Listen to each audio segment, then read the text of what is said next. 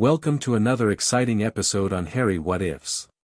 Today, we're exploring a captivating tale called What If Harry Found a Forgotten Veela Princess in the Forbidden Forest and She Chose Him as Her King. Before we begin, if you enjoy our content, please support us by liking this video and subscribing to our channel. It helps more than you know. And now, the story awaits. Chapter 1. The silver clearing. Harry's trainers pounded against the dirt path as he sprinted deeper into the forbidden forest, branches whipping past his face. Malfoy's jeering voice faded behind him, but Harry didn't slow down. His lungs burned. Sixth year at Hogwarts had barely started, and already things were falling apart. Potter! You can't hide forever. Malfoy shouted from somewhere behind him. Harry ducked behind a massive oak and pressed his back against the rough bark. His glasses had fogged slightly from exertion, and he quickly wiped them on his robes. The afternoon had started so normally, just a quick visit to Hagrid's before dinner. Then Malfoy and his goons had ambushed him on the way back, and Harry had made the split-second decision to bolt into the forest rather than fight them 3-on-1. Not his smartest move. The sun was already setting, casting long shadows through the trees. He was deeper in the forest than he'd ever ventured before. Harry gripped his wand tighter and listened. The forest had gone quiet. Too quiet. No sounds of pursuit, but also no birds, no rustling leaves, nothing but his own ragged breathing. Great, he muttered, pushing himself away from the tree. Now I've got to figure out how to get back without running into them. He oriented himself toward what he hoped was the direction of the castle and started walking. The trees grew thicker here, their canopies blocking most of the fading daylight. After 10 minutes of careful navigation, Harry realized something was wrong. The forest floor was gradually sloping downward, and the trees were changing. The familiar oaks and pines gave way to slender silver-barked trees he'd never seen before. Harry stopped, suddenly aware of how the air felt different, charged, somehow, like the moment before a lightning strike. A faint shimmer hung in the air ahead, like heat rising from pavement on a summer day. His instincts screamed danger, but curiosity pulled him forward. Lumos, he whispered, and the tip of his wand illuminated, casting strange reflections off the silver trees. The shimmer intensified as he approached. It wasn't just his imagination, there was some kind of barrier here. Harry reached out cautiously, his fingertips tingling as they neared the distortion. A twig snapped behind him. Harry whirled around, wand raised, but his spell illuminated nothing but shadows. "Hello?" he called out, immediately regretting breaking the silence. Another sound, a rustling from above. Harry looked up just as a figure dropped from the trees, landing silently before him. Then another. And another. Within seconds, he was surrounded by tall, graceful figures with silver hair that seemed to glow in the dim forest light. "You should not be here, wizard," said one, a woman with sharp features and eyes that reflected his wandlight like a cat's.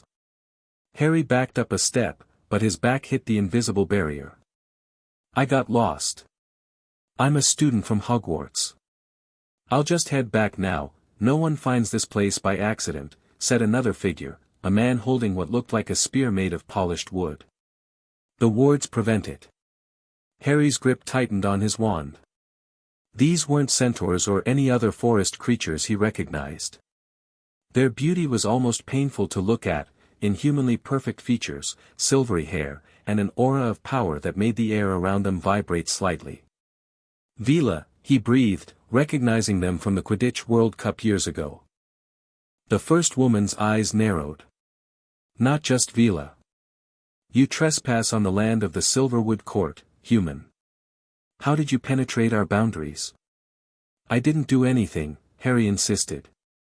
"I was running from some other students and got lost. I swear I didn't know this place was here." The group exchanged glances, communicating silently. Harry noticed their ears were slightly pointed, and when one of the men frowned, Harry caught a glimpse of unnaturally sharp canines. "Blindfold him," ordered the woman who seemed to be in charge. "Take him to the elders." Harry raised his wand defensively. I'm not going anywhere blindfolded. Just point me toward the castle, and I'll leave. You'll never see me again. A younger Veela stepped forward, her silver hair braided intricately around her head. Wait, Sorel. Look at his forehead. The leader, Sorel, squinted at Harry, then her eyes widened. The marked one. The boy who lived. Harry suppressed a groan. Even here, in the middle of nowhere, his scar preceded him. It changes nothing, Sorel said after a moment. The princess must decide. The male Veela with the spear moved with blinding speed, and before Harry could react, his wand arm was twisted behind him. Your fame means nothing here, wizard. You will come with us peacefully, or you will come unconscious. Your choice. Harry knew when he was outmatched. Fine. I'll come. But I'm keeping my wand. Sorel's lips curled slightly. You may keep it. It will make no difference within our borders. They didn't blindfold him after all, apparently deciding his knowledge of their location was already a foregone conclusion. Instead, they formed a tight circle around him and marched him forward, directly through the shimmering barrier. The sensation was like walking through a wall of cold water. Harry gasped as the magic washed over him, making his skin prickle uncomfortably. When the feeling passed, he looked up and stopped dead in his tracks. The forest had transformed. The silver trees grew in perfect harmony here, their branches creating natural arches overhead. Soft light emanated from glowing orbs nestled in the crooks of branches. In the distance, Harry could see structures built into and around the trees themselves, homes and buildings that seemed to grow organically from the forest.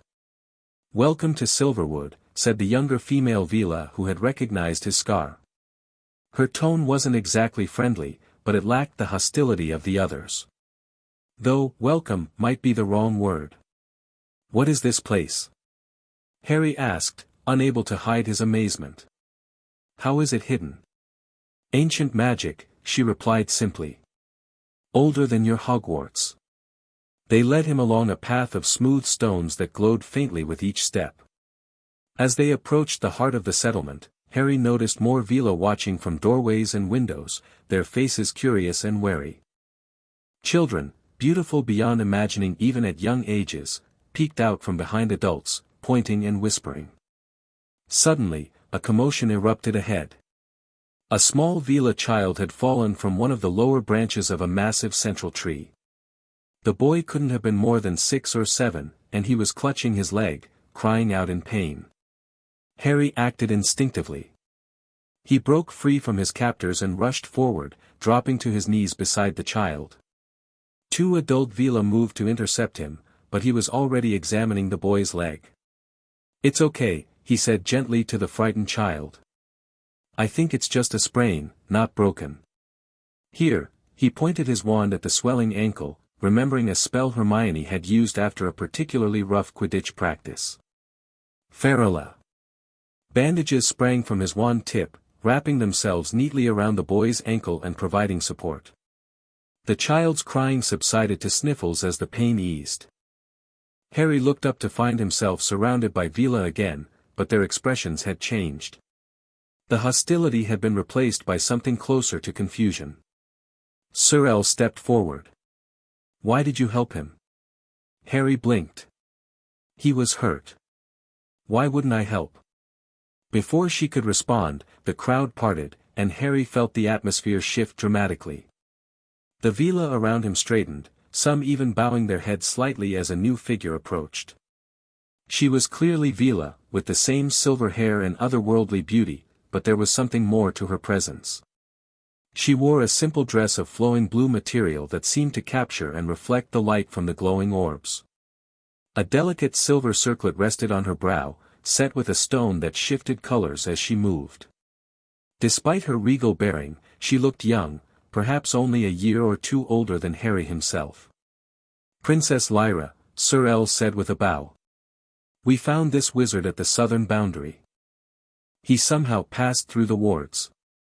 The princess, Lyra, studied Harry with piercing blue eyes. Unlike the others, she showed no recognition of his scar. Instead, her gaze seemed to look through him, as if assessing something beneath his skin. "What is your name?" she asked. Her voice was melodic but carried undeniable authority. Harry got to his feet, still very aware of the spears pointed in his direction. "Harry Potter." "The famous Harry Potter," she said, tilting her head slightly. "The one they call the Chosen One." Harry's shoulders tensed. "I didn't choose that title." A flicker of interest crossed her face. "Few choose the titles thrust upon them." She gestured to the child still sitting on the ground with the bandaged ankle. "You helped Talon without hesitation, despite being our prisoner." "He needed help," Harry said simply. Lyra turned to Sir El. "Bring him to the Silver Hall. The elders should meet him before we decide his fate." "Princess," one of the male guards interjected, "is that wise?" "No outsider has entered the hall in 300 years, Lyra finished. "I'm aware of our history, Kaelin. But unusual circumstances call for unusual measures." She looked back at Harry. "The fact that he could pass through our boundaries at all is significant." Harry was escorted deeper into the settlement, with Princess Lyra walking ahead. The Veela they passed bowed to her or touched their foreheads in respect. Harry noticed that while most of the Veela had silver-white hair, Lyra's had a faint blue tint to it, especially visible when she passed under the glowing orbs. They approached the largest structure Harry had seen yet, a vast hall built around and between three enormous silver trees. Their trunks formed natural pillars, and their branches intertwined overhead to create a living ceiling. Runes were carved into the bark, glowing with a soft blue light. Inside, the hall opened up into a space large enough to fit the entire Great Hall of Hogwarts. Platforms at various levels connected by graceful staircases led up into the trees themselves, where more Veela gathered, looking down with undisguised curiosity. At the center of the hall stood a circle of 7 ornate chairs, only one of which was occupied, by an ancient Veela whose silver hair had faded to white. His face was lined with age, yet he still possessed the unnatural beauty of his kind. "Grandfather," Lyra addressed him with a respectful inclination of her head. "We have an unexpected visitor." The old Veela's eyes were milky with age, but they fixed on Harry with unnerving accuracy. "A human wizard." "How intriguing." More Veela entered the hall, filling 6 of the 7 chairs. Harry realized he was standing before some kind of council. "This is Harry Potter," Lyra announced. "He crossed our boundaries unassisted and undetected." Murmurs rippled through the assembled Veela. The Old One, Lyra's grandfather, leaned forward slightly. "Impossible," said a severe-looking female elder. "The wards have stood for centuries. No wizard can simply walk through them." "Nevertheless, he did," Lyra replied. "And there's more. When young Talon fell and injured himself, this wizard immediately went to his aid, despite being under guard." Harry felt increasingly uncomfortable as they discussed him as if he weren't present. "Excuse me, but could someone please explain what's going on? Where exactly am I, and why is it such a big deal that I found this place?" The elders looked shocked at his interruption, but Lyra's grandfather made a sound that might have been a chuckle. "Direct, isn't he?" the old Veela remarked. "Very well, Harry Potter. You stand within Silverwood, the last true kingdom of the Veela people. For centuries we have remained hidden from the wizarding world that once hunted us. Our boundaries are warded with ancient magic that should prevent any wizard from finding us without a Veela guide." Harry frowned. "But I didn't do anything special. I just got lost running away from some bullies." "Perhaps," said another elder, a male with elaborate silver braids. "Or perhaps something special was done to you, without your knowledge." Lyra circled Harry slowly, her expression thoughtful.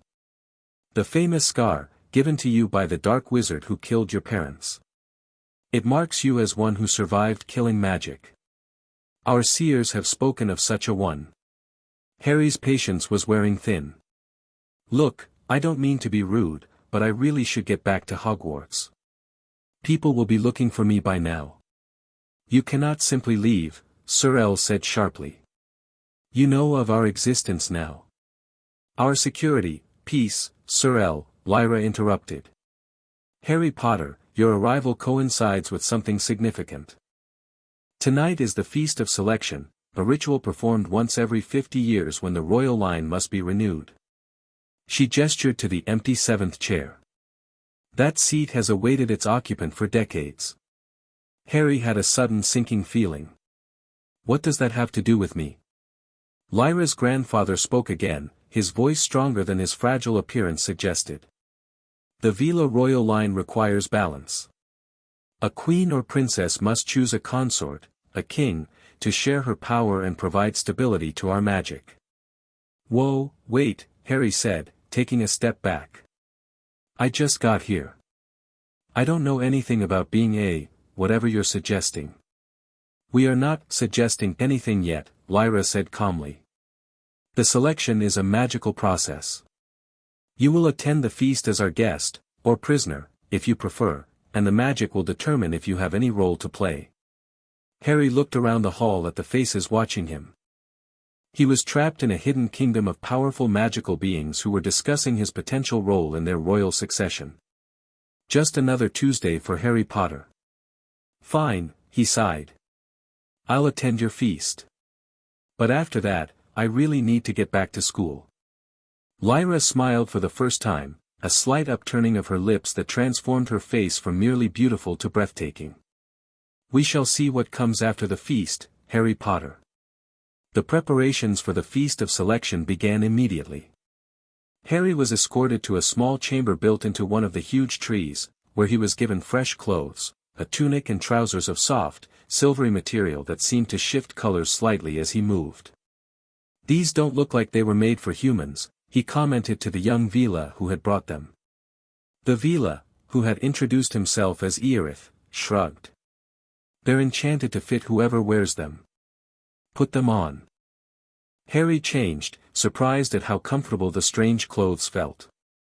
Earith remained by the door, obviously assigned to guard him, but his demeanor was less hostile than the others. So what exactly happens at this feast? Harry asked, trying to get some information. Earith hesitated before answering. The princess sits beneath the heart tree. All eligible males present themselves. The sacred fires are lit. If the flames turn blue for anyone, they are considered compatible with the royal magic. And if they don't turn blue, then nothing happens, and they return to their seats. Earith studied Harry with undisguised curiosity. No human has ever participated before. I doubt the fires will respond to you at all. That's fine by me, Harry said with feeling. The last thing I need is more magical responsibility. Earith's eyebrows raised slightly. You speak as if you have many such burdens already. Harry just shook his head. How could he explain to this stranger the weight of prophecy, of being the chosen one, of knowing Voldemort was out there planning his next move? A bell sounded somewhere in the distance, 3 clear, crystalline tones that seemed to vibrate through the very wood around them. It's time, Earith said, opening the door. Follow me. The silver hall had transformed in the hours Harry had been away.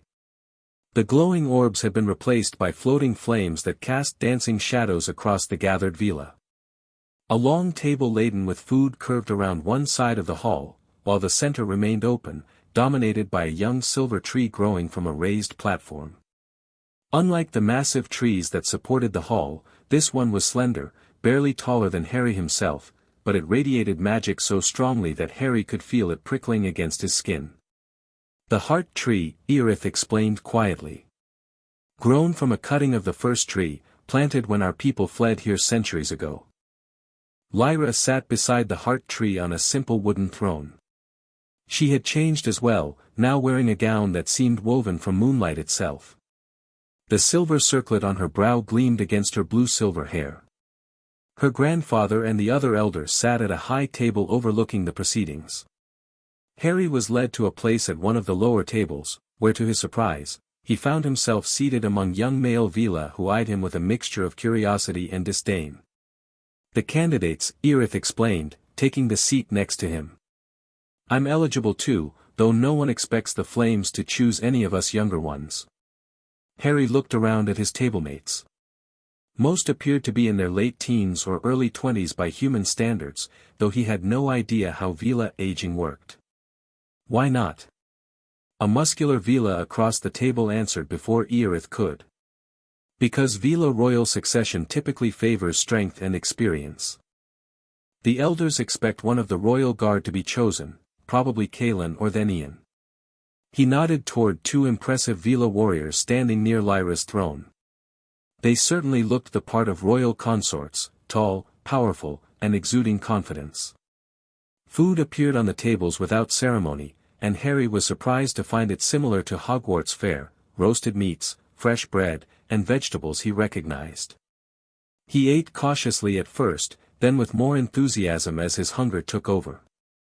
No one spoke much during the meal, an air of anticipation hanging over the gathering. When the food was cleared away, Lyra stood, and immediate silence fell over the hall. For 3 centuries, our people have lived in seclusion, protected by the magic of our ancestors, she began, her voice carrying easily to every corner. Tonight, we honor that legacy by continuing the royal line. The selection has always guided us to the right path, even in the darkest times. She touched the heart tree gently, and it responded by glowing slightly brighter. Let the eligible present themselves when called, and let the sacred fires judge their compatibility with the royal magic. What followed was a surprisingly simple ceremony. Names were called by Lyra's grandfather, and each candidate approached the heart tree, kneeling before it while Lyra touched a branch to their shoulder. Small braziers positioned around the tree would flare briefly, then settle back to normal orange flames. Some 30 Veela males were called, including the warriors Kaelin and then Ian, but the flames remained stubbornly ordinary for each. Harry began to relax as the ceremony continued. Clearly, this had nothing to do with him. He was just an accidental witness to their tradition. Then Lyra's grandfather called out, "Harry Potter." A shock ran through the assembly. Eorith grabbed Harry's arm. This isn't supposed to happen. Outsiders aren't called. Harry stood frozen until a gentle push from Eorith propelled him forward. The gathered Veela watched in stunned silence as he approached the heart tree. Lyra's expression remained impassive, but Harry thought he detected surprise in her eyes. Not knowing what else to do, Harry knelt awkwardly before the tree as the others had done. Lyra hesitated only briefly before touching a slender branch to his shoulder. The effect was immediate and dramatic. Every brazier around the tree erupted in tall blue flames that reached nearly to the ceiling. The heart tree itself began to glow with an intense silver blue light, its branches extending and swaying as if in a strong wind, though the air in the hall remained still. Gasps and cries of shock echoed through the hall. Lyra stepped back, her composure cracking for the first time as she stared at Harry with wide eyes. "Impossible," someone shouted. "A human cannot be chosen. It's a mistake." Harry remained kneeling, unable to move, as the blue flames continued to burn around him. The magic in the air was so thick he could almost taste it, like lightning and honey and something ancient he couldn't name. Lyra's grandfather stood from his seat, raising his hands for silence. When the commotion had died down, he spoke in a clear, carrying voice. "The selection has spoken. For the first time in our recorded history, a human wizard has been chosen as consort to the royal line."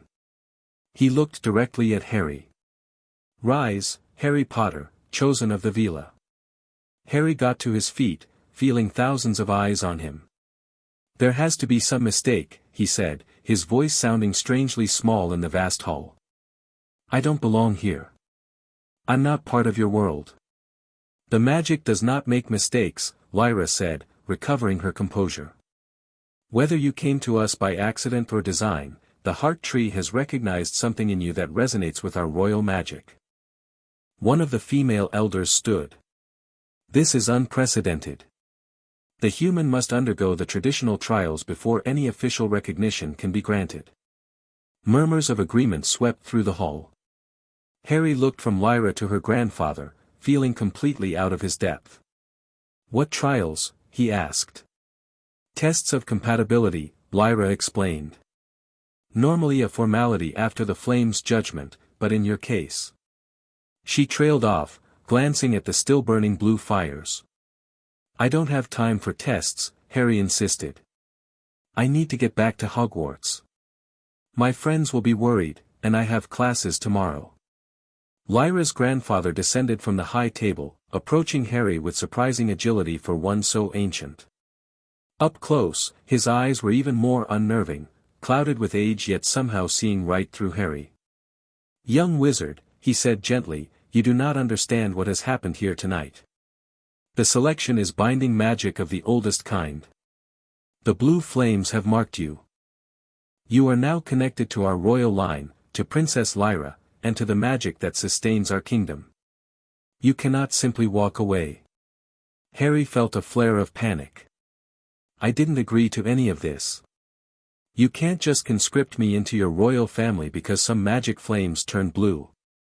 "The magic is already done," the old Veela said simply. "Whether you acknowledge it or not, you are bound to us now, as we are to you." Harry turned to Lyra, hoping for some support, but her expression had hardened into something regal and remote. "The feast is concluded," she announced to the assembly. "The trials will begin at dawn. Until then, the chosen one will remain under guard." The blue flames finally died down, leaving the hall in relative darkness. Harry found himself surrounded once again by Veela guards, though they looked at him differently now, with awe or fear rather than suspicion. "This is kidnapping," Harry said as they escorted him back toward the chamber where he had changed earlier. "People will come looking for me." "No one can find Silverwood unless we allow it," said one of the guards. "Your wizarding friends could search for years and never break through our boundaries." Harry thought of Dumbledore, of Hermione's brilliant mind, of the Order of the Phoenix. "You underestimate them." The guard just shrugged as they reached the door to Harry's chamber. "Rest while you can, human. The trials are not easy, even for Veela." Alone in the small room, Harry immediately tried to apparate, though he'd only had a few lessons. As expected, nothing happened. Next, he tried the door, locked from the outside. The single window opened onto a sheer drop of at least 50 feet to the forest floor below. "Think, Harry," he muttered to himself. "There's always a way out." He was considering the riskier option of trying to climb down using the natural handholds in the tree's bark when a soft sound made him turn. Lyra stood in the doorway, having somehow opened it silently. She was alone, without guards. "You're planning to escape," she said. It wasn't a question. Harry didn't bother denying it. "I don't belong here. Whatever your magic thinks, it's wrong. I have responsibilities at Hogwarts, people who depend on me." Lyra entered the room fully, closing the door behind her. In the confined space, her presence was even more overwhelming, an aura of power and grace that made Harry's skin tingle. "I understand more than you might think, Harry Potter," she said quietly. "I too have had duties thrust upon me without my consent. I was born to be princess whether I wished it or not." "It's not the same," Harry argued. "You grew up in this culture. You understand it. I don't know the first thing about being a Veela consort or whatever this is supposed to be." Lyra moved to the window, looking out at the nighttime forest. "No, you don't. But you understand burden. I see it in you, the weight of expectations, of prophecy." She turned back to him. "The stories of Harry Potter reach even our isolated realm." Harry felt a stab of annoyance. "Great. So you know all about me, but I know nothing about you or why your magic decided to draft me into Veela royalty." To his surprise, Lyra smiled, a genuine expression that transformed her face from regal to simply beautiful. "The selection doesn't choose based on knowledge or preparation. It chooses based on compatibility of essence, what you might call the soul." "That doesn't make any sense," Harry said. "I'm not even Veela." "No," she agreed. "Which makes tonight all the more remarkable. She stepped closer to him. "Let me show you something." Before Harry could react, she took his hand. Immediately, a warm sensation flooded through him, starting where their skin touched and radiating outward. It wasn't unpleasant, quite the opposite, but it was intense, like diving into sun-warmed water. "What was that?" he gasped when she released his hand. "Resonance," Lyra said simply. "Our magic recognizing each other." "Did you feel it?" Harry nodded reluctantly. "What does it mean?" "It means the selection was not wrong." She studied his face. "I don't expect you to understand everything tonight, Harry Potter. But I ask that you stay for the trials. If you still wish to leave afterward, I will personally escort you back to your school." Harry considered her offer. It seemed he had little choice, he was effectively trapped here anyway. And a part of him, the part that had always rushed headlong into magical mysteries, was intensely curious about this hidden world and its connection to him. "Fine," he said finally. "I'll stay for the trials. But then I'm going back, regardless of what your magic says." Lyra nodded, her expression solemn. "The trials begin at dawn. Rest while you can." She moved to the door, then paused. "And Harry? The magic never chooses wrongly. There is a reason you found us, even if neither of us understands it yet." After she left, Harry sat on the edge of the bed, his mind racing. So much for a quiet 6th year at Hogwarts. He wondered if Ron and Hermione had noticed his absence yet, if search parties were already combing the forest edges. What would Dumbledore make of all this? Eventually, exhaustion overcame worry, and Harry stretched out on the surprisingly comfortable bed. His last thought before drifting off was that somehow, someway, he always managed to find himself at the center of magical situations he never asked for. Dawn came too soon, announced by a different bell tone than the one that had called them to the feast. Harry had slept in his clothes, half expecting to be attacked or to need a quick escape during the night. He splashed water on his face from a basin near the bed and ran his fingers through his perpetually messy hair. The door opened without warning, revealing Earith. "It's time," the young Veela said. "The first trial awaits." Harry followed him down a spiraling staircase carved into the tree itself. Outside, the Veela settlement was already bustling with activity. Word of the unusual selection had clearly spread. Veela stopped what they were doing to stare as Harry passed, some bowing their heads slightly, others watching with open skepticism. They arrived at a clearing different from the one where Harry had first entered Silverwood. This space was perfectly circular, ringed by 7 of the silver trees. In the center stood Lyra, her grandfather, and the other elders. A crowd of Veela had gathered to watch, including many of the candidates from the previous night. Harry noticed that Lyra had changed again, now wearing fitted trousers and a tunic similar to his own, but in deep blue with silver embroidery. Her hair was braided tightly back from her face, giving her a more martial appearance. "The human arrives," announced one of the female elders, her tone making it clear what she thought of the situation. Lyra's grandfather stepped forward. "Harry Potter, you stand before us to undergo the 3 trials of compatibility. These will determine whether the selection's choice was true and whether you are worthy to stand beside the royal line." Harry kept his expression neutral. "What exactly do these trials involve?" "The trial of body, the trial of mind, and the trial of spirit," the old Veela explained. "Each will test a different aspect of your compatibility with Veela magic and with the princess herself." Harry glanced at Lyra, who was watching him with an unreadable expression. "Let's get on with it, then," he said. Kalen, the warrior who had seemed most likely to be chosen before Harry's arrival, stepped into the center of the clearing. He was tall and powerfully built, his silver hair pulled back in a warrior's knot. His eyes held no warmth as he looked at Harry. "The first is the trial of body," Lyra's grandfather announced. "A test of physical compatibility through combat. No wands, no weapons, only the body's natural abilities." Harry stared at him in disbelief. "You want me to fight him? He's twice my size." Kalen smiled coldly. Afraid, human. Harry had faced Death Eaters, Dementors, and Voldemort himself. He wasn't about to back down from an oversized Veela with an attitude problem. Still, he wasn't stupid. What are the rules? He asked. The trial ends when one competitor yields or is rendered unable to continue, explained the elder. Serious injury or death is forbidden, but beyond that, there are few limitations. Harry took a deep breath and handed his wand to Eorith, who had remained nearby.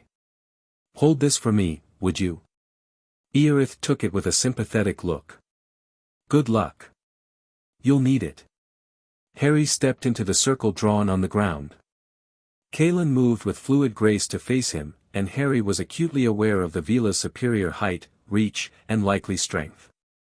Years of running from Dudley and his gang had made Harry quick, though, and Quidditch had given him decent reflexes.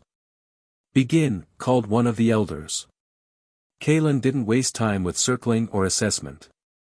He charged straight at Harry, who barely managed to dive aside. The Veela pivoted with surprising speed and lashed out with a kick that caught Harry in the side, sending him sprawling. Pain bloomed along his ribs, but Harry rolled back to his feet, remembering the few defense lessons Sirius had given him during his stay at Grimmauld Place. He couldn't match Kalen's strength, but maybe he could use the Veela's aggression against him.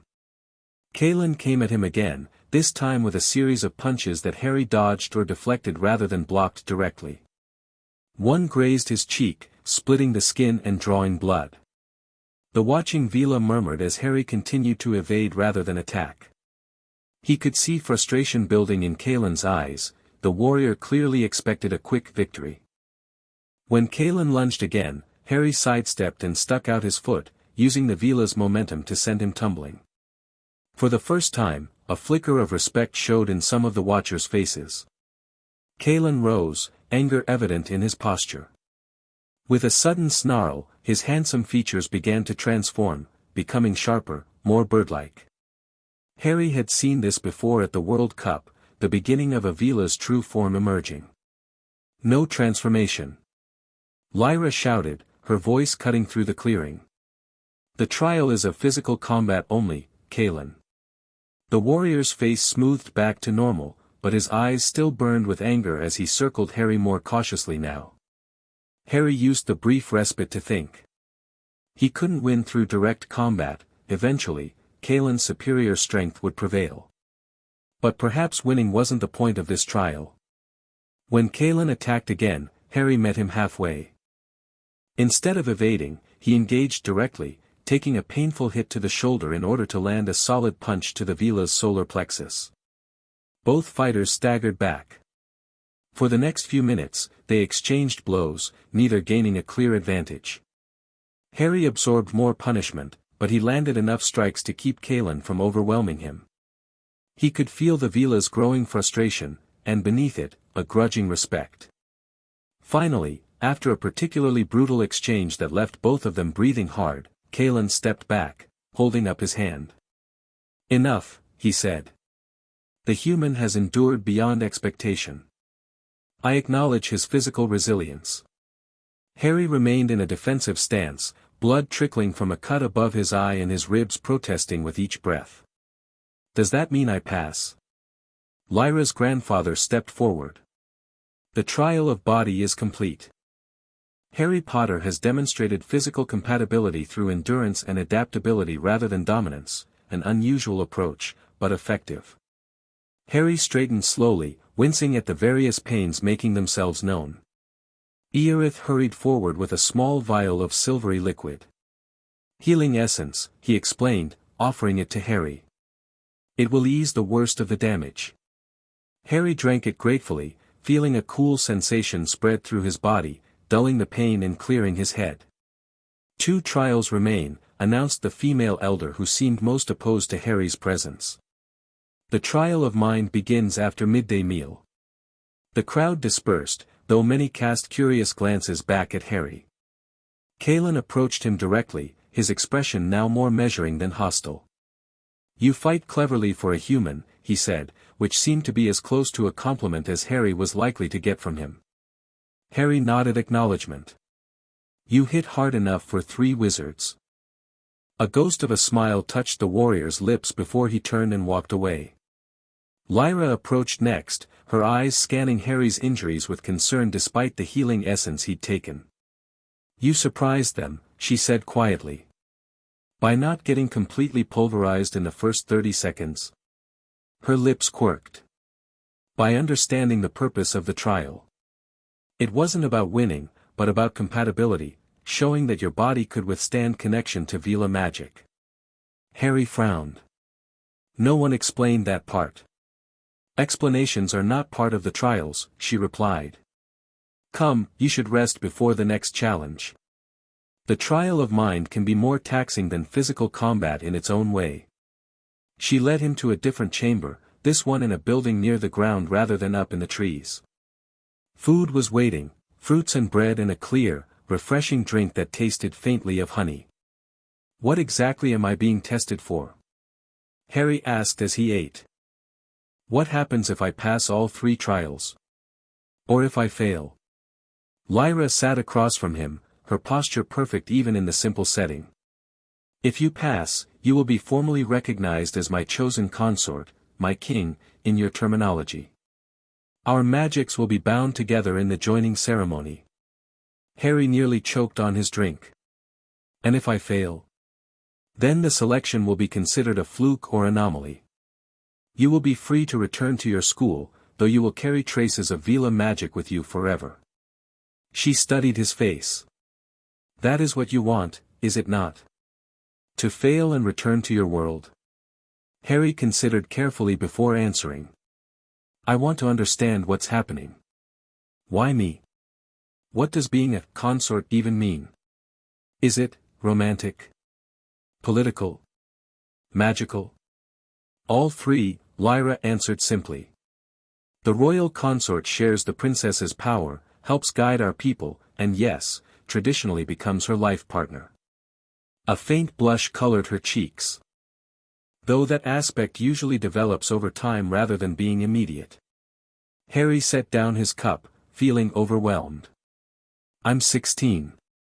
I'm in the middle of a war with Voldemort. I can't just become king of a secret Veela kingdom. I understand your reluctance, Lyra said. But remember, the selection has never chosen wrongly in our history. If you were chosen, there is a reason, one that may become clear in time. Before Harry could respond, a bell sounded, a different tone from the previous ones he'd heard. The trial of mind awaits, Lyra said, rising gracefully. Are you ready?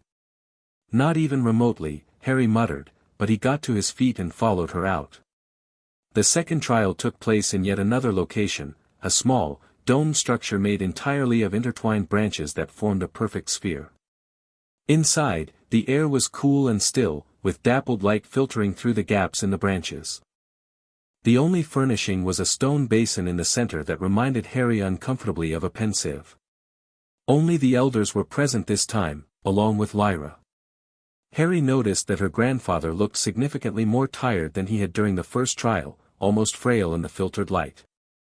The trial of mind tests the compatibility of thought and intention, the old Veela explained. Your mind will be open to the princess, and hers to you, through the waters of reflection. Harry stiffened. You mean legilimency? Reading my thoughts. The elders exchanged glances at the unfamiliar term. Not precisely, Lyra said. The waters show impressions, feelings, important memories, not linear thoughts. Neither of us will be able to search or pry. The magic reveals only what is necessary for compatibility assessment. Harry had had enough bad experiences with people invading his mind to be extremely wary. And if I refuse? Then you fail the trial, said the hostile female elder, looking as though she hoped he would do exactly that. Harry looked at Lyra, trying to gauge her sincerity. Will I be able to see your mind too? Equally. She nodded. The connection is balanced. You will see aspects of me as I see aspects of you. Harry took a deep breath. After occlumency lessons with Snape, this couldn't be worse. Fine. What do I do? Lyra moved to one side of the stone basin, and Harry took his place opposite her. The basin contained clear water that seemed to shimmer with the same quality as the boundary he'd crossed to enter Silverwood. "Place your hands on the edge of the basin," instructed Lyra's grandfather. "Both of you will then look into the water simultaneously. The magic will do the rest." Harry placed his hands on the cool stone, feeling a slight vibration beneath his fingertips. Lyra did the same across from him. Their eyes met briefly before they both looked down into the water. For a moment, nothing happened. Then the water began to glow with a soft silver light that intensified until Harry's vision was filled with it. The sensation that followed was unlike anything he'd experienced, not the brutal invasion of Snape's legitimacy nor the complete immersion of a pensieve. Instead, it felt like a gentle current was flowing between his mind and somewhere else, between his mind and Lyra's.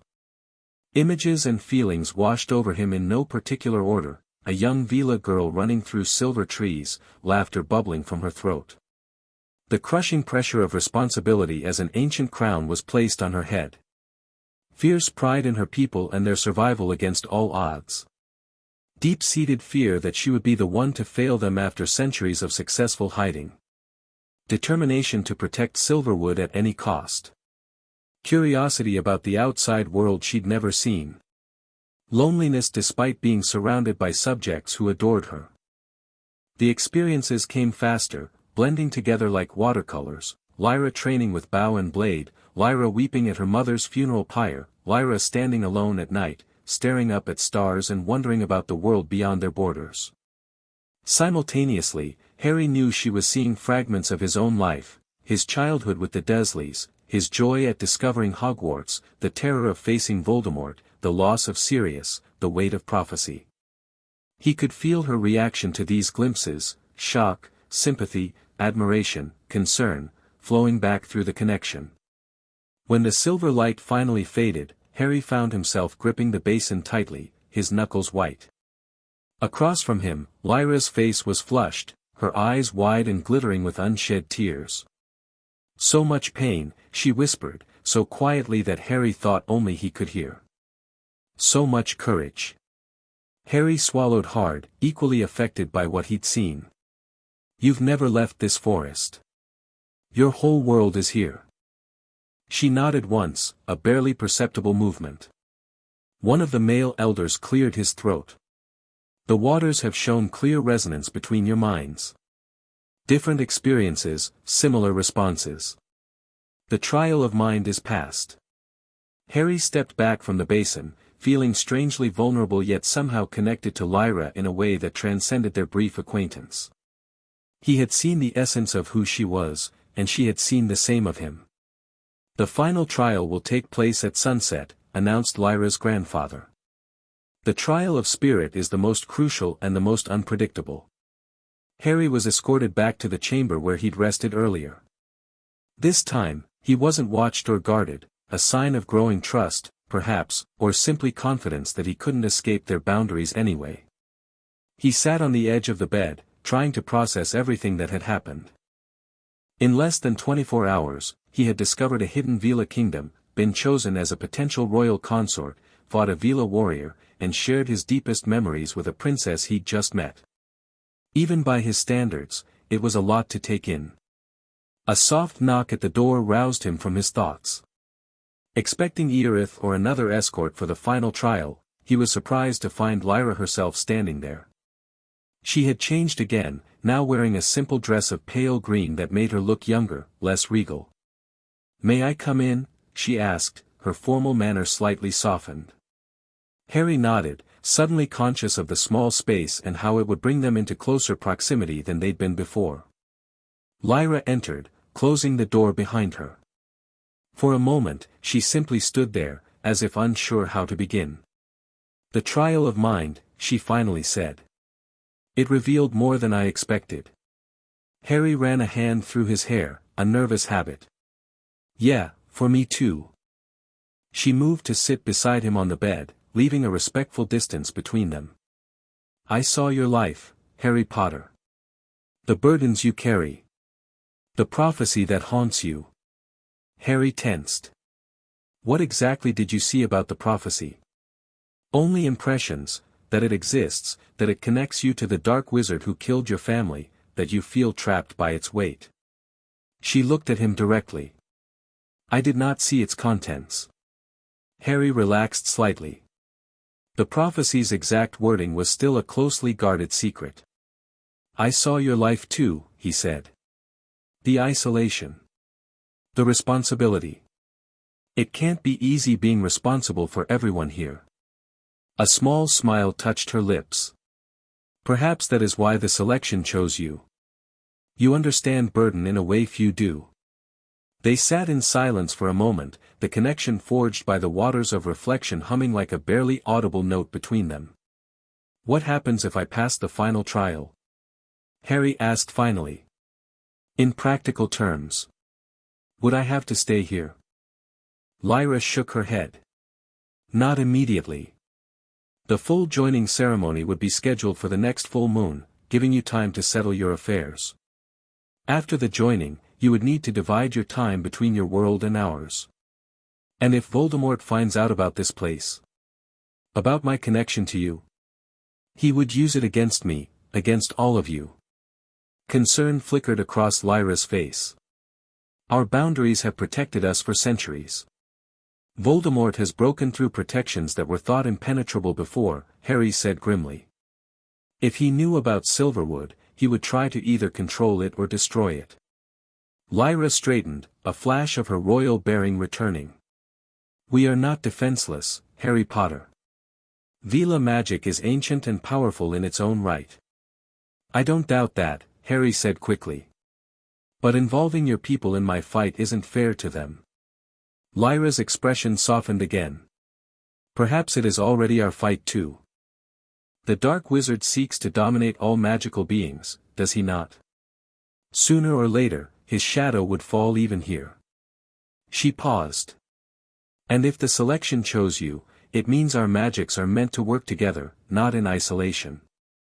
Harry wasn't convinced, but before he could argue further, the sunset bell rang, its melancholy tone echoing through the settlement.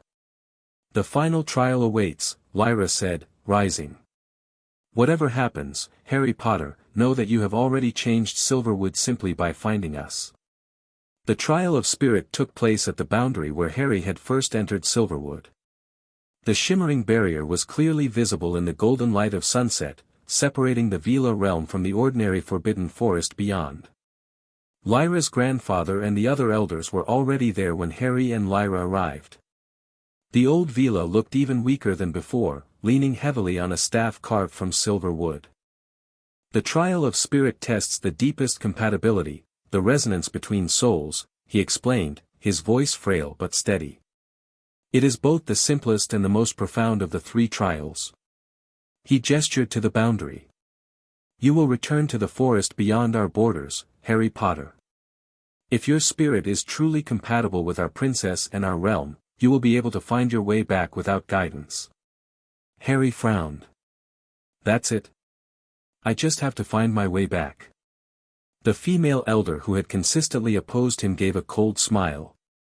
Our boundaries are not merely physical, human. They exist in multiple layers of magic and reality. Once you leave, your memory of Silverwood's exact location will blur. Only those truly connected to us can pierce that veil unaided. Lyra stepped forward.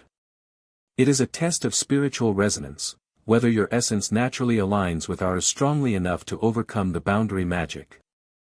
Harry looked between them, suddenly understanding the significance. So if I fail, I might never find this place again. That is correct, Lyra's grandfather said softly. The choice is yours, Harry Potter. Take the final trial or refuse it. But know that refusing means you reject the selection and all it offers. Harry looked at Lyra, remembering what he'd seen in the waters of reflection, her strength, her loneliness, her dedication to her people. Something about her called to him in a way he couldn't explain, even to himself. How far do I need to go, he asked. Far enough that you can no longer see or feel our boundary, the old Veela answered. Then try to return. Harry took a deep breath. All right. I'll do it. Eorith appeared at his side, offering him back his wand. Good luck, Harry Potter. Harry took the wand, feeling its familiar warmth in his palm. He looked at Lyra one last time, trying to memorize her features, the exact shade of her blue-silver hair, the curve of her cheekbones, the depth of her eyes. I'll be back, he said, with more confidence than he felt. Then he turned and walked through the shimmering boundary. The cold water sensation washed over him again, and suddenly he was standing in what looked like an ordinary section of the Forbidden Forest. When he turned back, he could still see the boundary shimmer, and through it, the gathered Veela watching him. Harry began walking away, deliberately counting his steps and noting landmarks to help him find his way back. 100 steps in, the boundary was still visible when he looked over his shoulder. 200, and it had grown fainter but remained discernible. 300, and he could barely make it out, a slight distortion in the air between distant trees. At 500 steps, he stopped and turned around. There was nothing to see but forest stretching in all directions. The boundary was completely invisible, and worse, Harry realized the landmarks he'd so carefully noted now looked different somehow, less distinct, more like every other part of the forest. Right, he muttered to himself. Spiritual resonance it is, then. He closed his eyes, trying to sense anything that might guide him. At first, there was nothing, just the ordinary sounds of the forest and the faint evening breeze. Then, gradually, he became aware of a subtle pull, like a compass needle seeking north. It wasn't a physical sensation exactly, more like an instinct or intuition. Harry opened his eyes and began walking in the direction of the pull.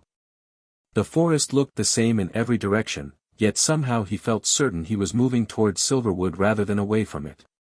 As he walked, he thought about Lyra and the connection they'd formed through the waters of reflection. He remembered the blue flames that had erupted when the heart tree had recognized him, the warmth that had flooded through him when Lyra had touched his hand. The pull grew stronger, more insistent. Harry quickened his pace, dodging around trees and pushing through underbrush. Something was guiding him, not a visible path, but an inner certainty that grew with each step. Then, suddenly, he saw it, the faint shimmer in the air that marked the boundary of Silverwood. Relief flooded through him as he approached, reaching out toward the distortion. His hand met resistance. The boundary was still there, but it felt different now, almost as if it recognized him. Harry pushed gently, and the barrier gave way, allowing him to step through into Silverwood once more. The Veela elders stared at him in evident surprise. Clearly, they hadn't expected his return to be so quick or direct. Lyra's face broke into a radiant smile that transformed her entire bearing. He returns, announced her grandfather, raising his staff. The trial of spirit is past. The selection is confirmed. Murmurs rippled through the gathered Veela. Some bowed their heads in acceptance, while others looked troubled or confused. How did you find your way back so easily? Asked one of the male elders, his tone suspicious. Harry shrugged, not entirely sure himself. I just knew which way to go. I could feel a connection pulling me back here. The bond is strong already, Lyra's grandfather said, nodding slowly. As the selection suggested. Lyra approached Harry, her eyes searching his face. You could have simply returned to your school. Once beyond our boundaries, you were free to go anywhere. I know, Harry said quietly. But I gave my word I'd complete the trials. And... He hesitated, not sure how to express the pull he'd felt. Something told me I needed to come back. The hostile female elder stepped forward. The trials are complete, but the situation remains unprecedented. A human has never been chosen before. The full council must convene to discuss the implications before any official recognition can occur. Lyra straightened, her royal bearing returning in full force. The trials have spoken, Elder Nareen. Tradition demands recognition of the selection's choice once the trials are passed. Traditions can be amended in extraordinary circumstances, Elder Nareen countered. A day of deliberation is not too much to ask. Harry watched the power struggle with growing concern. He still wasn't sure he wanted to be recognized as anything, but he was even less comfortable with the idea of becoming a point of contention among the Veela leadership. "I need to return to Hogwarts anyway," he said, drawing all eyes to him. "Whether you recognize me or not, people will be looking for me by now. I've been gone nearly a full day." Lyra's grandfather raised a hand for silence before the debate could escalate further. "The human speaks sense. Let him return to his school while the council deliberates. He has passed the trials and proven he can find his way back to us. That is enough for now." Lyra didn't look entirely pleased, but she nodded in agreement. "I will escort you to the edge of the Forbidden Forest," she said to Harry. "From there, you can return to your school safely." As the gathering dispersed, Harry found himself walking alongside Lyra through Silverwood one more time. The settlement was beautiful in the twilight, the glowing orbs coming to life among the branches as darkness fell. "Will I be able to find this place again?" Harry asked. "Or do I need to wait for your council to decide my fate?" Lyra glanced at him, a hint of amusement in her eyes despite the tense situation. "You have passed the trial of spirit, Harry Potter. The boundary will recognize and admit you now, regardless of the council's deliberations." They walked in silence for a while, passing Veela who bowed to their princess and regarded Harry with open curiosity. "This connection between us," Harry said finally, "what exactly does it mean? What would happen if I decided not to come back?" Lyra's pace slowed slightly. "The bond formed by the selection is already in place, though it would be fully realized in the joining ceremony. If you chose never to return." She paused, considering her words carefully. "The bond would remain, but dormant. Over time, it might fade to little more than a faint magical resonance. And if I do come back? If I agree to this whole consort thing?" They had reached the outer boundary of Silverwood now. Through the shimmering barrier, Harry could see the ordinary forest beyond, now dark with night. Lyra turned to face him fully. "Then our magics would join more completely. You would gain certain abilities associated with Veela magic. I would gain a partner in governing our people and maintaining our protections. And..." She hesitated, a faint blush coloring her cheeks. "We would begin a personal journey together as well." Harry felt his own face warm slightly. "You mean romantically?" "Traditionally, yes," she acknowledged. "Though that aspect would develop as we chose to let it. The selection identifies compatibility, not destiny. What we would make of that compatibility would be up to us." It was a surprisingly modern view from the princess of a hidden magical kingdom. Harry found himself respecting her pragmatism. "I need time to think," he said honestly. "This is all happening very fast." Lyra nodded. "The full moon is 17 days from now. The council will deliver its decision before then. You have until the full moon to make yours." She reached out and touched his hand briefly. The same warm sensation he'd felt before flowed between them, like a current of sunlight. "Until we meet again, Harry Potter," she said formally, stepping back. "May your path be clear." Harry nodded awkwardly, not sure of the proper farewell protocol for a Veela princess. "Yeah. You too. I mean, thank you for everything." With a final glance at the silver trees and glowing lights of Silverwood, Harry stepped through the boundary.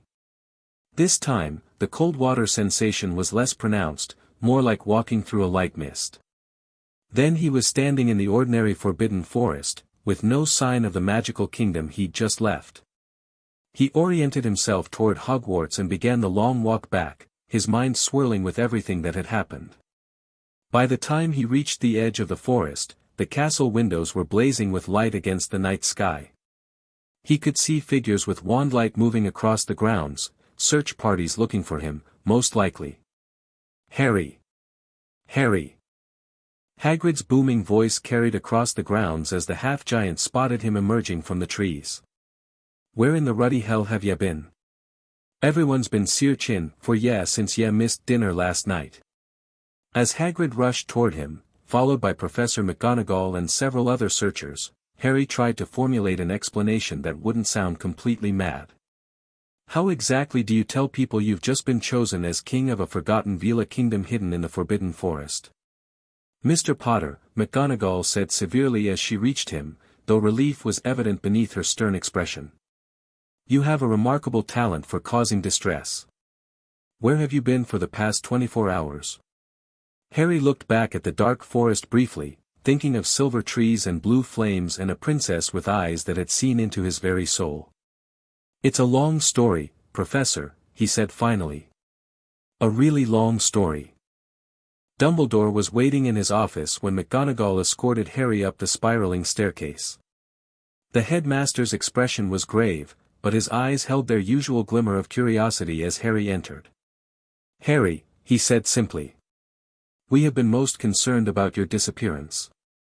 Professor Snape suggested you might have run away to avoid turning in your potions essay, but I felt there might be a more compelling explanation. Despite everything, Harry found himself smiling at Dumbledore's gentle humor. Definitely more compelling than potions homework, sir. McGonagall made a small sound of exasperation. Well? Are you going to explain yourself, Potter? Harry hesitated, unsure how much to reveal. The Veela had kept themselves hidden for centuries for good reasons. On the other hand, if anyone could help him understand what he'd gotten himself into, it was Dumbledore. I found something in the Forbidden Forest, he began cautiously. A hidden community. Magical beings living there in secret. Dumbledore's eyebrows raised slightly. Indeed. And these beings kept you as their guest for an entire day? More or less, Harry said, deciding honesty was the best approach. They're Veela, sir. A whole kingdom of them, hidden behind some kind of magical boundary. McGonagall gave a disbelieving snort, but Dumbledore's expression grew thoughtful. Silverwood, the headmaster said softly. Harry stared at him. You know about it? Myths and legends, primarily, Dumbledore replied. Stories of a Veela realm that vanished from the wizarding world centuries ago. I had suspected it might be located within the Forbidden Forest, but the boundaries have always prevented confirmation. His piercing blue eyes studied Harry intently. Yet you managed to find it, and more remarkably, they allowed you to leave again. It's more complicated than that, Harry admitted. They have this ritual called the selection. It's supposed to choose a consort for their princess, and, well, it chose me. McGonagall's hand flew to her mouth. Potter, surely you're not suggesting, I'm afraid Harry is entirely serious, Minerva, Dumbledore said, his eyes never leaving Harry's face. The Veela selection is an ancient and powerful magic, rarely documented but known to forge unbreakable bonds. Harry shifted uncomfortably under their stares. They made me undergo 3 trials to confirm it. I passed them all. Most remarkable, Dumbledore murmured. And no doubt concerning to the Veela elders, a human being chosen when tradition would demand one of their own kind. Harry nodded. They're deliberating about it now. I have until the full moon to decide whether I want to go through with some kind of joining ceremony. McGonagall looked positively faint. This is absurd, Albus. Potter is 16 years old. He cannot possibly be considering binding himself magically to a Veela princess. The magic has already begun the binding, Dumbledore said gently. The selection itself initiates the process, which the joining would complete. He turned back to Harry. Did they explain what this connection would mean for you, Harry? Harry ran a hand through his hair. Sort of. Shared magic, responsibilities to their kingdom. The princess, Lyra, said I wouldn't have to live there full time, at least not right away. Dumbledore rose from behind his desk and moved to the window, looking out at the dark forest visible in the distance. The timing is significant, he said, almost to himself. Because of Voldemort, Harry guessed. That's what I thought too. If he found out about my connection to Silverwood, he would seek to exploit it, Dumbledore agreed. Or destroy it. Yet the magic of the selection is not coincidental, Harry. Such ancient powers do not act without purpose. McGonagall made an impatient sound. Albus, surely you're not suggesting Potter should pursue this arrangement? With everything else he faces. Dumbledore turned back to them, his expression serious. I suggest nothing yet, Minerva. This requires careful consideration. He looked at Harry. You should rest, Harry. We can discuss this further tomorrow when you've had time to recover from your adventures. Harry nodded gratefully. Now that the adrenaline was wearing off, exhaustion was catching up to him. The trials had taken more out of him than he'd realized. One last question, sir, he said as he rose to leave. Do you think this connection, could it have something to do with the prophecy? A shadow crossed Dumbledore's face briefly. Perhaps. Prophecies are notoriously complex and multilayered in their meanings. Rest now, Harry. We will explore these questions when you are refreshed. As McGonagall led him toward Gryffindor Tower, Harry's mind was already racing with implications. If the selection had chosen him for a reason, if this connection to the Veela was somehow related to his conflict with Voldemort, then perhaps it wasn't just an unexpected complication. Perhaps it was an unexpected opportunity. Ron and Hermione were waiting in the common room, both leaping to their feet as Harry entered. Hermione immediately threw her arms around him. Harry! Where have you been? We've been so worried. Ron looked equal parts relieved and annoyed. Mate, you missed Quidditch practice. And you wouldn't believe the rumors going around about where you disappeared to. Harry hugged Hermione back, then gave Ron an apologetic look. Sorry about practice. And you probably wouldn't believe where I actually was, either. Try us, Ron challenged. Harry glanced around the common room, noting several other Gryffindors pretending not to eavesdrop. Not here, he said quietly. Somewhere private. They ended up in the boys' dormitory, which was empty since everyone else was still at dinner. Harry cast Muffliato, one of the few useful spells he'd learned from the Half-Blood Prince's textbook, to ensure privacy. Okay, spill, Ron said, sitting cross-legged on his bed. Where were you? Harry took a deep breath. I found a hidden Veela kingdom in the Forbidden Forest. Their magic chose me as consort to their princess, and I had to undergo 3 trials to prove I was compatible with their royal line. The stunned silence that followed was broken by Ron's explosive laughter. Good one, mate. Veela kingdom, royal consort, brilliant. Hermione wasn't laughing. She was watching Harry's face intently. You're serious, aren't you? Harry nodded. Completely serious. The place is called Silverwood. It's been hidden for centuries behind magical boundaries. Ron's laughter died away as he realized Harry wasn't joking. Bloody hell. Are you saying you're what, engaged to a Veela princess now? Not exactly, Harry said, uncomfortable with that characterization. It's more of a magical partnership. They have this ceremony called the selection that's supposed to identify the right consort for their princess. When I showed up, it chose me, which apparently has never happened with a human before. Hermione's brow furrowed in concentration. I've read about Veela communities, but nothing about hidden kingdoms or royal selection rituals. Dumbledore seemed to know about it, Harry told them. He called it Silverwood before I even told him the name. Ron still looked dumbfounded. So what happens now? Are you going to marry this princess? Is she hot? Hermione smacked his arm. Ronald. That is not the point. It's kind of the point, Ron muttered, rubbing his arm. Harry felt his face heat slightly. Her name is Lyra. And yes, she's beautiful, but that's not, it's complicated. The selection is about magical compatibility, not looks. I have until the full moon to decide whether to go through with the full ceremony. Hermione's expression turned worried. Harry, magical binding ceremonies can be incredibly serious. What exactly would this commit you to? Shared magic. Responsibilities to their kingdom. Eventually ruling alongside Lyra, I think. Harry ran a hand through his hair again.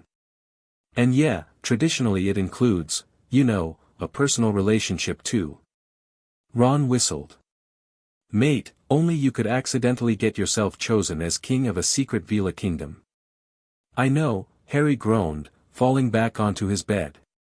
Trust me, I know. Have you considered what this means with everything else going on? Hermione asked quietly. With Voldemort and the prophecy? Harry nodded, staring at the canopy above his bed. That's what Dumbledore wondered too. What if it's not a coincidence? What if this connection is somehow meant to help against Voldemort? Or what if it just puts more people in danger? Hermione countered gently. These Veela have stayed hidden and safe for centuries, Harry. It was a sobering thought, and one that had already occurred to Harry. Was he bringing danger to Silverwood simply by connecting with them? I don't know what to do, he admitted. Part of me thinks I should just stay away, let their council decide I'm too dangerous to be involved with. But another part. He hesitated, not sure how to explain the pull he felt, the connection that had guided him back through the forest. Another part feels like you're meant to be there, Hermione finished for him, her expression softening. Harry nodded, grateful for her understanding. Ron flopped back on his own bed. So you're telling me you've spent the last day fighting Veela warriors and doing magical trials with a beautiful princess, while we've been stuck in double potions with Snape? Despite everything, Harry laughed. When you put it that way. For the first time since returning to Hogwarts, Harry felt some of the tension leave his body. Whatever happened with Silverwood and Lyra, at least he still had Ron and Hermione to keep him grounded in reality. Get some sleep, Harry, Hermione said, rising to leave. We can talk more tomorrow after you've rested. Ron nodded agreement. Yeah, magical selection rituals and Veela princesses can wait until after breakfast. As his friends left, Harry changed into pajamas and crawled into bed, his body aching from the trials and the long walk back to the castle. Despite his exhaustion, his mind kept returning to Silverwood, the silver trees, the glowing orbs, the strange and beautiful realm that had somehow called to him. And to Lyra, with her blue-silver hair and ancient eyes. The connection between them was unlike anything he'd experienced before, not the immediate attraction he'd felt for Cho, nor the comfortable friendship he shared with Hermione. It was something deeper, more fundamental, as if their magic recognized each other on a level beyond conscious thought.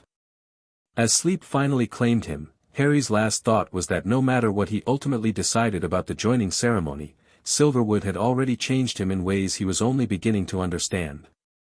Chapter 2, Fire and Feather. Harry woke with a gasp, his body drenched in sweat. For the third night in a row, his dreams had been filled with silver trees and blue flames. He sat up, shoving his damp hair from his forehead. The dormitory was still dark, his roommate's snores creating a familiar backdrop to his midnight wakefulness. Lumos, he whispered, reaching for his wand on the bedside table. Nothing happened. Harry frowned and tried again, focusing harder. Lumos. Instead of the gentle glow he expected, a blinding flash erupted from his wand tip, illuminating the entire dormitory like a lightning strike. Neville yelped in shock, Ron cursed loudly, and Seamus threw his pillow across the room in Harry's general direction. Sorry. Harry called, quickly extinguishing the light with a hasty knocks. Again, his magic overreacted. The darkness that fell was unnaturally complete, as if he'd cast some kind of blackout spell rather than simply ending the Lumos. What the bloody hell, mate? Ron groaned from his bed. Are you trying to blind us all? Sorry, Harry repeated, feeling his way out of bed in the perfect darkness. I'll go downstairs. He stumbled down to the common room, stubbing his toe painfully on the last step. The fire had burned down to embers, providing just enough light to navigate by. Harry collapsed into his favorite armchair, rubbing his temples. This was the latest in a series of magical mishaps that had plagued him since returning from Silverwood 3 days ago. In charms, he'd turned his teacup into a flock of butterflies instead of simply changing its color. In transfiguration, his desk had not only transformed into a pig but one that breathed actual fire. Even in potions, his draught of living death had glowed silver and levitated out of the cauldron, earning him a week of detention from Snape. Something had changed in his magic. The connection with Lyra and Silverwood had altered him in ways he was still discovering. Couldn't sleep either.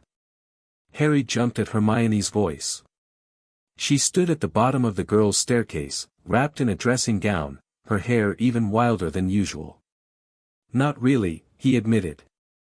And when I tried to use Lumos, I nearly burned out everyone's retinas.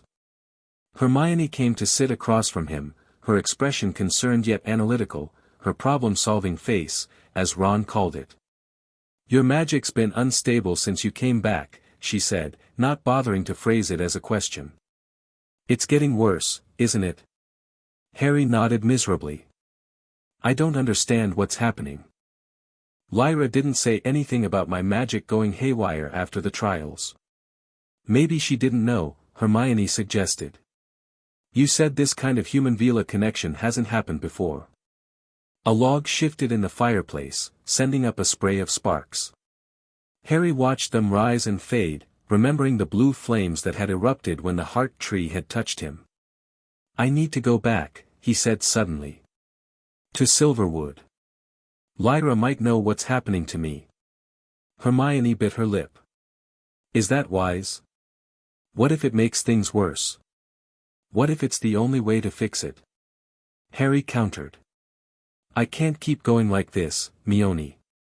Yesterday I nearly set Flitwick on fire just trying to light a candle. I know, and I think it's affecting me in other ways too. He hesitated, then decided to tell her everything. I've been having these urges. Impulses. Like yesterday when Malfoy was running his mouth about Muggleborns. For a second, I wanted to throw him across the room. Not just punch him or hex him, I mean literally pick him up with magic and smash him into the wall. Hermione's eyes widened. That doesn't sound like you at all. Exactly. Harry leaned forward, his voice dropping. And sometimes I feel this pull toward the forest. Like something's calling me. I think it's getting stronger. Hermione was silent for a long moment, considering. Maybe Professor Dumbledore. I already talked to Dumbledore, Harry interrupted. He's researching, but he's never encountered a human-Veela bond like this before. He thinks I need to learn more from the source. That wasn't exactly what Dumbledore had said, but it was close enough. The headmaster had been frustratingly vague about the whole situation, making cryptic comments about intersecting destinies and magical convergence, without offering much practical advice. Hermione sighed, recognizing Harry's determined expression. When are you planning to go? Tonight. Now, actually. Harry stood, suddenly resolute. I need answers before I accidentally blow up the castle. Harry, it's the middle of the night. Perfect time to slip into the forest unnoticed, don't you think? Hermione stood too, blocking his path to the portrait hole. At least let me and Ron come with you. Harry shook his head. The boundary won't let you through without a Veela guide. I'd just be leading you into the forest for nothing. Then take your invisibility cloak, Hermione insisted. And the Marauder's map.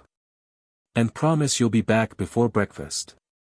Harry smiled despite his anxiety. Yes, Mum. Hermione didn't return the smile. I'm serious, Harry. We've got enough to worry about with Voldemort. If you get lost in the forest or trapped in Veela land. I won't, he promised. I passed their trial thing, remember? I can find my way there and back no problem. 20 minutes later, Harry was moving silently across the grounds under his invisibility cloak, the Marauder's map clutched in one hand. The quarter moon provided just enough light to navigate by as he approached the edge of the forbidden forest. He paused at the tree line, scanning the map one last time to ensure no one was following him. Satisfied, he tucked it away and plunged into the darkness beneath the trees. The forest at night should have been terrifying. Instead, Harry found himself moving with unusual confidence, as if he could sense the safest path forward. The pull he described to Hermione grew stronger with each step, drawing him unerringly toward Silverwood. Unlike his first accidental visit, this time he moved directly and purposefully. Within an hour, he sensed the boundary before he could see it, a subtle pressure in the air, a shimmer at the edge of his vision. When he reached out, the barrier recognized him immediately, parting like mist to admit him to Silverwood. The Veela realm was transformed by night. The glowing orbs that illuminated the settlement were dimmed, casting soft pools of silvery light among the trees. Most dwellings were dark, their occupants presumably asleep. Harry moved cautiously, suddenly uncertain about his impulsive midnight journey. He had no idea where to find Lyra at this hour, or whether the guards would consider his unannounced arrival a threat. He didn't have to wonder long. A slender figure stepped out from behind a tree, arrow nocked in an elegant bow aimed directly at Harry's heart. "You return uninvited, wizard," said a familiar voice. Sir L, the guard captain who had first captured him. Harry raised his hands slowly. "I need to speak with Princess Lyra. Something's happening with my magic." Sorel's posture remained tense, but her eyes narrowed with interest. "What kind of something?" "It's unstable. Overreacting. I nearly blew up my classroom yesterday." The Veela guard studied him for a moment longer, then lowered her bow slightly. "The awakening comes sooner than expected." "The what?" Sir L didn't answer. Instead, she gave a low, melodic whistle. Two more Veela guards materialized from the darkness, appearing so suddenly that Harry wondered if they'd been invisible before. "Escort him to the princess's quarters," Sir L instructed them. "The magic stirs early in this one." "Wait," Harry protested as the guards moved to flank him. "What's happening to me?" "What awakening?" Sir L merely gestured for him to follow the guards. "The princess will explain. Come." They led him deeper into the settlement than he'd gone before, toward the enormous central tree that housed the Silver Hall. Instead of entering the hall itself, however, they guided him to a spiraling external staircase that wound up the massive trunk. Harry followed his escorts upward, passing multiple landings until they reached a door built seamlessly into the living wood, decorated with intricate silver inlays. One of the guards knocked in a distinct pattern, 3 quick taps followed by 2 slower ones. Several moments passed before the door swung inward, revealing a sleepy-looking young Veela female who was clearly not Lyra. "Mira," one guard addressed her. "The human returns. He requires the princess's counsel." The young Veela, apparently some kind of attendant, blinked in surprise. "At this hour?" "His magic awakens ahead of schedule," Sir L explained, having silently climbed the stairs behind them. "Unstable. Potentially dangerous." Myra's eyes widened, and she stepped back, gesturing for Harry to enter. "Wait here," she instructed, disappearing through an inner doorway. Harry found himself in an elegant antechamber. Living branches formed natural shelves holding books and strange silver instruments. A small fountain burbled in one corner, the water glowing faintly blue. Everything seemed both natural and artfully designed, the Veela apparently shaped living wood rather than cutting and building with dead timber. He didn't have long to wait. The inner door opened again, and Lyra appeared, dressed in a simple robe of pale silk. Her blue-silver hair hung loose around her shoulders, and without her circlet or formal attire, she looked younger, more approachable. "Harry Potter," she said, surprise and concern mingling in her voice. "What brings you to Silverwood in the middle of the night?" "My magic's gone crazy," he said bluntly, too worried for diplomacy. "I can't control it anymore. Spells backfire or overpower or just do weird things they shouldn't do." Lyra's expression shifted from surprise to understanding. "Ah. The integration begins." That's what Sir L called it, an awakening. What does that mean? What's happening to me? Lyra gestured to a pair of chairs formed from curved branches. Sit. This may take some explaining. Harry sat, noting absently that the chair adjusted slightly to accommodate his form perfectly. The selection initiated a bonding process between us, Lyra began, taking the seat across from him. When you passed the trials, that bond deepened. Your magic is now integrating elements of Veela power, adapting, transforming. You didn't mention this part, Harry said, unable to keep a note of accusation from his voice. Lyra's eyes flashed. I didn't expect it to begin so rapidly. Typically, the changes don't manifest until after the joining ceremony. Your case is unprecedented. Story of my life, Harry muttered. A small smile touched Lyra's lips. Indeed. Your existing magical core is exceptionally strong, Harry Potter.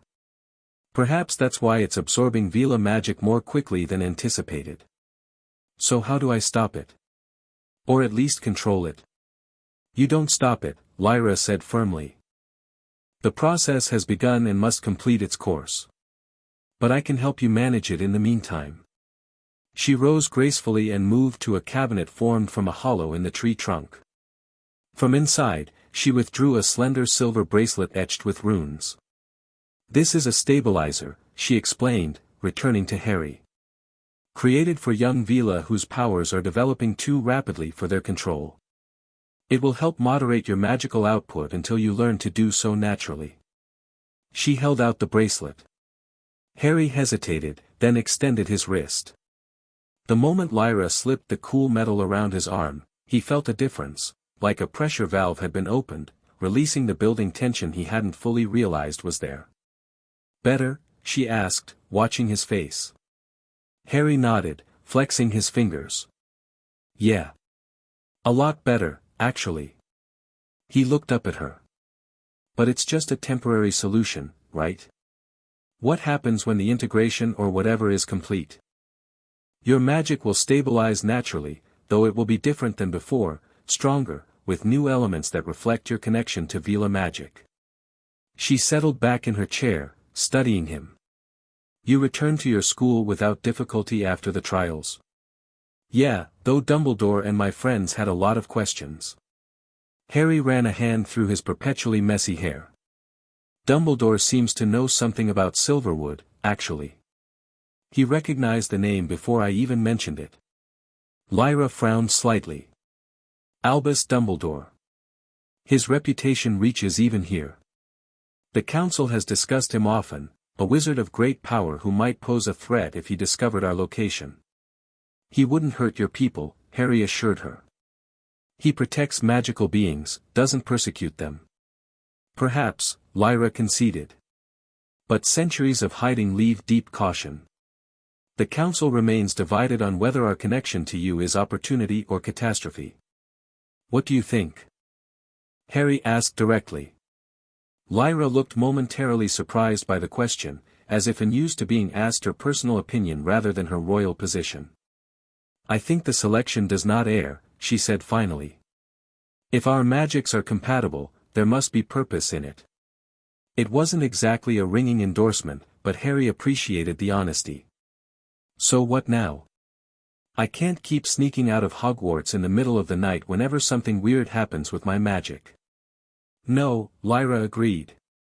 You require proper instruction in Veela magic if you are to master these new abilities. She considered for a moment. I could send an instructor to meet you at the forest's edge. Bad idea, Harry said immediately. The forest's being watched more closely now. After I disappeared, the staff increased patrols. And I've seen signs that the ministry's got people snooping around too. Lyra's eyes narrowed at this news. Ministry wizards near our boundaries? That is concerning. They're not looking for you specifically, Harry clarified. Just investigating my disappearance. But still, not a great time to have Veela hanging around the forest edge.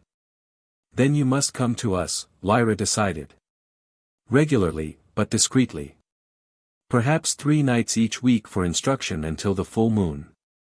Harry thought about his already packed schedule: classes, Quidditch, Dumbledore's private lessons, homework. I can manage twice a week, at most. Lyra looked like she wanted to argue but instead gave a regal nod. Very well. Tuesdays and Fridays. I will assign Earith as your primary instructor. Not you. The question slipped out before Harry could stop it. Something flickered in Lyra's eyes, surprise, perhaps, or amusement. I have royal duties, Harry Potter. I cannot devote my nights to tutoring, even for the selections chosen. Heat crept up Harry's neck. Right. Of course. Sorry. However, she continued more softly, I will oversee your progress personally. We will have opportunities to work together. The way she said it sent an unexpected shiver down Harry's spine. The connection between them hummed like a plucked string, reminding him of the moment they'd shared during the trial of mind. A discreet knock interrupted the moment. Mira entered, bowing slightly. Princess, Elder Nareen requests your presence. The council has reached a preliminary decision. Lyra straightened, her informal demeanor replaced instantly by royal bearing. Inform Elder Nareen I will join the council shortly. After Mira withdrew, she turned back to Harry. I must go. Keep the stabilizer with you at all times. Return on Friday night for your first proper instruction. Harry stood, suddenly aware that he'd been having a midnight chat with Princess in what were essentially her private quarters. Thanks for the bracelet. And for not, having me shot with arrows for showing up unannounced. A smile ghosted across Lyra's lips. We reserve arrow shooting for the second unannounced visit. She paused, her expression growing serious again. Harry, be cautious at your school. The magic's awakening makes you more sensitive to emotions, more reactive. Strong feelings may trigger magical responses you cannot yet control, even with the stabilizer. Great, Harry muttered. Because Hogwarts is such a calm, emotion-free environment.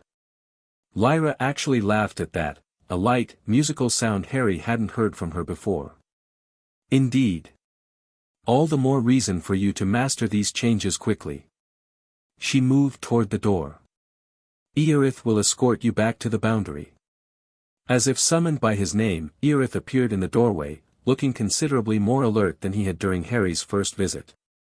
Safe journey, Harry Potter, Lyra said formally. Until Friday. Harry nodded awkwardly, still not sure of the proper protocol. Yeah. See you then. As Earith led him back down the spiraling staircase, Harry found himself strangely reluctant to leave.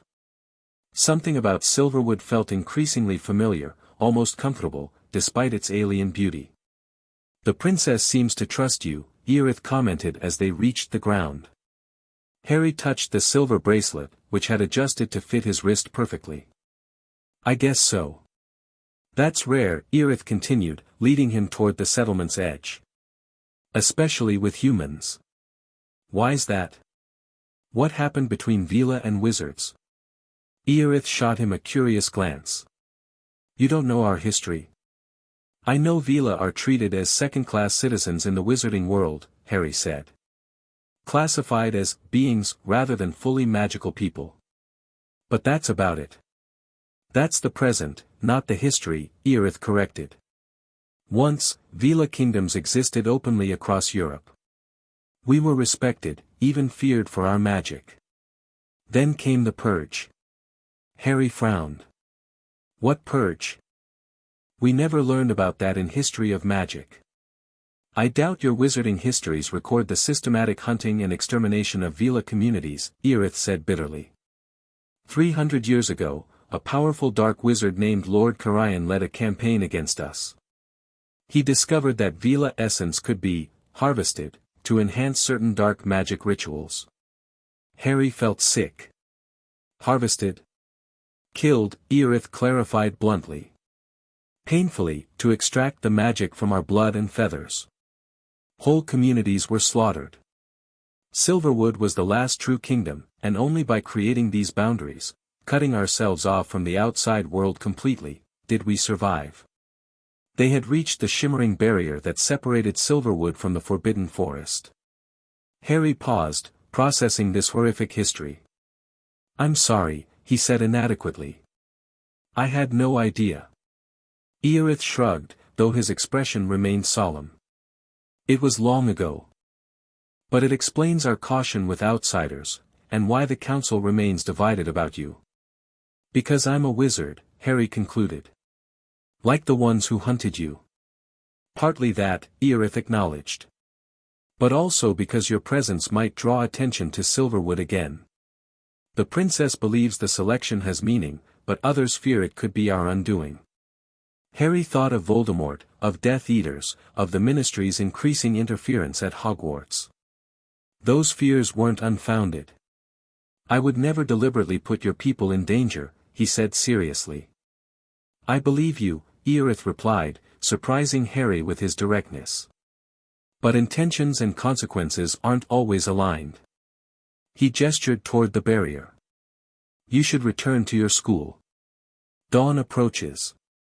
Harry nodded and stepped toward the boundary. Just before passing through, he turned back. "Eorith? What was Karayan after? Why go to such lengths to harvest Veela magic?" Eorith's expression darkened. "Immortality. Power beyond ordinary magic. The usual delusions of dark wizards." He paused. "The legends say he partially succeeded before being defeated, trapped between life and death in some kind of suspended state. But that's just a story to frighten Veela children." With those unsettling words lingering in his mind, Harry passed through the boundary and back into the ordinary Forbidden Forest. The return journey to the castle passed without incident, though Harry couldn't shake the feeling of being watched as he crossed the grounds under his invisibility cloak. Dawn was just breaking as he slipped back into Gryffindor Tower. To his surprise, Hermione was still in the common room, dozing in an armchair with a heavy book open on her lap. She jerked awake as the portrait hole closed. "Harry," she exclaimed, rubbing sleep from her eyes. "What happened? Did you find them?" Harry removed the invisibility cloak and flopped into the chair across from her. "Yeah. And I got some answers, but not necessarily good ones." He explained what Lyra had told him about the magical integration process, showing Hermione the silver bracelet. "Fascinating," she murmured, examining the runes without touching the metal. "It's absorbing excess magical energy. I've read about similar artifacts, but never seen one." "It's helping," Harry confirmed. "But it's just temporary until I learn to control whatever's happening to me." "And you're going back twice a week for training?" Hermione looked concerned. "Harry, that's risky. The forest is being patrolled now." "I know. But if I don't learn to control this, I'm a danger to everyone around me." He hesitated, then shared what Eorith had told him about Veela history and Lord Karayan. Hermione's eyes widened. "That's horrible. And there's nothing about this in any history book I've read." "History's written by the winners," Harry said grimly. Hermione closed her book with a decisive snap. "I need to research this Karayan person. If he was powerful enough to nearly wipe out the Veela, there must be some record of him, even if the specifics were covered up." Harry smiled tiredly. Hermione's response to any mystery was predictable but comforting. "Just be careful what you tell people you're researching. We need to keep Silverwood secret." "Of course," she agreed. "We should get some sleep before breakfast. You look exhausted." Harry couldn't argue with that. Between the unstable magic, the midnight journey, and the troubling revelations, he felt drained. Yet as he climbed the stairs to his dormitory, he realized the pull toward the forest had diminished to a manageable background awareness rather than the distracting tug he'd felt earlier. Progress, at least. Now he just had to survive until Friday without blowing up Hogwarts accidentally. The next few days passed in a blur of classes, homework, and carefully modulated magic. The silver bracelet helped enormously, though Harry still had to concentrate more than usual when casting spells. In charms, Flitwick noticed the difference immediately. "Much better control today, Mr. Potter," the tiny professor squeaked as Harry successfully levitated his feather to the precise height requested, "no higher, no lower. Whatever adjustment you've made to your technique, keep it up." Harry exchanged a knowing glance with Hermione, who had covered for several of his magical mishaps over the past week. Ron, on the other hand, seemed increasingly distant. During lunch, Harry finally confronted him. "All right, what's going on with you? You've barely said 2 words to me since yesterday." Ron pushed his potatoes around his plate. "Nothing. Just busy." "Ron," Hermione chided. "You're obviously upset about something." Ron jabbed his fork into a sausage with unnecessary force. "Fine. You want to know what's bothering me? How about the fact that Harry's sneaking off to hang out with Veela royalty while the rest of us are stuck with regular boring lives? Or that he's got some special magical connection that's making him even more powerful? Or that once again, Harry Potter gets chosen for something amazing while the rest of us just watch from the sidelines?" Harry stared at his friend, taken aback by the sudden outburst. "You think I asked for this? That I want my magic going haywire?" "No," Ron admitted grudgingly. "But you have to admit, it's always you, isn't it? The boy who lived. Youngest Seeker in a century. Triwizard champion. Now Veela king or whatever." "I'm not a king," Harry protested. "And believe me, this isn't some great honor. It's dangerous and complicated and I didn't ask for any of it." Ron's expression softened slightly. "Yeah, I know that. Logically. It's just, hard sometimes, being the sidekick." Hermione opened her mouth, clearly ready to lecture Ron about his attitude, but Harry cut her off. "You're not a sidekick, Ron. You're my best mate. And if I could share this weird Veela magic thing with you, I would." He hesitated, then added, "Actually, if you want, you could help me practice controlling it. Earith's going to teach me some techniques on Friday, but I'll need someone to work with between lessons." Ron perked up noticeably. "Really? You think I could help?" "Definitely," Harry assured him. "According to Lyra, I need to practice with someone I trust, and there's no one I trust more than you and Hermione." It was a slight exaggeration of what Lyra had actually said, but the effect on Ron was immediate and positive. His whole demeanor changed, the sullenness vanishing. "Well, in that case," he said, grinning, "I'd be happy to let you practice not blowing me up." Hermione rolled her eyes, but Harry could tell she was pleased by the reconciliation. "We should be careful where we practice. Somewhere private. Room of requirement?" Harry suggested. "Perfect," Hermione agreed. "After dinner tonight?" The 3 friends nodded in agreement, their usual solidarity restored. Harry felt a wave of gratitude for their support, which was immediately followed by a surge of magic that made his pumpkin juice bubble and steam in its goblet. "Might want to turn down the heat there, mate," Ron commented, eyeing the drink warily. Harry quickly touched the silver bracelet, focusing on calming the magic. The juice settled back to normal. "Yeah," he said ruefully. "Definitely need that practice." The rest of the week fell into a pattern. Classes during the day, with Harry carefully moderating his magic using the bracelet. Evening practice sessions in the room of requirement, where Ron and Hermione helped him work on controlling his enhanced abilities. Late nights researching in the library or common room, with Hermione determined to find information about Lord Carian and Veela history. By Friday, Harry had made progress. He could now perform most basic spells without overcharging them, though complex magic still tended to produce unexpected results. His Patronus, for instance, had not only been blindingly bright but had also manifested as a stag surrounded by what looked like blue flames. As night fell, Harry prepared for his return to Silverwood.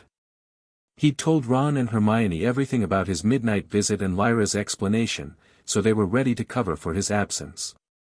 "We'll say you're sleeping off a headache if anyone asks," Ron assured him.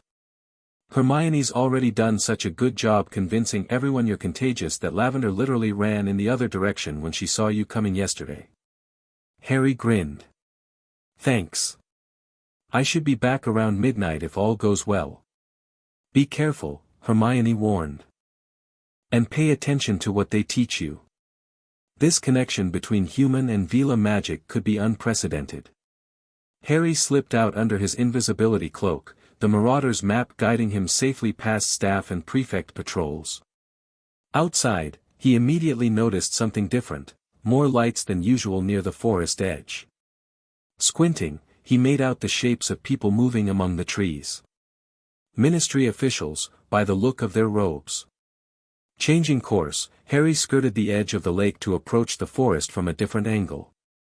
Once under the cover of the trees, he removed the cloak to see better in the gloom, keeping his wand light minimal. He'd gone perhaps 100 yards when voices reached him from nearby. "Must be something they're not telling us," a man was saying. "Students don't just vanish for 24 hours without explanation." "Dumbledore insists Potter simply got lost," replied a woman's voice. Harry recognized it with a jolt. "Tonks. Says the boy has a knack for wandering where he shouldn't." "And you believe that?" the man asked skeptically. "I believe Dumbledore," Tonks answered firmly. Harry crouched behind a large tree trunk, watching the wandlights bob through the forest about 30 yards to his right.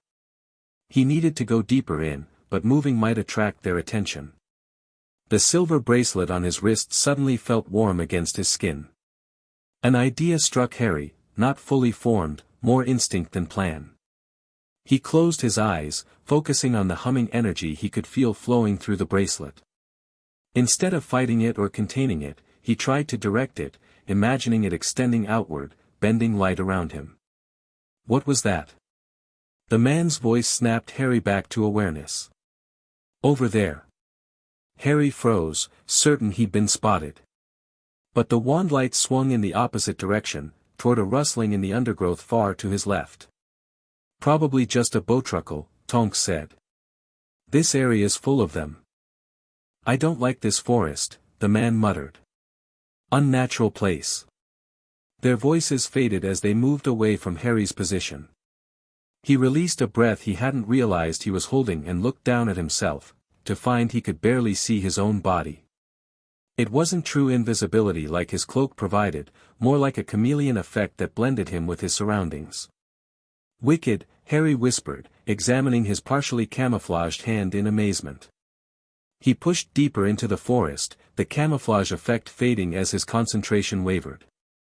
No matter, he was well past the ministry patrols now, moving steadily towards Silverwood's boundary. The pull was stronger tonight, as if the connection recognized it was time for his promised instruction. When he reached the shimmering barrier, it parted even more readily than before, welcoming him in. Earith was waiting on the other side, a small smile playing on his lips. "Right on time, Harry Potter." "Impressive." "I had some ministry people to dodge," Harry explained. "They're searching the forest edge." Earith nodded, unsurprised. "Our scouts reported their presence." "Come, we have much to cover tonight." Instead of heading toward the main settlement, Earith led Harry along a different path, to a smaller clearing ringed by young silver trees. In the center stood a simple stone platform elevated about a foot off the ground. "The training circle," Earith explained. "Young Veela learn to harness their magic here, away from the main settlement where mistakes are less consequential." "Mistakes?" Harry asked, suddenly apprehensive. Earith's smile widened slightly. "Veela magic is elementally aligned, primarily with fire and air. Young Veela occasionally set things ablaze during their first transformations." "Brilliant," Harry muttered. "So I might accidentally burn down Hogwarts." "Not with proper training," Earith assured him. "That's why we're starting with the fundamentals." He gestured for Harry to join him on the stone platform. For the next 2 hours, Earith guided Harry through basic Veela magical principles. Unlike wizarding magic, which channeled power through wands using precise movements and incantations. Veela magic flowed directly from the core, shaped by will and emotion rather than words. Your wand is both a help and a hindrance now, Earith explained. It provides familiar structure but limits your connection to the raw magic. Eventually, you'll need to work without it for certain Veela techniques. He demonstrated by extending his hand, palm up. A small flame appeared, dancing above his skin without burning him. Try it. Feel the heat in your core and draw it outward through your hand. Harry concentrated, trying to sense the warmth Earith described. At first, nothing happened. Then he felt it, a different kind of magic than he was used to, hotter and more volatile, flowing alongside his familiar power. That's it, Earith encouraged. Now guide it to your palm, gently. Harry extended his hand as Earith had done. For a breathless moment, nothing happened. Then a tiny blue flame sputtered to life just above his palm, flickering uncertainly. Blue, Earith murmured, looking impressed. Royal fire. The princess will be interested to hear that. Harry stared at the small flame, fascinated by its color and the fact that it didn't burn him despite its heat. What does the color mean? Veela flames reflect the nature of their magic, Earith explained. Orange is common, white indicates purity of bloodline, blue is associated with the royal line. He paused. The selection truly did bind you to Princess Lyra's magic. The flame guttered out as Harry's concentration broke. So I'm borrowing her power. Not borrowing, Earith corrected. Sharing. The connection flows both ways. You mean Lyra's getting wizard magic? Harry frowned. Is that why the council's upset? Because they think I'm contaminating her or something? Earith looked uncomfortable. That is, part of the concern, yes. Veela magic has remained pure in Silverwood for centuries. Some elders fear outside influence. But the selection chose me, Harry argued. Doesn't that mean it's supposed to happen? That is Princess Lyra's position as well, Earith acknowledged. But tradition and fear are powerful forces, especially among those who remember the purges. The remainder of the lesson focused on controlling the fire magic, creating it intentionally, maintaining it at different sizes, and most importantly, extinguishing it completely. By the end, Harry could reliably produce a small blue flame and sustain it for several minutes. Good progress, Earith commented as they concluded. Though we've barely scratched the surface. Next time we'll work on emotional control. Veela magic responds strongly to feelings, especially anger and desire. Harry thought of his nearly overwhelming urge to smash Malfoy against a wall. Yeah, I've noticed that. Before you go, the princess requested a brief audience, Earith added. She wishes to hear of your progress firsthand. Harry followed Earith back to the main settlement, where Lyra was waiting in a small garden of glowing silver-white flowers. She wore simpler attire than during Harry's previous visits, a tunic and leggings similar to Earith's, though of finer material. Leave us, she instructed Earith, who bowed and withdrew to a respectful distance. Harry felt suddenly awkward, aware of his sweaty training clothes and disheveled appearance. Your Highness, he began, not sure of the proper address. Lyra, she corrected gently. When we are not in formal settings, my name is sufficient. She gestured to a bench formed from curved branches. Sit. Tell me of your progress.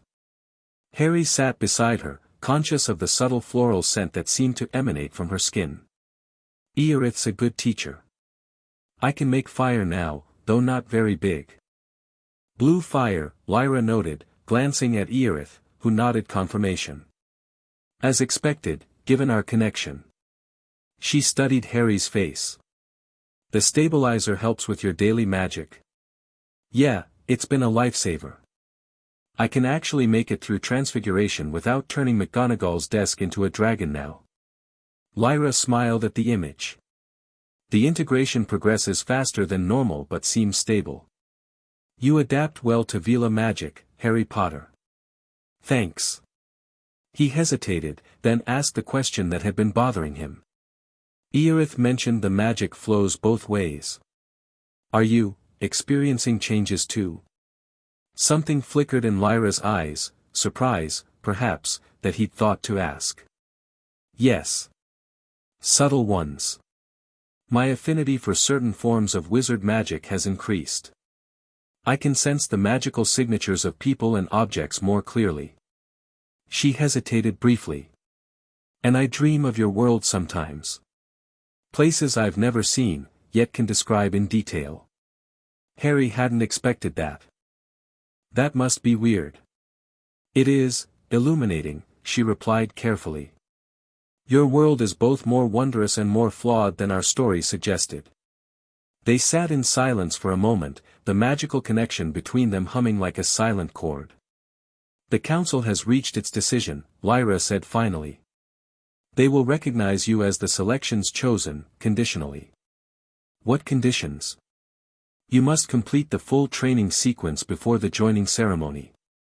You must agree to certain protective measures for Silverwood. And she paused, looking slightly uncomfortable. You must submit to a ritual scanning to ensure you carry no tracking charms or magical surveillance. Harry frowned. You think I'm spying on you? I do not, Lyra said firmly. But the council requires reassurance. Elder Nareen in particular remains convinced your presence is a threat. Fine, Harry agreed, seeing the reasonableness of the precaution. When do they want to do this scanning thing? Your next visit. Tuesday. Lyra's expression softened slightly. I argued against it, but compromise was necessary. Harry shrugged. It's okay. I understand their caution. Lyra studied him for a moment, her expression thoughtful.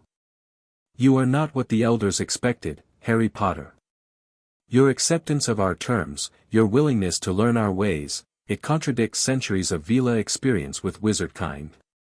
Well, I'm not your typical wizard, Harry said, thinking of his life with the Dursleys, his outsider status even in the wizarding world.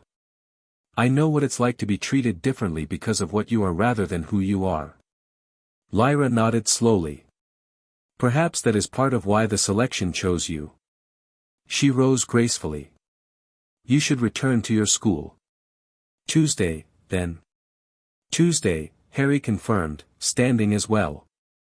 Same time. Yes. Eorith will escort you to the boundary. As Harry turned to leave, Lyra added, practice your flame control daily, but only in absolute privacy. The magic is still stabilizing, and strong emotions may trigger unexpected flares. Harry nodded, tucking away the warning. I'll be careful. The journey back to Hogwarts was uneventful, with no sign of the Ministry patrols Harry had encountered earlier. He made it to Gryffindor Tower just before midnight to find Ron and Hermione waiting anxiously in the common room. How'd it go? Ron asked immediately.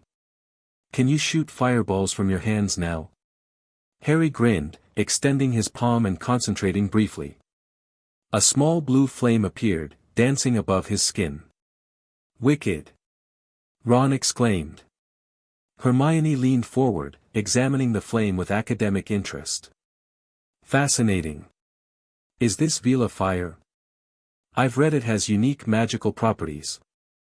Apparently the blue color means it's connected to royal magic, Harry explained, letting the flame extinguish. Normal Veela fire is orange or white. He filled them in on the training session, the council's conditional acceptance, and his brief meeting with Lyra. They think you might be spying on them. Hermione looked indignant. After you've already been chosen by their own magical selection process? Can't really blame them, Harry said. They've been hiding from wizards for centuries because we tried to wipe them out. Trust doesn't come easily. Hermione sighed. I suppose. By the way, I found something about this Lord Carian person in the restricted section. She pulled out a piece of parchment covered in her neat handwriting.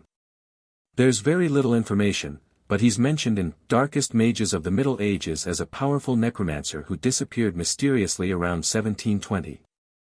That fits the timeline Earith mentioned, Harry noted. What about his connection to Veela?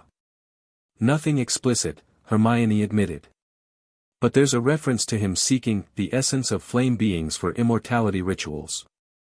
And another source mentioned rumors that he could absorb magical creatures' powers through some dark ritual. Ron shuddered. Sounds like a real charmer. The good news is he's been gone for 3 centuries, Harry pointed out. So at least that's one dark wizard we don't have to worry about. Hermione looked unconvinced but didn't argue the point. You should get some sleep, Harry. You look exhausted. Harry couldn't deny it. The training had taken more out of him than he'd expected, draining him both magically and physically. Within minutes of reaching his dormitory, he was asleep, dreaming of blue flames and silver trees. The weekend passed in a blur of homework, Quidditch practice, and secret magic sessions in the room of requirement. Harry practiced his flame control daily as Lyra had instructed, gradually gaining confidence with the new ability. By Monday, he could create, maintain, and extinguish the blue fire at will, though its size remained limited to a small flame. More concerning were the emotional flares Lyra had warned about. During an argument with Malfoy outside potions, Harry had felt the magic surge dangerously, the silver bracelet growing hot against his skin as it absorbed the excess energy. Later, watching Ginny laugh with Dean Thomas in the common room had triggered another unexpected swell of power that had caused all the candles in the room to flare momentarily brighter. Tuesday couldn't come soon enough. Harry needed more answers about controlling these unpredictable responses. The day of his second lesson dawned cold and rainy, a typical October morning in Scotland. Classes dragged by, each hour seeming longer than the last. During dinner, an unexpected complication arose. Potter, Professor McGonagall said, appearing beside him at the Gryffindor table. The headmaster wishes to see you in his office after dinner. The password is, acid pops. Harry exchanged worried glances with Ron and Hermione.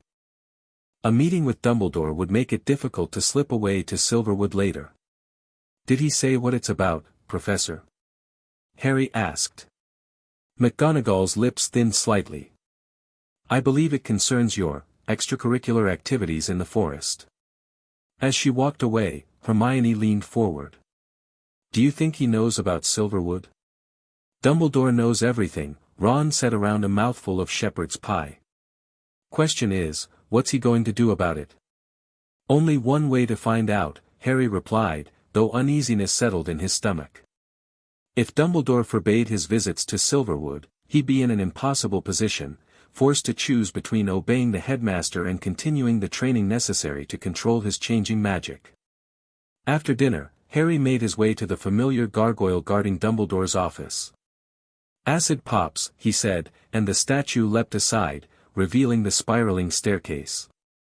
Dumbledore was seated behind his desk when Harry entered, examining a small silver instrument that emitted puffs of blue smoke. He looked up and smiled, though Harry noticed the smile didn't quite reach his eyes. Ah, Harry. Thank you for coming. Please, sit down. He gestured to the chair across from him. Harry sat, trying not to appear as nervous as he felt. Professor McGonagall said you wanted to talk about the forest. Indeed. Dumbledore set aside the instrument, folding his hands on the desk. I understand you have been making regular nocturnal visits to our arboreal neighbors. So he did know. Harry decided honesty was the best approach. Yes, sir. I need to learn to control the changes in my magic. The Veela integration, Dumbledore nodded. A fascinating process, rarely documented in wizarding literature. May I see? Harry hesitated only briefly before extending his palm and summoning the small blue flame. Dumbledore leaned forward, examining it with evident interest. Remarkable, he murmured. Royal Veela fire. The connection must be exceptionally strong. He sat back. I assume Princess Lyra is overseeing your instruction. Harry extinguished the flame, slightly unsettled by how much Dumbledore seemed to know. She assigned one of her people to teach me, but she checks on my progress. I see. Dumbledore's expression turned grave. Harry, I must caution you about the complexity of your situation. The Ministry has taken an interest in your forest excursions. They have stationed Aurors at Hogwarts specifically to monitor unusual magical activity in the Forbidden Forest. Harry's stomach dropped. They don't know about Silverwood, do they? Not yet, Dumbledore assured him. I have redirected their attention where possible. But continued visits pose an increasing risk of discovery, both to you and to the Veela settlement. I have to go back, Harry insisted. Without proper training, my magic is dangerous. And I promised to return tonight for some kind of scanning ritual the council insisted on. Dumbledore raised an eyebrow. A scanning ritual? Interesting. They fear external manipulation, then. They want to make sure I'm not spying on them for the Ministry or something. Harry hesitated, then asked directly, are you going to stop me from going? The headmaster studied him for a long moment, his blue eyes unreadable. No, Harry. I will not prevent you from honoring your commitment. But I believe we must take additional precautions. He rose from his desk and moved to a cabinet, from which he withdrew a small golden hourglass on a chain. Harry recognized it immediately. A time-turner? But I thought they were all destroyed at the Ministry. Not all, Dumbledore said with a small smile. The Ministry's collection was indeed lost, but a few remain in private hands. He placed the device on the desk. This will allow you to attend your Veela training and return without anyone noting your absence. You must be extremely careful, however. The consequences of misusing time magic are severe. Harry stared at the time-turner, remembering Hermione's exhausting experience with one in their third year. Thank you, sir. But, why help me with this? I thought you might tell me to stay away from Silverwood. Dumbledore resumed his seat, his expression turning serious again. I have been researching the Veela selection since your return, Harry. It is an ancient magic, predating much of what we consider modern wizardry. For it to choose a human, particularly you, suggests significance beyond mere coincidence. You think it's connected to Voldemort somehow? Harry asked, voicing his own suspicion. Perhaps, Dumbledore acknowledged. Or perhaps to something larger. Prophecies and ancient magics often interweave in ways not immediately apparent. He leaned forward slightly. There is something else you should know, Harry. In my research, I discovered a reference to another prophecy, one concerning the Veela royal line. It speaks of a time when the last princess shall choose a king from enemy blood, and together they shall either restore the ancient bond or bring final destruction. Harry felt a chill that had nothing to do with the castle's drafty corridors. Enemy blood, meaning a wizard. So it would seem, Dumbledore said gravely. Given the historical enmity between wizards and Veela. Great, Harry muttered. Another prophecy. As if one wasn't enough. Dumbledore's eyes softened with sympathy. I understand your frustration, Harry. But remember, prophecies offer possibilities, not certainties. They are shaped by the choices of those they concern. He pushed the time-turner across the desk. Use this wisely. Return to Silverwood tonight, but be vigilant. Forces beyond Voldemort may take interest in this unusual connection. Harry pocketed the time-turner, his mind racing with implications. Thank you, sir. As he reached the door, Dumbledore added, oh, and Harry. I believe you'll find the room of requirement empty and secure at midnight. Perhaps a more convenient location for practicing your new abilities than the dormitory? Harry grinned despite himself. Dumbledore really did know everything. Back in Gryffindor Tower, Harry quickly explained the situation to Ron and Hermione, showing them the time-turner. Blimey, Ron said, eyeing the golden device. Dumbledore must really think this Veela business is important if he's letting you use that. Hermione looked concerned. But what about this other prophecy? It sounds ominous, Harry. Final destruction isn't exactly reassuring. Neither can live while the other survives, Harry pointed out, referencing the prophecy about him and Voldemort. But Dumbledore's right, prophecies depend on how people act on them. He checked his watch. I need to get going. The scanning ritual is supposed to happen tonight, and I don't want to keep the Veela Council waiting. Be careful, Hermione warned. And remember, you can't be seen by yourself when you use the time turner to come back. Harry nodded, already planning his route to avoid the Aurors Dumbledore had mentioned. Under his invisibility cloak, with the Marauder's map as guide, he made his way safely to the forest edge. The rain had stopped, but the ground was muddy and slick, making for slow progress once among the trees. Despite the difficult conditions, Harry found the boundary to Silverwood more easily than ever, the pull growing stronger each time he visited. The magical barrier recognized him immediately, parting to admit him to the Veela realm. Eorith was waiting, but his usually friendly expression was replaced by formal solemnity. Harry Potter. The council awaits. The scanning ritual?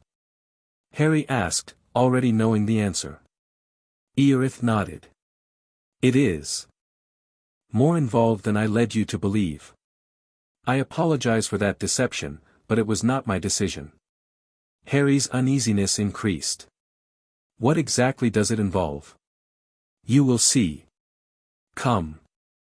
Eorith led him not to the training area or the Silver Hall, but to a different part of the settlement Harry hadn't visited before. Here, the silver trees grew in a perfect circle around a small clearing. At its center stood a shallow pool of water that glowed with an ethereal blue light. The entire Veela Council was gathered, the 7 elders including Lyra's grandfather and the hostile elder Narine.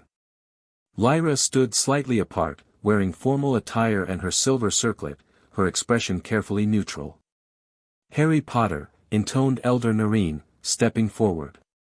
You come before the Council of Silverwood to be examined for external influences or malicious intent. Harry glanced at Lyra, who gave him a barely perceptible nod of encouragement. I'm ready, he said, turning back to elder Narine. The ritual has 3 parts, she continued. First, you will surrender your wand and any magical items on your person. These will be examined separately.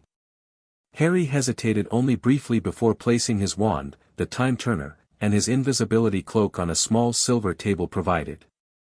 He kept only the stabilizer bracelet, which he suspected would be difficult to remove anyway given its magical nature. Second, Elder Narine continued, you will enter the pool of clarity. It will reveal any external magic affecting you, tracking spells, monitoring charms, or mind-influencing enchantments. Harry eyed the glowing pool warily. I just, step in. Yes, confirmed Lyra's grandfather, speaking for the first time. His voice was weaker than during Harry's first visit, his appearance more frail. The water will not harm you unless it finds hostile magic. And if it does find something? Harry asked, not sure he wanted the answer. Then the final part of the ritual becomes more intensive, Elder Narine said with a coldness that suggested intensive was a euphemism for something unpleasant. Harry approached the pool, removing his shoes and socks. The water looked shallow enough, perhaps ankle deep. He glanced once more at Lyra, whose eyes now showed the concern her formal expression concealed. Taking a deep breath, Harry stepped into the pool. The sensation was immediate and overwhelming. The water, cool against his skin, seemed to flow not just around his feet but through him, like a current moving through his very being. It didn't hurt, but the feeling of being examined from within was profoundly uncomfortable. Blue light swirled up from the pool, enveloping Harry in a cocoon of radiance. He felt the magic probing, searching, examining every part of him from his scar to the tips of his toes.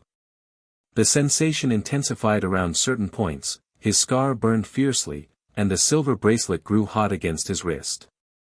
Just as the discomfort threatened to become unbearable, the blue light suddenly changed, shooting upward in a column that illuminated the entire clearing. Within the light, translucent images formed, symbols and runes that Harry didn't recognize, floating and shifting in complex patterns. The Veela elders watched intently, some with expressions of alarm, others with grim satisfaction as if their suspicions were being confirmed. Lyra moved closer to her grandfather, whispering urgently. After what seemed an eternity but was probably only minutes, the light collapsed back into the pool. Harry stood shaking, drained by the experience.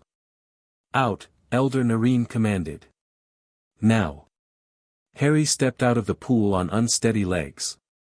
Eorith appeared at his side, offering silent support with a hand under Harry's elbow. "Well?" Harry asked, looking from face to face. "What did it find?" Elder Nareen's expression was thunderous. "Multiple magical connections. One is clearly the selection bond, that was expected. But there are others. Something dark and ancient connected to your scar.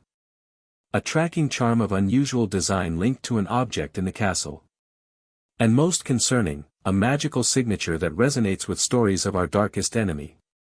"Karayan," whispered one of the other elders, causing a ripple of alarm through the group.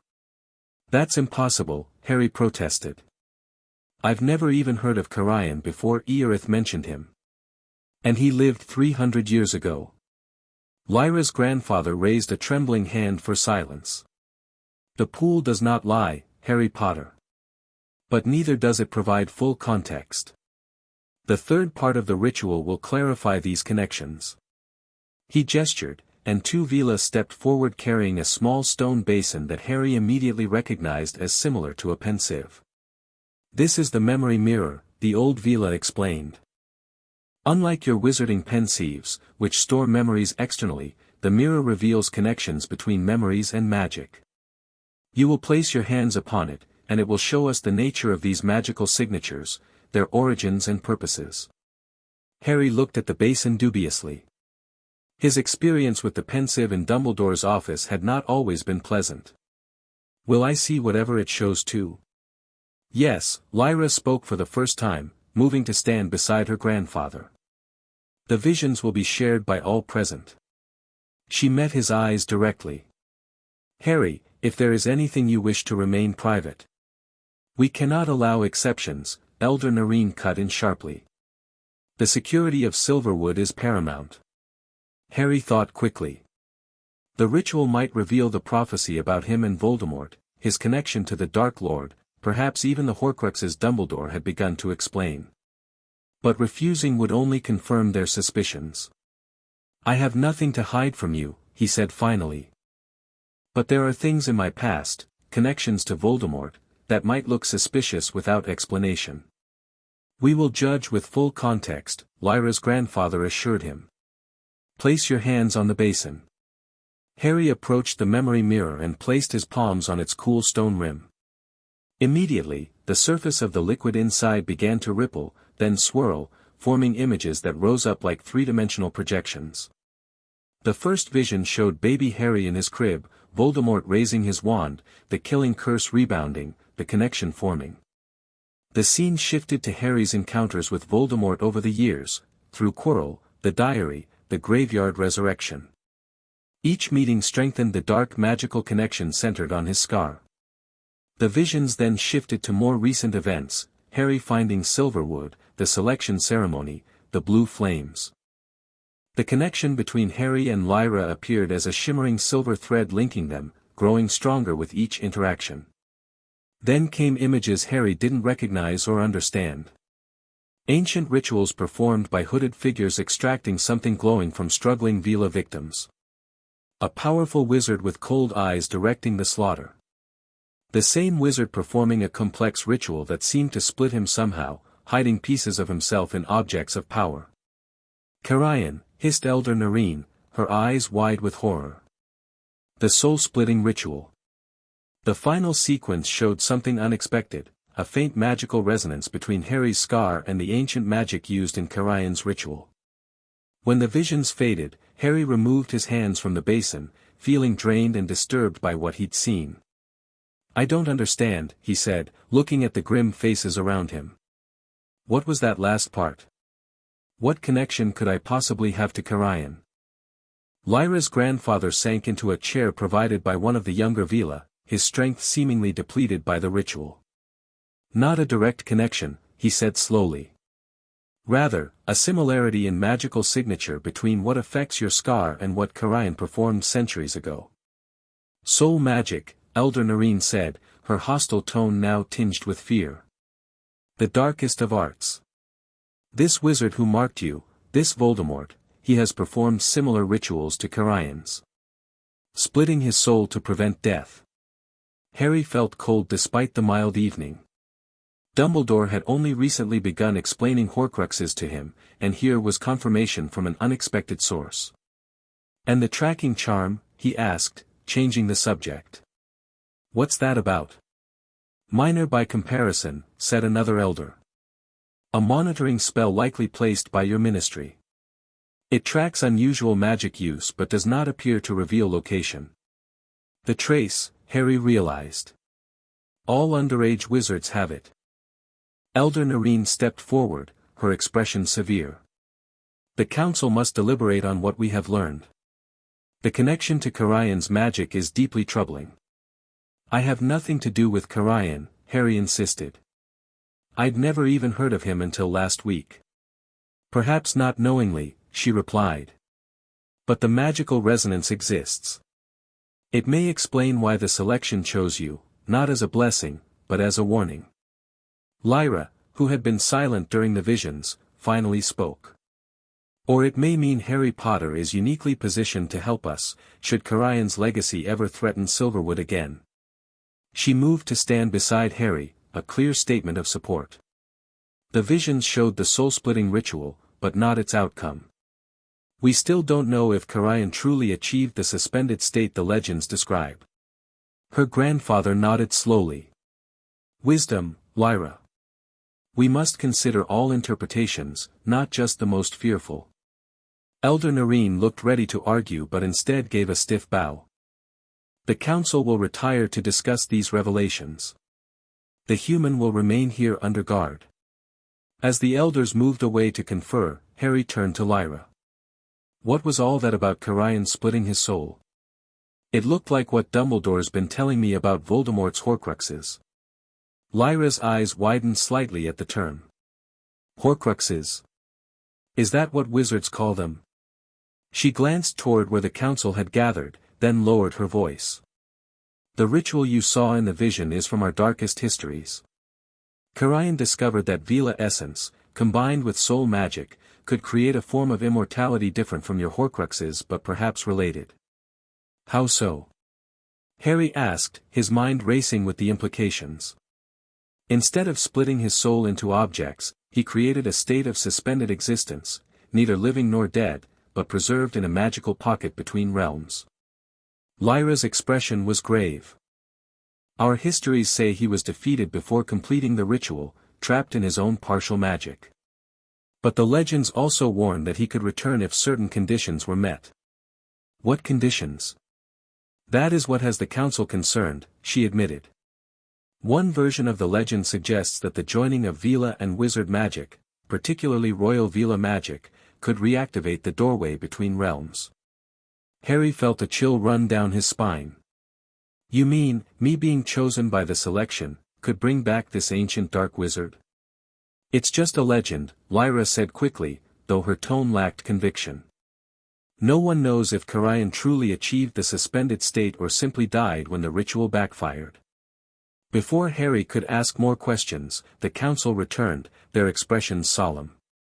Lyra's grandfather spoke first. Harry Potter, we have reached a decision.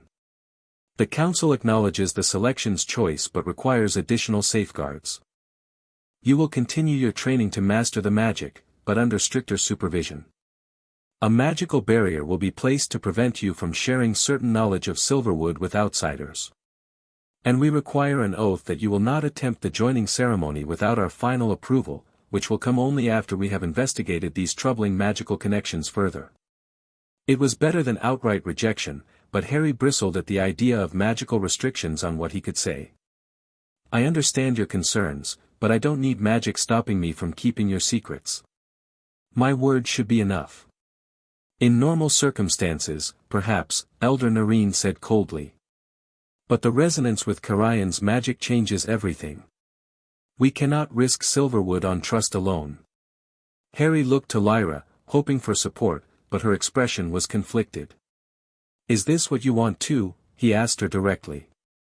Magic to control what I can say rather than trusting me? What I want is irrelevant, she replied formally. The council has decided. Actually, it's completely relevant, Harry countered, surprising the assembled Veela with his directness. You're their princess. The selection chose me as your consort specifically. If you don't trust me, none of this makes sense anyway. Elder Nareen made an outraged sound, but Lyra raised a hand to silence her. For a long moment, she studied Harry's face, and he felt the connection between them humming with tension. I trust Harry Potter, she declared finally, her voice carrying the weight of royal authority despite her youth. If he gives his word to protect our secrets, I accept it without magical enforcement. Her grandfather nodded slowly, a flicker of pride in his ancient eyes. The princess speaks wisdom again. Forced loyalty is no loyalty at all. Elder Nareen looked furious but couldn't directly challenge the princess in front of the assembled Veela. We will require the oath nonetheless, she insisted. Words freely given, but binding in intent. I can agree to that, Harry said, relieved. A promise he could handle, magical compulsion was another matter entirely. The oath was administered by Lyra herself, a simple but solemn promise to protect Silverwood's location and secrets. As Harry spoke the words, he felt the magic of the place respond, not binding him but recognizing his commitment. The council accepts your oath, Lyra's grandfather pronounced when it was done. You may continue your training with Earith, and your visits to Silverwood may proceed as arranged. As the elders dispersed, Earith approached with Harry's belongings. That could have gone worse, he commented, handing over the wand, invisibility cloak, and time turner.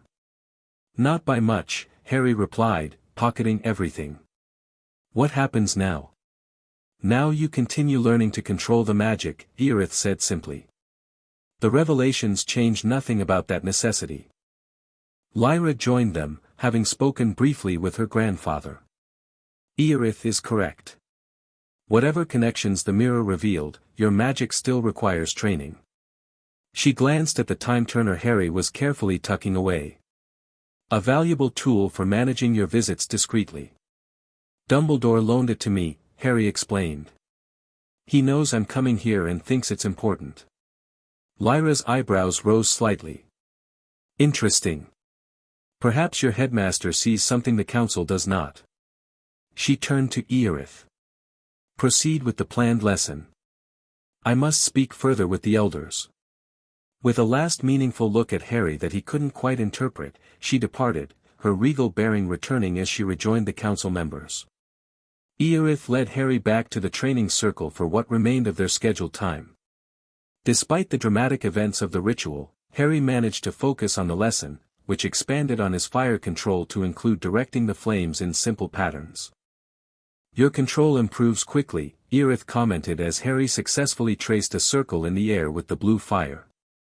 The princess was right, you adapt well to Veela magic. Harry extinguished the flames, feeling the drain of extended practice. What do you think about what the memory mirror showed? About Karayan and the connection to my scar? Earith was silent for a moment, considering his words carefully. I think ancient magics often echo across generations in unexpected ways. The similarity between what affects you and what Karayan did may be coincidence, or it may be significant. Either way, it doesn't change who you are or what the selection saw in you. It was a surprisingly philosophical perspective from the young Veela warrior. Harry found it oddly comforting. Thanks, Earith. For the lesson and everything else. Earith nodded, a small smile returning to his face. You should return to your school. I imagine your friends are worried. Harry checked his watch, surprised to find it was nearly midnight. Yeah, I should get back. As they walked toward the boundary, Harry's thoughts turned to everything he'd learned, the disturbing connections revealed by the memory mirror, the legend of Karayan's suspended state, the possibility that the selection itself might somehow trigger the return of an ancient evil.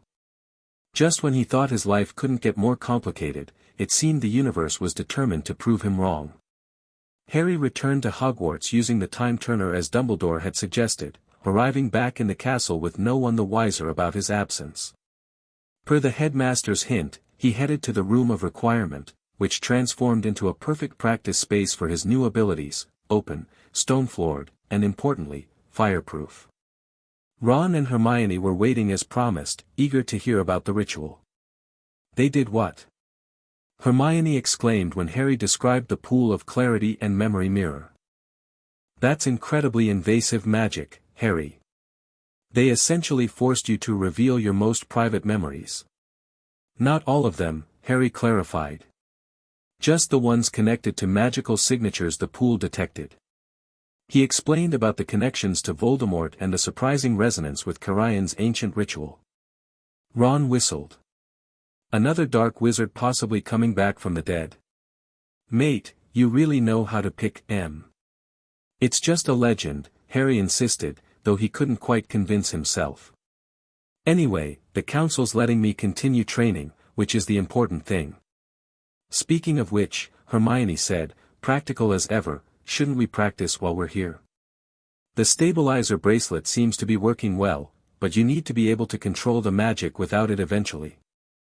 Harry agreed, and they spent the next hour working on his flame control. Ron provided enthusiastic encouragement while Hermione took detailed notes on everything Harry could do, analyzing the magical theory behind each new ability. By the time they finally returned to Gryffindor Tower, Harry was exhausted but satisfied with his progress. The revelations of the memory mirror troubled him, but he wouldn't let fear of ancient legends derail his training. Whatever connection existed between his scar, Voldemort's Horcruxes, and Carian's soul-splitting ritual, understanding and controlling his new magic remained the priority. As October progressed, Harry settled into a rhythm, classes and ordinary life at Hogwarts during the day, training sessions with Ron and Hermione in the room of requirement several evenings a week, and visits to Silverwood every Tuesday and Friday night using the time turner to avoid detection. His control over the Veela magic improved steadily. The blue flames now responded to his will without conscious effort, and he could shape them into increasingly complex forms. Aerith introduced new aspects of Veela magic as well, manipulating air currents, enhancing physical speed and agility, and most challenging, the beginning stages of the Veela transformation. Only partial transformation is possible for you, Aerith explained during one session. Since you're not Veela by birth. But the selection bond allows access to certain aspects. With practice, Harry learned to manifest subtle changes, his eyesight sharpening dramatically, his reflexes becoming almost preternaturally quick, and most impressive, small blue-white flames appearing around his hands and forearms during moments of intense concentration. These new abilities proved useful in unexpected ways. During a particularly brutal Quidditch practice in stormy weather, Harry's enhanced vision allowed him to spot the snitch through sheets of rain that left other players nearly blind. His improved reflexes saved him from a nasty fall when his broom was struck by wind shear, allowing him to regain control where others might have been thrown off. Ron was suitably impressed. Wish I had some Veela magic for keeping, he lamented after Harry demonstrated his enhanced speed by running a lap around the room of requirement in record time. Maybe I could actually block something for once. You're getting better without magic, Harry assured him. Besides, this stuff comes with a lot of complications. Those complications included not just the Council's ongoing suspicion but also the need for constant vigilance against detection. Ministry presence around Hogwarts had increased, with Aurors now regularly patrolling the grounds under the pretense of additional security measures. Without Dumbledore's time turner, slipping away to Silverwood would have been nearly impossible. There were also the dreams, increasingly vivid visions of both Silverwood and places Harry had never seen. Ancient rituals performed in stone circles, Veela settlements burning while hooded figures captured fleeing survivors, and most disturbing, glimpses of a handsome, aristocratic wizard with cold eyes directing it all. Carian.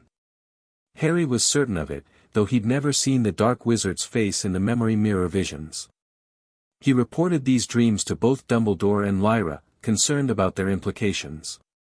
Dumbledore theorized they might be leakage from the magical connection revealed by the Veela ritual.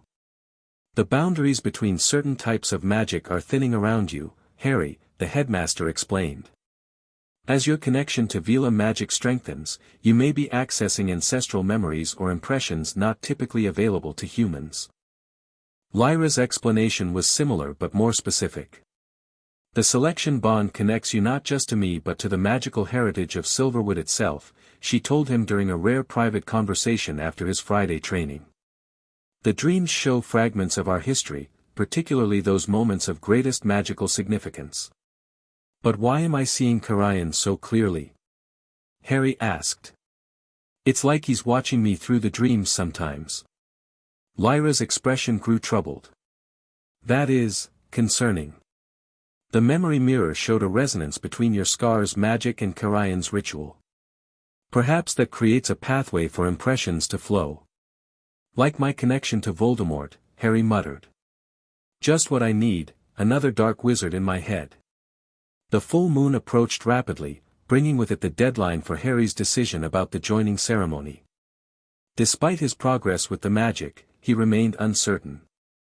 Binding himself permanently to Silverwood and Lyra was an enormous commitment, with implications he couldn't fully grasp.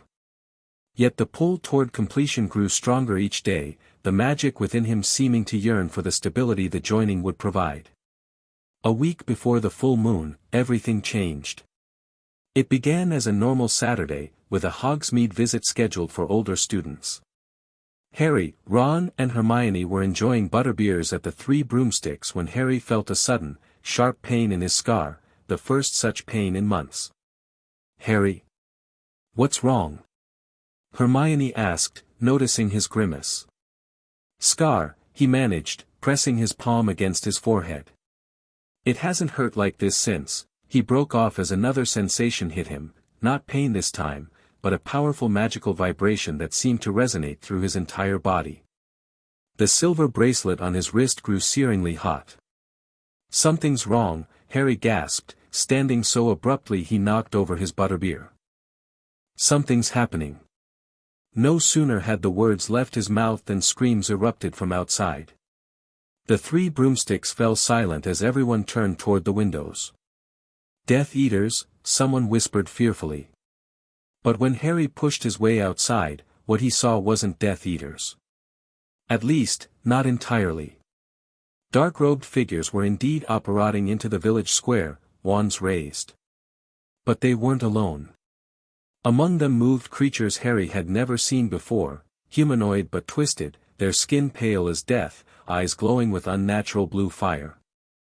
They moved with inhuman speed, attacking villagers and students with curved silver blades. Get back inside. Harry shouted to the crowd gathering at the pub door. Ron, Hermione, we need to warn the castle. But it was too late for retreat. One of the twisted creatures had spotted them and changed direction, moving toward them with terrifying speed. Harry reacted instinctively. As the creature lunged, silver blade flashing, Harry raised his hand. Blue fire erupted from his palm in a concentrated blast that caught the attacker full in the chest, hurling it backward with tremendous force. The creature shrieked, a sound like tearing metal, as the flames consumed it, leaving nothing but ash drifting in the wind. The nearby Death Eaters turned at the commotion, their masks unable to hide their shock at what they'd just witnessed. Potter, one snarled, raising his wand. The master said you might have new tricks. Crucio. Harry dodged the unforgivable, feeling Veela magic surge through him in response to the danger. The silver bracelet could barely contain the power now, it was glowing white-hot against his skin. Run, he shouted to Ron and Hermione, who had drawn their wands beside him. Get everyone to safety. We're not leaving you. Hermione yelled back, firing a stunning spell at the nearest Death Eater. Around them, chaos reigned.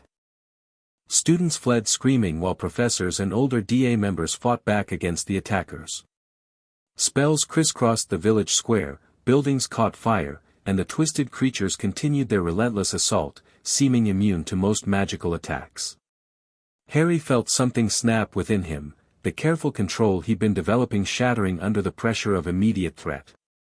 Veela magic flooded through him, no longer constrained by the now useless bracelet. He felt a partial transformation begin, his vision sharpening to predatory clarity, his reflexes accelerating beyond human limits, and flames erupting around both arms up to the elbows. "Harry!" Ron's shocked voice barely registered. "Your eyes, they're glowing." A Death Eater and one of the twisted creatures converged on them from different directions. Harry moved with blinding speed, unleashing twin streams of blue fire that caught both attackers. The Death Eater screamed, protected somewhat by magical shields but still badly burned. The creature simply disintegrated, as the first had done. "What are those things?" Hermione cried, backing away from the ashes. "I don't know," Harry answered, his voice altered slightly by the partial transformation, "but they're vulnerable to Veela fire." More of the creatures noticed their fallen comrades and turned toward Harry, abandoning other targets. They moved as one, a coordinated attack that suggested a single controlling intelligence. "Get everyone back to the castle," Harry told his friends, gathering his power. "I'll hold them off." "But," Ron began. "Go!" Harry roared, the command carrying otherworldly harmonics. As Ron and Hermione reluctantly began organizing students for retreat, Harry advanced into the village square, drawing the creature's attention away from fleeing civilians. The Death Eaters, seeing his transformation, hesitated in their attack, clearly uncertain about this unexpected development. Harry didn't give them time to regroup. Calling on everything Aerith had taught him, he unleashed a torrent of blue fire that swept across the square in a controlled wave, precisely targeting the twisted creatures while avoiding bystanders. The creatures shrieked and withered, reduced to ash within seconds of contact with the Veela flames. The Death Eaters, now clearly outnumbered without their inhuman allies, began to disapparate. One remained longer than the others, a tall figure who watched Harry from behind an ornate silver mask. When he finally disapparated, Harry heard a voice carried on the wind, "The Master will be pleased to know the Veela's chosen has revealed himself." As quickly as it had begun, the attack was over, leaving a devastated village square filled with injured students and villagers. Harry felt the transformation receding, the flames around his arms guttering out as exhaustion hit him like a physical blow. McGonagall was running toward him from the direction of the castle, Dumbledore close behind her. Harry swayed on his feet, suddenly aware of dozens of eyes fixed on him in shock and awe. "Potter!" McGonagall gasped as she reached him. "What in Merlin's name?" Later, "Minerva," Dumbledore interrupted, his expression grave as he surveyed the destruction. "Get the wounded to the hospital wing. Harry must come with me immediately." Harry allowed Dumbledore to guide him away from the crowd, his mind racing to process what had just happened. Those creatures, their unnatural blue eyes and vulnerability to Veela fire, suggested a connection that chilled him to the bone. "Sir," he said weakly as they hurried toward the castle, "those weren't natural beings. They felt wrong. And they burned when my fire touched them, like it was specifically harmful to them." "Indeed," Dumbledore replied grimly. "I feared something like this might occur when you described the memory mirror's revelations. Those creatures, Harry, were Ashkali, shadow vessels created through corrupt Veela essence." "Carian," Harry whispered, the dreams suddenly making horrible sense. "He's back, isn't he? Or coming back?" Dumbledore's silence was answer enough. "I need to warn Silverwood," Harry said urgently. "If Carian's returning, they're in danger." "Yes," Dumbledore agreed, surprising Harry with his immediate support. "But first, we must understand exactly what we're facing. And you, my boy, must recover your strength." That display of Veela magic was impressive but clearly draining. Harry couldn't argue with that. His legs felt like jelly, and his magical core ached in a way he'd never experienced before. The silver bracelet hung broken on his wrist, its stabilizing magic completely overwhelmed. As they reached the castle, Harry's last thought before exhaustion claimed him completely was of Lyra, her face, her blue-silver hair, her eyes that had seen into his soul. Whatever was coming, whatever ancient evil was stirring, he knew with sudden clarity that their fates were now irrevocably linked. The selection hadn't been a coincidence. It had been preparation for what lay ahead. Chapter 3, The King's Choice. Harry woke with a jolt, his body aching like he'd been trampled by a herd of hippogriffs. The hospital wing's familiar ceiling swam into focus above him. Afternoon sunlight streamed through the high windows, casting long shadows across the floor.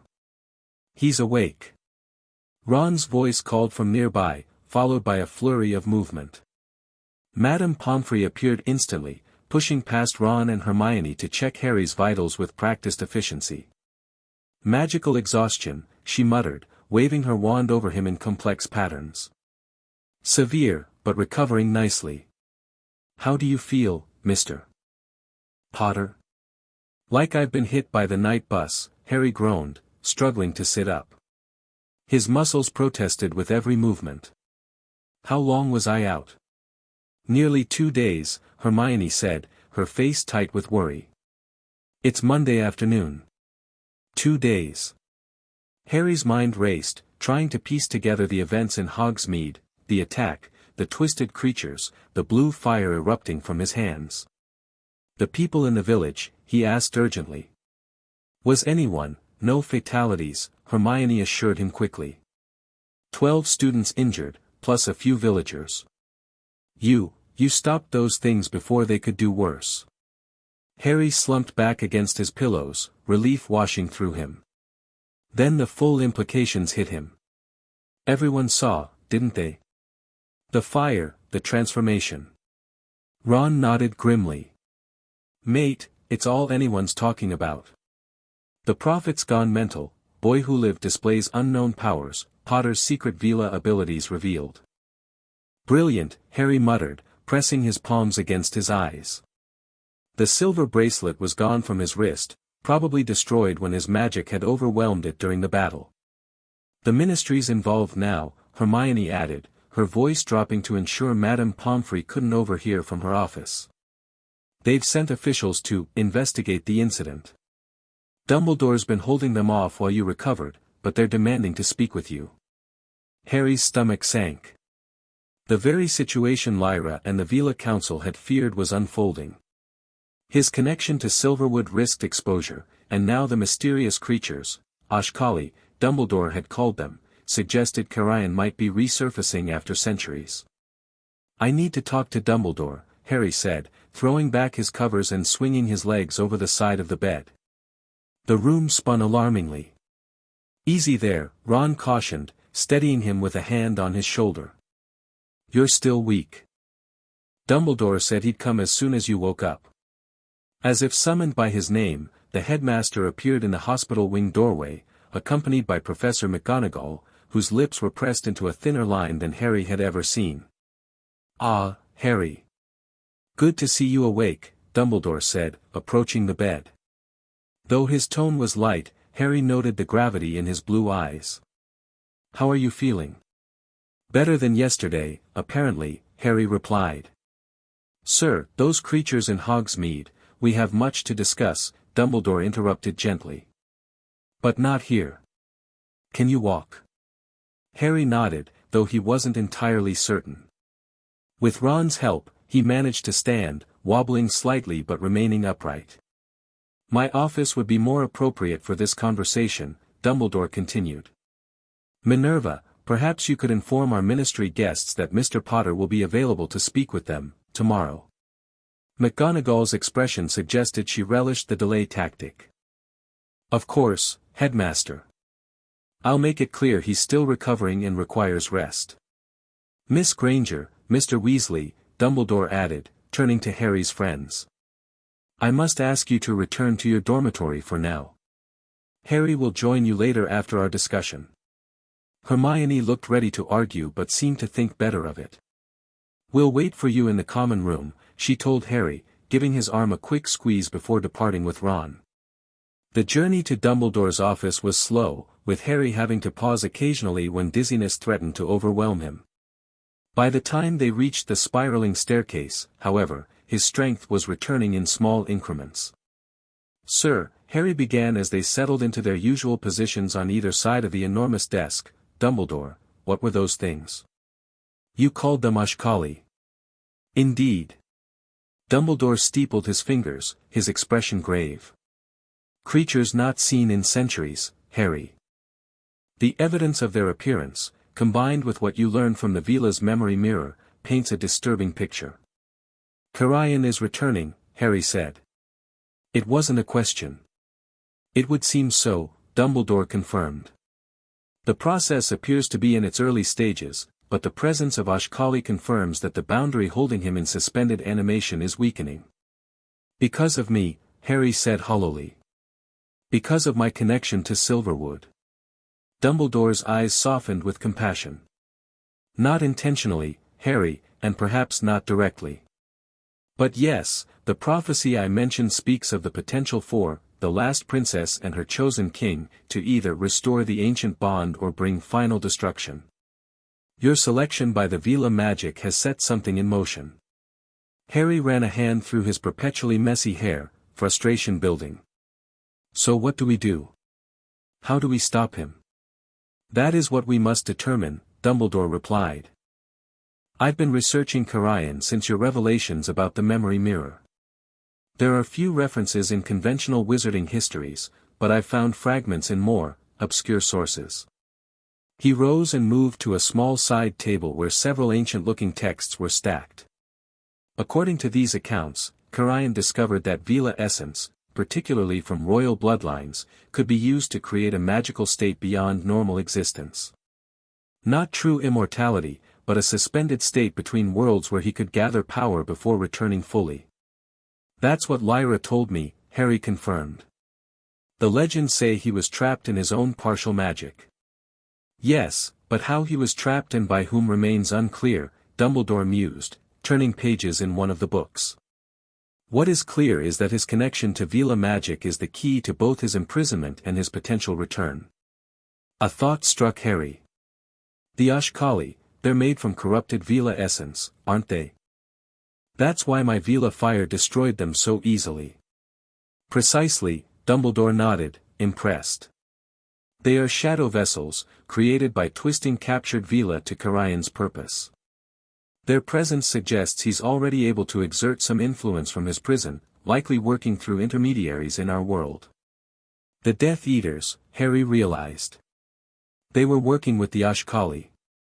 But why would Voldemort ally with another dark wizard? He's not exactly the sharing type when it comes to power. Dumbledore's eyes twinkled briefly despite the serious conversation. An astute observation, Harry. I suspect Lord Voldemort does not fully understand who or what he's allied himself with. The magical signature you witnessed in the memory mirror, connecting Carian's soul magic to Voldemort's Horcruxes, suggests a natural affinity that Carian may be exploiting. Harry's mind raced, connecting pieces. So Voldemort thinks he's gaining a powerful ally or servant, but really Carian's using him to gain access to the modern wizarding world while he rebuilds his strength. A reasonable theory, Dumbledore agreed. And one that makes our situation doubly dangerous. We face not one dark wizard, but potentially two working in concert, however temporarily. Harry slumped in his chair, the weight of this new threat settling on shoulders already burdened by prophecy and expectation. And now the Ministry's involved because I couldn't hide my Veela magic during the attack. Yes, that presents additional complications, Dumbledore acknowledged. The Ministry will have questions about your newfound abilities. They may fear what they don't understand, particularly given their current climate of paranoia. They'll try to control me, Harry guessed bitterly. Study me, or worse. They may attempt it, Dumbledore conceded. But you are still a student under my protection. However, I must warn you, their interest extends beyond you to the source of your new magic. Harry sat up straighter, alarm cutting through his fatigue. Silverwood. They'll look for it. Indeed. The Department for Regulation and Control of Magical Creatures has already petitioned for increased access to the Forbidden Forest for survey purposes. We have to warn Lyra and the Council, Harry said urgently. If the Ministry finds Silverwood, or worse, if they lead Carion's forces there. Yes, though caution is required, Dumbledore agreed. I suggest you use the Time Turner tonight to visit Princess Lyra. The Ministry representatives will be watching you closely once they gain access tomorrow, so this may be your last opportunity for an unmonitored journey for some time. Harry nodded, determination replacing fatigue. I'll go as soon as it's dark. He paused, considering. What should I tell the Ministry tomorrow? Dumbledore's expression grew thoughtful. The truth, to a point. Your connection to Veela magic cannot be denied after such a public display. But Silverwood's location and the full extent of your relationship with its inhabitants must remain protected.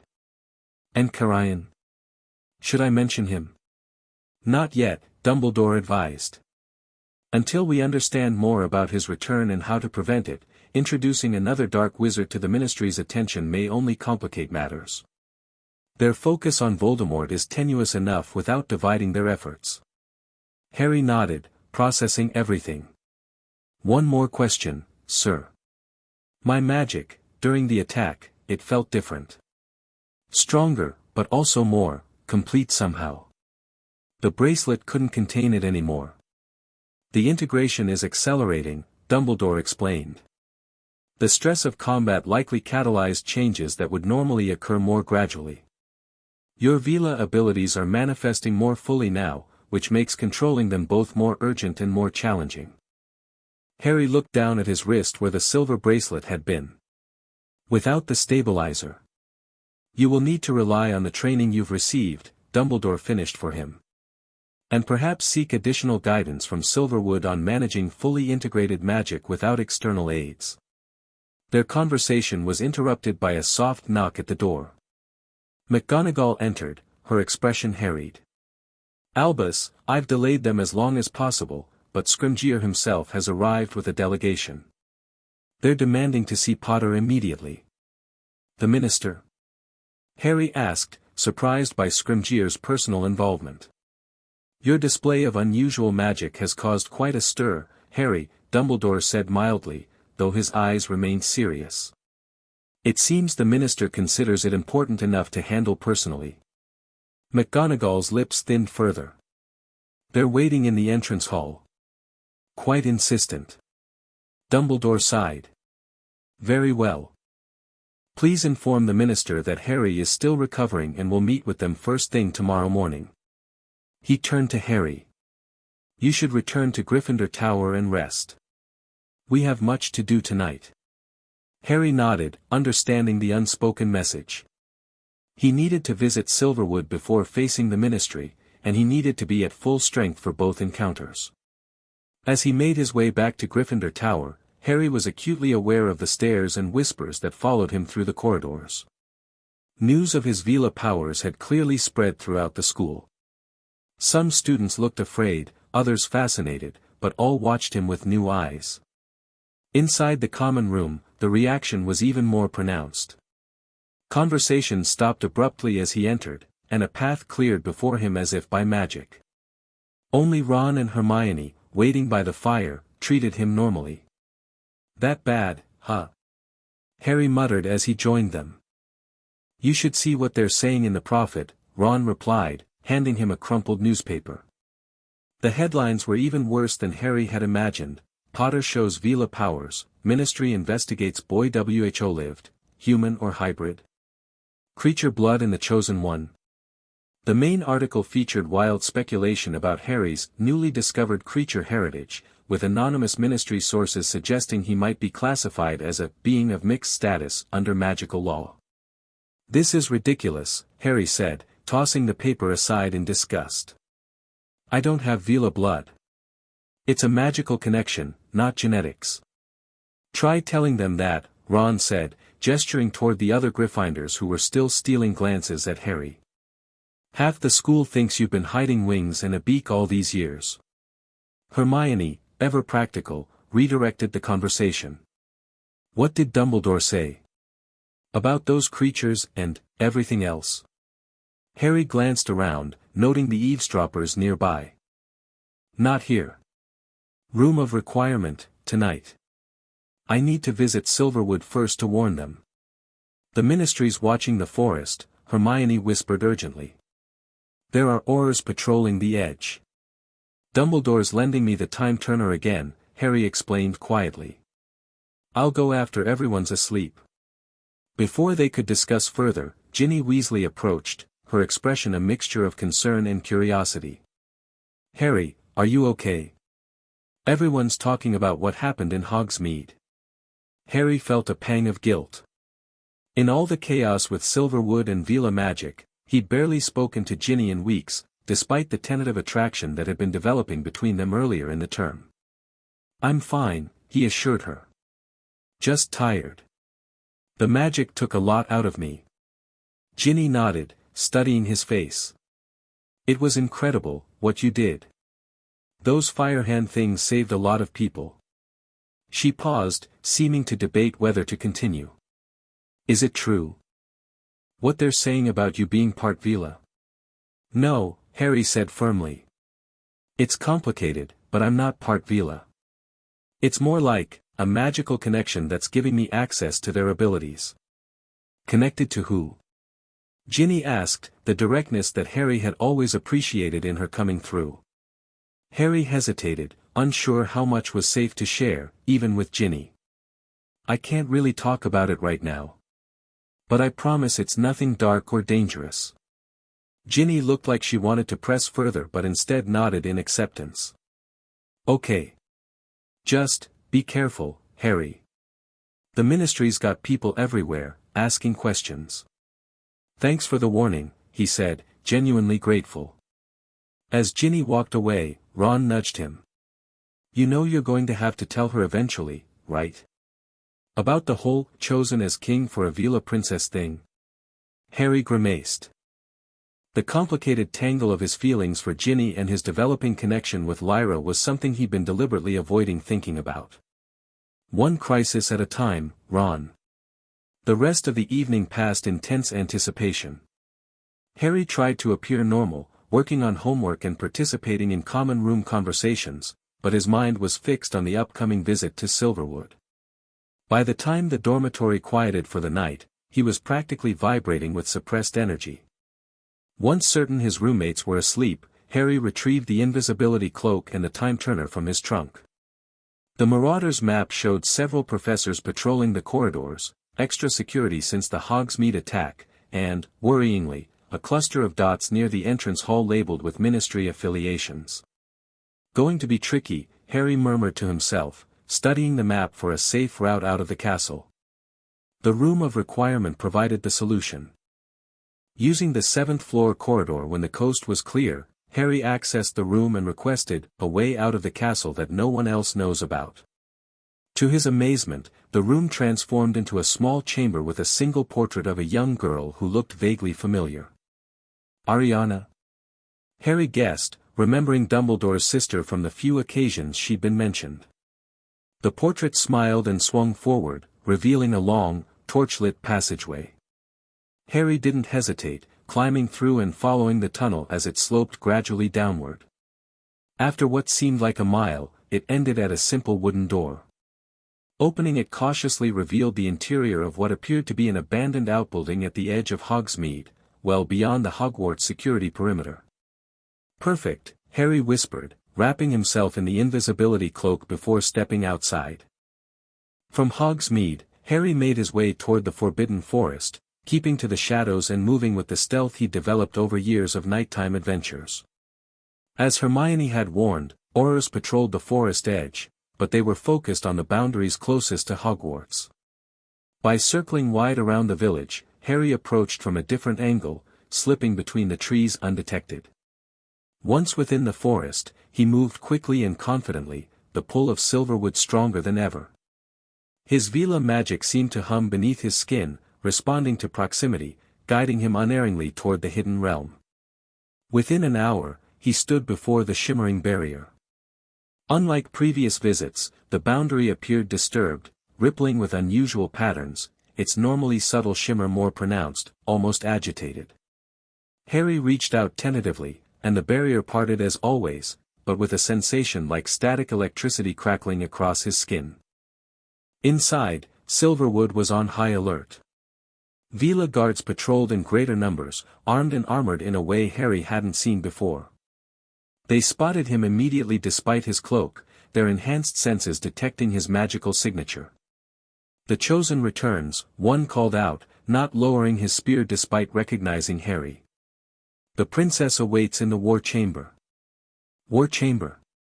The terminology sent a chill down Harry's spine. He followed the guard through the settlement, noting the changed atmosphere. The usual serene beauty of Silverwood was overlaid with tension, its inhabitants moving with purposeful urgency rather than graceful calm.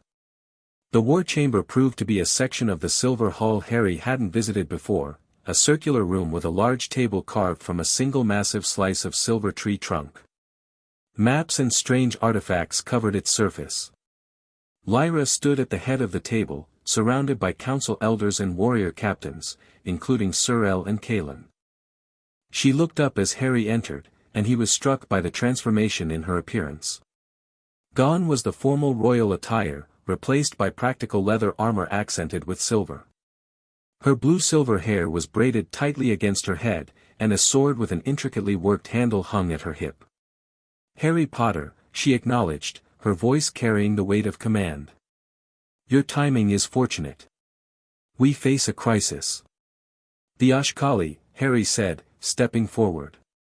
"They attacked Hogsme 2 days ago." A ripple of tension passed through the assembled Veela. "Then it's confirmed," Lyra said grimly. "Carian stirs." "You knew?" Harry asked, surprised. Elder Nareen spoke, her usual hostility tempered by what appeared to be genuine fear. "Our scouts reported disturbances in the forest 3 days ago, magical signatures similar to those recorded during the purges. We hoped it was an anomaly." "It's not," Harry said flatly. "I fought them in Hogsmeade. They were working with Death Eaters, Voldemort's followers." Lyra's grandfather, looking friendlier than ever, lowered himself into a chair with assistance from a younger Veela. "The ancient enemy finds new allies," he murmured. "As the prophecy warned." "What prophecy?" Harry asked sharply, remembering Dumbledore's mention of a Veela prediction. The elders exchanged glances, and Lyra made a decision. "Show him," she commanded. Sir El moved to a cabinet built into the living wood of the hall and withdrew a small silver box. From it, she removed what appeared to be a piece of ancient parchment preserved in a crystal case. She placed it reverently on the table before Harry.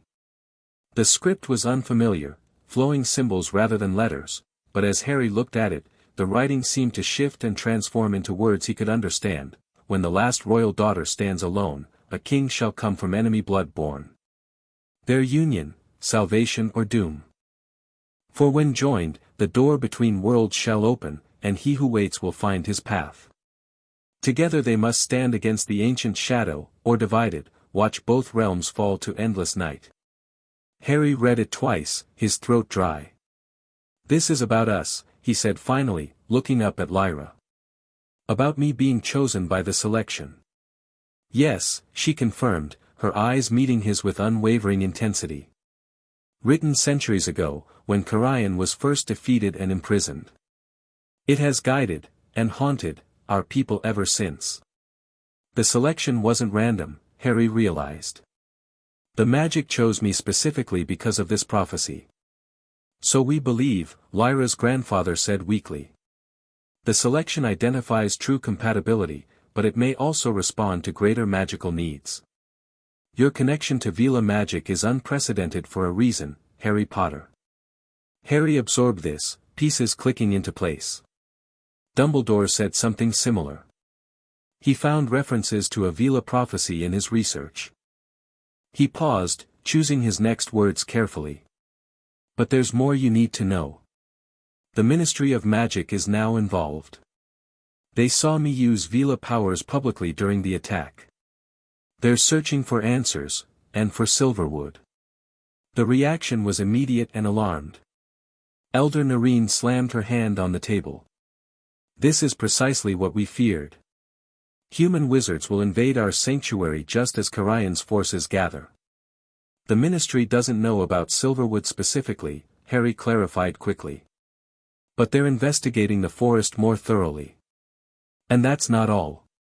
Dumbledore thinks Voldemort doesn't fully understand who he's allied with, that Carian is manipulating him somehow. Two enemies converging, Kalen said grimly. One seeking us directly, one unwittingly serving as a conduit for the ancient threat. Lyra studied the map spread across the table, her expression calculating. We must strengthen our boundaries. The traditional wards have held for centuries, but if Carian retains knowledge of their creation.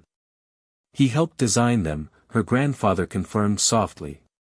Before his fall, he was considered an ally. His expertise in boundary magic was unparalleled, which is why his betrayal was so devastating. Harry remembered the disturbed appearance of the barrier he'd passed through. I think the boundaries are already weakening. They looked unstable when I arrived. Lyra nodded, unsurprised. We've detected fluctuations for the past week.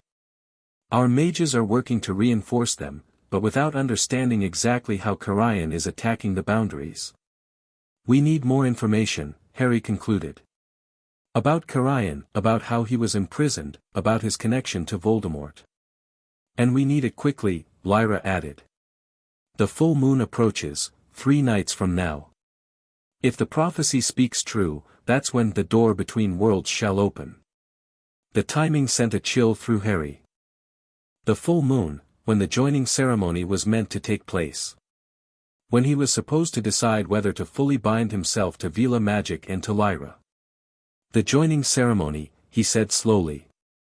It's connected to all this, isn't it? The prophecy says, when joined, the door between worlds shall open. Elder Nareen stepped forward, her expression severe. Which is precisely why the joining must not occur. The risk is too great. Or perhaps it must occur, countered another elder, one who had rarely spoken in Harry's presence before. The prophecy also speaks of standing together against the ancient shadow. If they are not joined, how can they fulfill that part? Enough, Lyra commanded, her voice cutting through the brewing argument. Debating interpretations wastes time we don't have. We need facts, not speculation. She turned to Harry. What does your Dumbledore suggest? Research, for now, Harry admitted. He's looking for information on how Carian was imprisoned originally.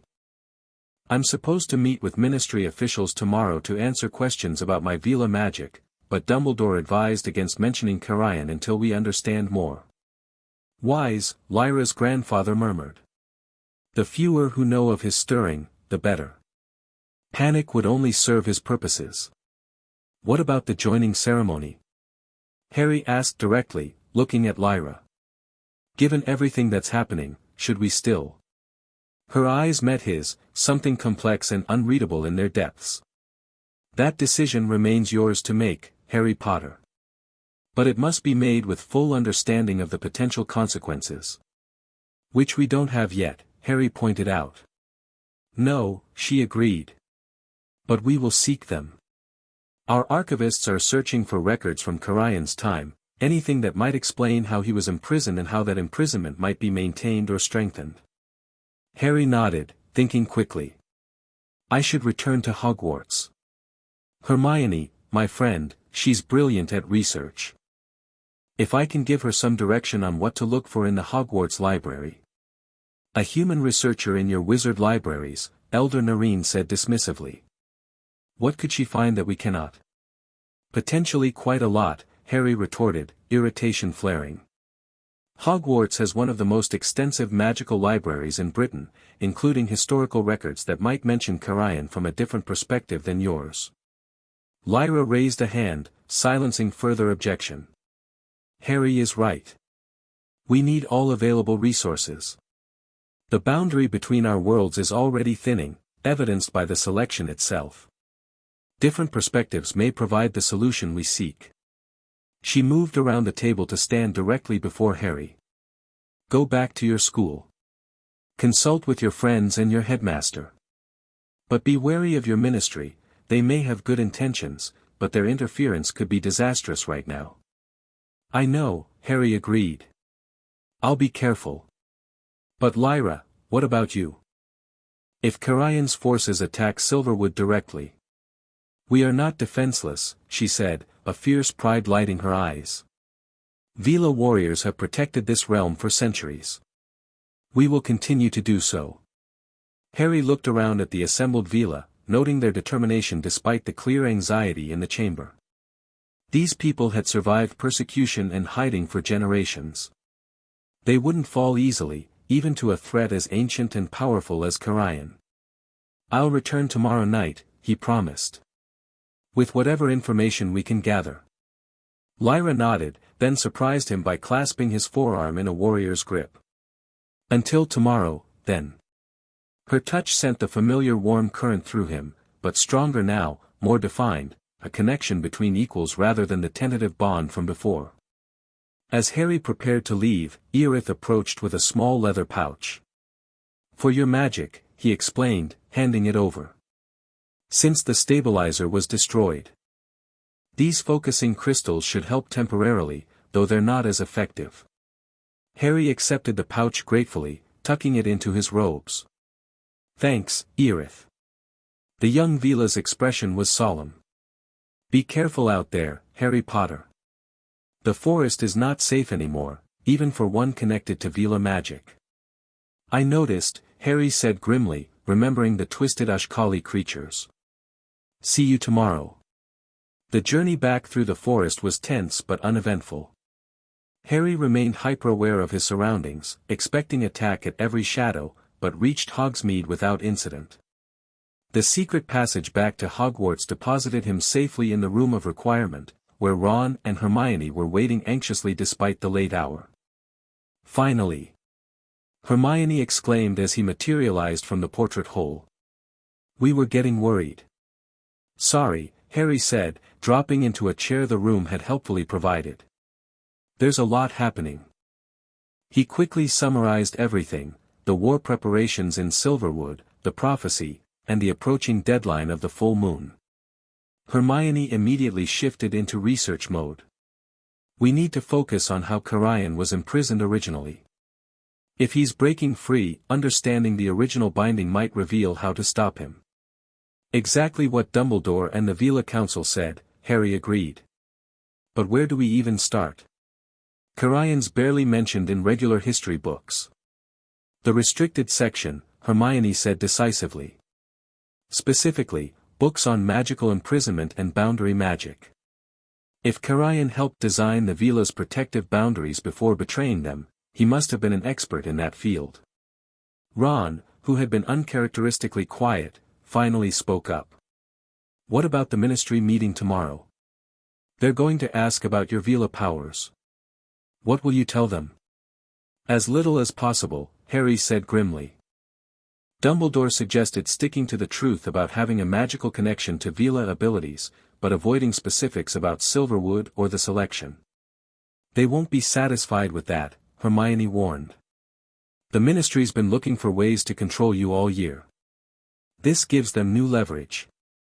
I know, Harry sighed, running a hand through his hair. But I don't have much choice. I can't risk leading them to Silverwood, especially now with Karayan's forces active in the forest. They talked for another hour, strategizing for both the ministry meeting and their research plans.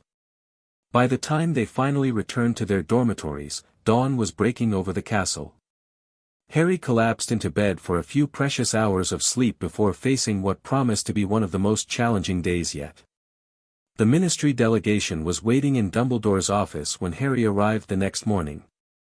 Minister Scrimgeour himself sat opposite the headmaster, flanked by Percy Weasley and an austere which Harry didn't recognize. Two Aurors stood near the door, including Tonks, who gave Harry a subtle wink as he entered.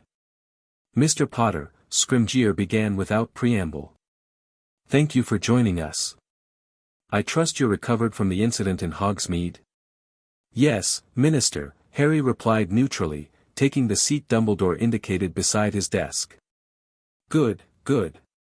Scrimgeour leaned forward, his yellowish eyes intense behind wire-rimmed glasses. Now, perhaps you can explain exactly what happened during the attack. Witnesses report you displaying abilities inconsistent with standard human wizardry. Harry glanced at Dumbledore, who nodded almost imperceptibly. I used Veela magic to fight the creatures that were attacking students, he said simply. Veela magic, the austere witch repeated, her quill poised over an official-looking form. And how did you come to possess such magic, Mr. Potter? Do you claim Veela ancestry? No, Harry said firmly. It's a magical connection, not a bloodline. I encountered Veela magic several weeks ago, and it responded to me. Responded how, exactly? Scrimgeour pressed. Harry chose his words carefully. It recognized something compatible in my own magic. A resonance of sorts. Fascinating, the witch murmured, scribbling rapidly. And where did this encounter take place? With which Veela community? Here was the first dangerous question. In the Forbidden Forest, Harry answered truthfully. I'd rather not specify details about the Veela involved. They value their privacy. Scrimgeour's eyebrows rose. Mr. Potter, this isn't a matter of social discretion. Unregistered magical communities within Britain's borders fall under ministry jurisdiction. If there are Veela living in the Forbidden Forest, we need that information.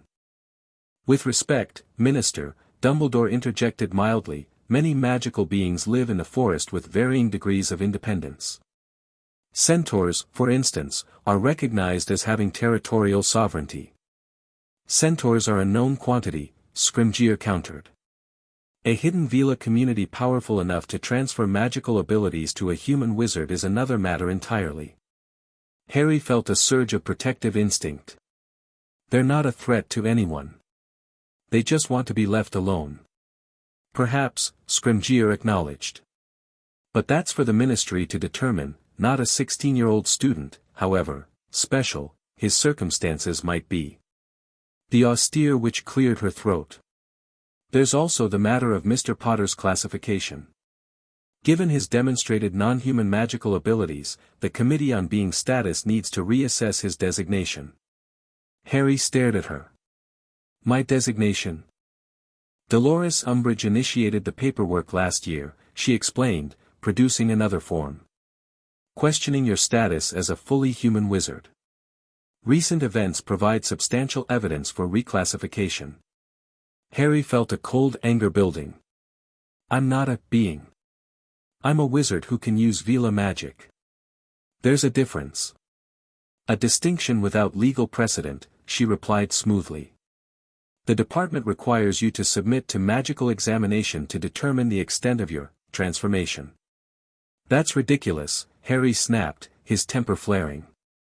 He felt the now familiar surge of Veela magic responding to his emotions, and one of the silver instruments on Dumbledore's desk began to vibrate ominously.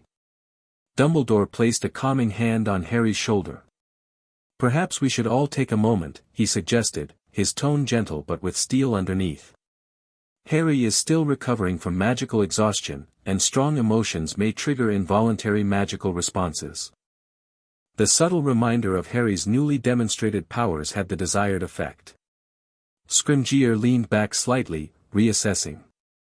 Of course. We wouldn't want a demonstration in these close quarters. The tension eased marginally, and Harry took a deep breath, using Earith's training to calm the magic stirring within him. Let me be clear, Minister, Dumbledore continued, his voice pleasant but firm. Harry remains a student at Hogwarts under my protection. Any examinations or reclassifications would require both my approval as his magical guardian and appropriate legal proceedings, which I would contest vigorously. Scrimgeour's expression hardened. The Ministry has a responsibility to regulate magical beings and powers, Dumbledore. Potter's new abilities present unknown risks. Risks that were demonstrated to be beneficial during the Hogsmeade attack, Dumbledore pointed out. By all accounts, Harry saved numerous lives with his actions. This time, Scrimgeour acknowledged.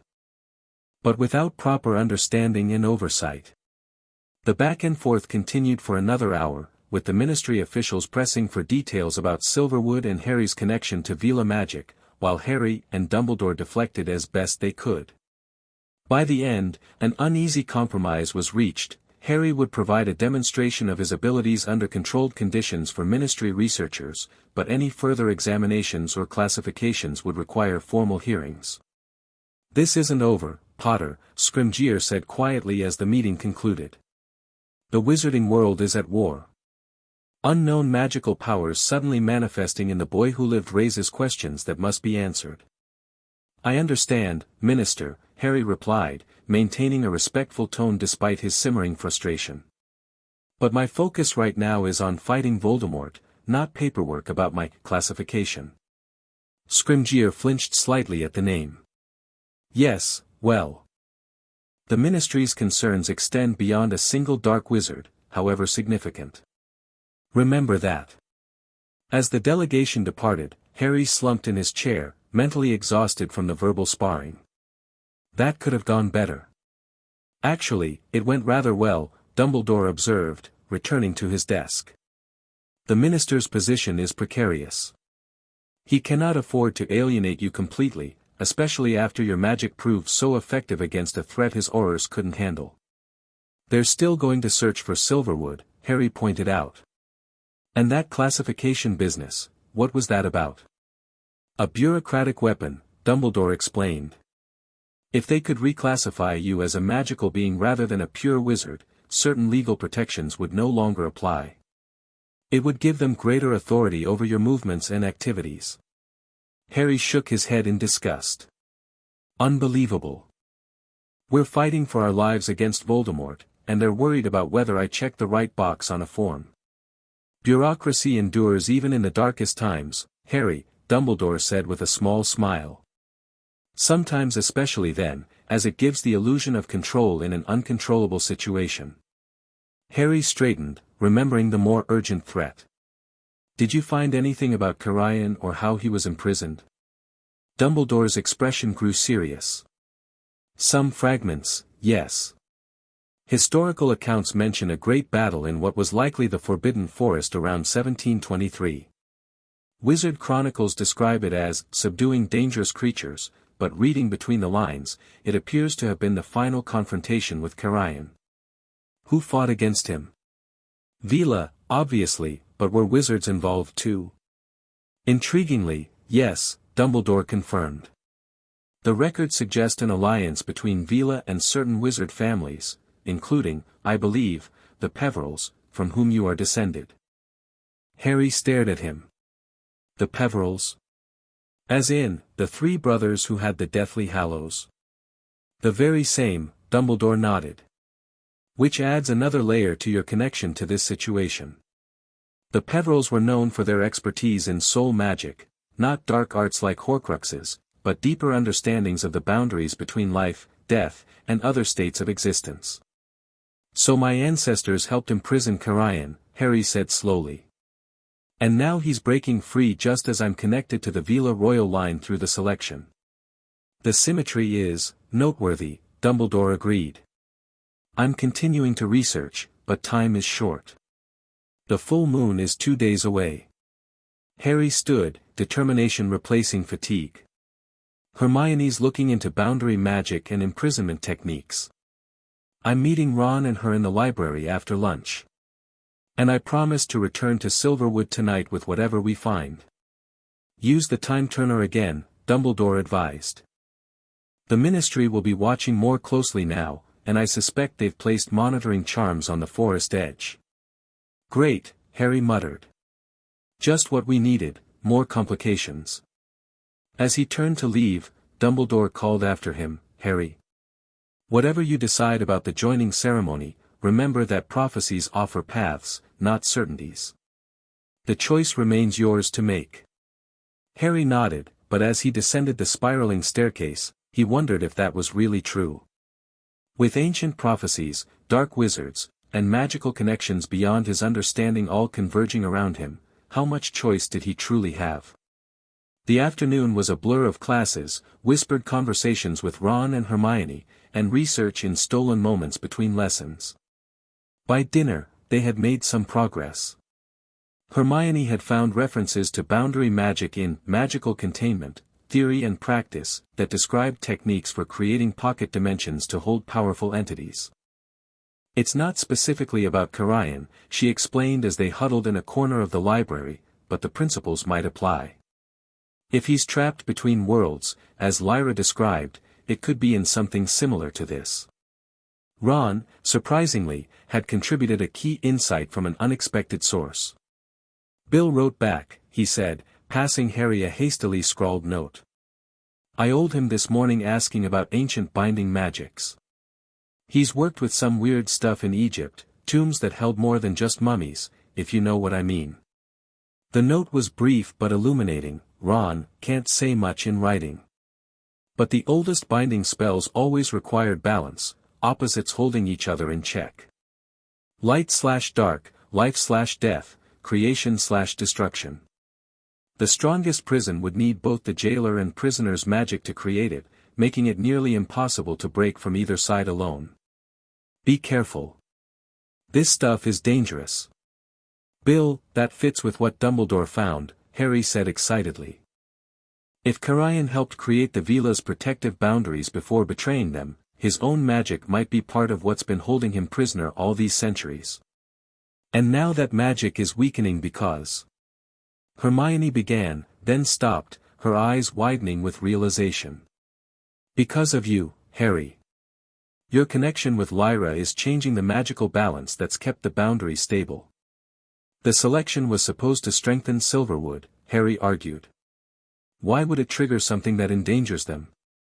Maybe it doesn't, Hermione replied thoughtfully. Maybe the selection happened precisely because the boundaries were already failing. A response to the threat, not the cause of it. It was a comforting theory, but Harry wasn't entirely convinced. The prophecy suggested a more direct connection between the joining ceremony and the door between worlds opening. Their research was interrupted by an unexpected visitor, Professor McGonagall, looking harried and displeased. Potter, she said briskly, the ministry delegation wishes to observe your magical demonstration now. They're waiting in the Great Hall. Harry exchanged alarmed glances with his friends. Now. We didn't agree to a specific time.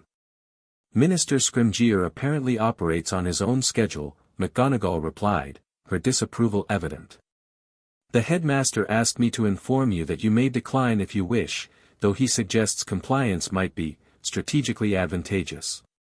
Harry understood the subtext. Playing along might keep the ministry distracted while they continued their more important research. Fine, he sighed. I'll do their demonstration. We're coming too, Ron said immediately, standing alongside Hermione. McGonagall didn't object, merely turning on her heel with an expectation they would follow. The Great Hall had been cleared of its usual tables, with a large circular space in the center surrounded by ministry officials, several professors, and a scattering of senior students who had apparently been granted permission to observe. Scrimgeour stood with the austere witch from the morning meeting, along with two wizards in Department of Mysteries robes. Ah, Mr. Potter, the minister said as they entered. Thank you for accommodating our request. We've prepared a controlled environment for you to demonstrate the extent of your new abilities. Harry noted the presence of various magical measuring devices around the perimeter of the circle, plus what appeared to be containment runes sketched on the floor. What exactly do you want me to do? He asked warily. One of the unspeakables stepped forward. Simply demonstrate the Veela abilities you manifested in Hogsmeade. We'll record the magical signatures and energy patterns for analysis. It seemed straightforward enough, but Harry sensed an ulterior motive. Still, with Dumbledore and McGonagall present, he doubted they could try anything too devious. All right, he agreed, moving to the center of the circle. I should warn you, I'm still learning to control this magic. It responds to emotions, especially strong ones. Duly noted, the unspeakable replied, adjusting one of the instruments. Whenever you're ready. Harry took a deep breath, centering himself as Eorith had taught him. He reached for the Veela magic that now flowed alongside his own, calling it forward deliberately rather than letting it surge in response to emotion. The transition was smoother than in Hogsmeade, a controlled shift rather than an explosive release. Blue-white flames appeared around his hands and forearms, casting eerie light across the great hall. He felt his vision sharpen, colors becoming more vivid as the partial transformation extended to his eyes. Gasps and murmurs rippled through the observers. The measuring devices whirred and pulsed, recording the magical output. "Fascinating," one of the unspeakables muttered, scribbling notes. "Not transformation in the traditional sense, more like channeling." The base magical signature remains consistent with his established profile, but with a secondary harmonic overlaid. Harry maintained the state, demonstrating simple manipulations of the flames, shaping them into spheres, directing them in controlled arcs, intensifying and diminishing their brightness at will. "Can you demonstrate the offensive capabilities?" Scrimgeour requested. "Without damaging the hall, of course." Harry hesitated, then nodded. He focused on a point in the air about 10 feet away and released a concentrated blast of blue fire. The flames shot forward in a perfect column, stopping precisely at the target point before dissipating. The control he displayed impressed even himself. His training with Earith was paying off, allowing precision that had been impossible just weeks earlier. "What other abilities have manifested?" the austere witch inquired. "Veela are known for flight, allure, transformation." "I can't fly," Harry said immediately. "The allure isn't something I can control or use. And the transformation is only partial, as you can see." "Enhanced physical abilities," one of the unspeakables pressed. "Speed, strength, reflexes." Harry demonstrated these more reluctantly, performing a series of movements at speeds no ordinary human could match. He deliberately held back, showing enough to satisfy their curiosity without revealing the full extent of what he could do. After about 20 minutes of increasingly specific requests, Dumbledore finally intervened. "I believe that's sufficient for an initial assessment. Mr. Potter is still recovering his magical reserves from the Hogsme incident." Harry gratefully let the flames subside, feeling the drain of sustained magical output. The focusing crystals Earith had given him helped, but they weren't as effective as the silver bracelet had been. "Most impressive," Scrimgeour acknowledged, though his expression remained calculating. "You seem to have developed remarkable control in a short time." "I've been practicing," Harry replied simply. "With whom?" the austere witch asked immediately. "Who's training you in these abilities?" Before Harry could formulate a safe response, a commotion at the entrance to the great hall drew everyone's attention. Filch burst in, his face pale with alarm. "Intruders," he gasped. "At the forest edge. Strange creatures attacking the groundskeeper's hut." Harry's heart sank. "Oshkali. Here at Hogwarts." Dumbledore's response was immediate. "All students return to your dormitories. Minerva, alert the staff. Minister, I believe your orders may be needed." The hall erupted into controlled chaos as people moved to follow instructions. Harry turned to Ron and Hermione. "It's them," he said quietly. "The same creatures from Hogsmeade." "Carrion's forces," Hermione whispered back. "But why attack Hogwarts directly?" Harry had a sickening realization. "They're not after Hogwarts. They're after me." The Death Eater in Hogsmeade said, "The Master will be pleased to know the Veela's chosen has revealed himself." Before his friends could respond, Scrimgeour approached, flanked by Aurors. "Potter, you're to remain inside the castle under guard. These creatures appeared after your magical demonstration, the timing may not be coincidental." Harry bristled at the implication. "I didn't summon them, if that's what you're suggesting. But I can help fight them. My Veela fire is effective against them when normal spells aren't."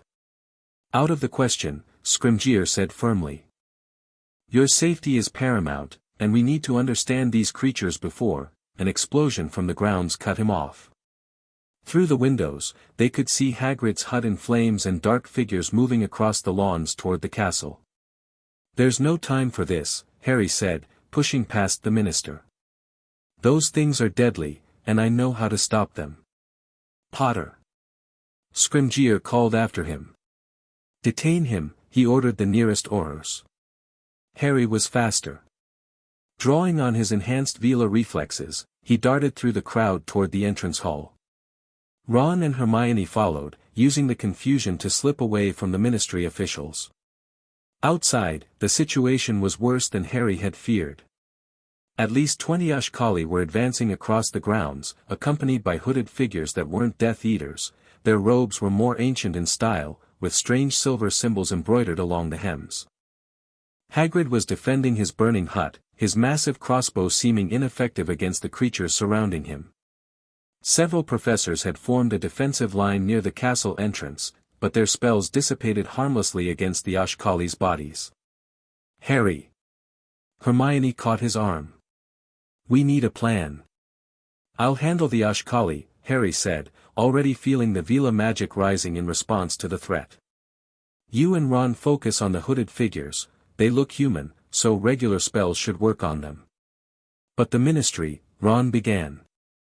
Doesn't matter now, Harry cut him off. People are in danger. Without waiting for further discussion, Harry sprinted toward Hagrid, calling the blue fire to his hands as he ran. The transformation came easier now, his body adapting to the Veela magic flowing through it. Flames erupted around his arms, and his vision sharpened to crystal clarity. Hagrid, get down, he shouted as he approached. The half-giant turned, eyes widening at Harry's transformed appearance, but had the sense to duck as Harry unleashed a wave of blue fire that swept over the nearest Ashkali. They shrieked and disintegrated, leaving nothing but drifting ash. Blimey, Harry! Hagrid exclaimed, scrambling to his feet. What are these things? Long story, Harry replied, scanning for the next threat. Get back to the castle, these creatures are after me, not you. Not bloody likely, Hagrid growled, hefting his crossbow.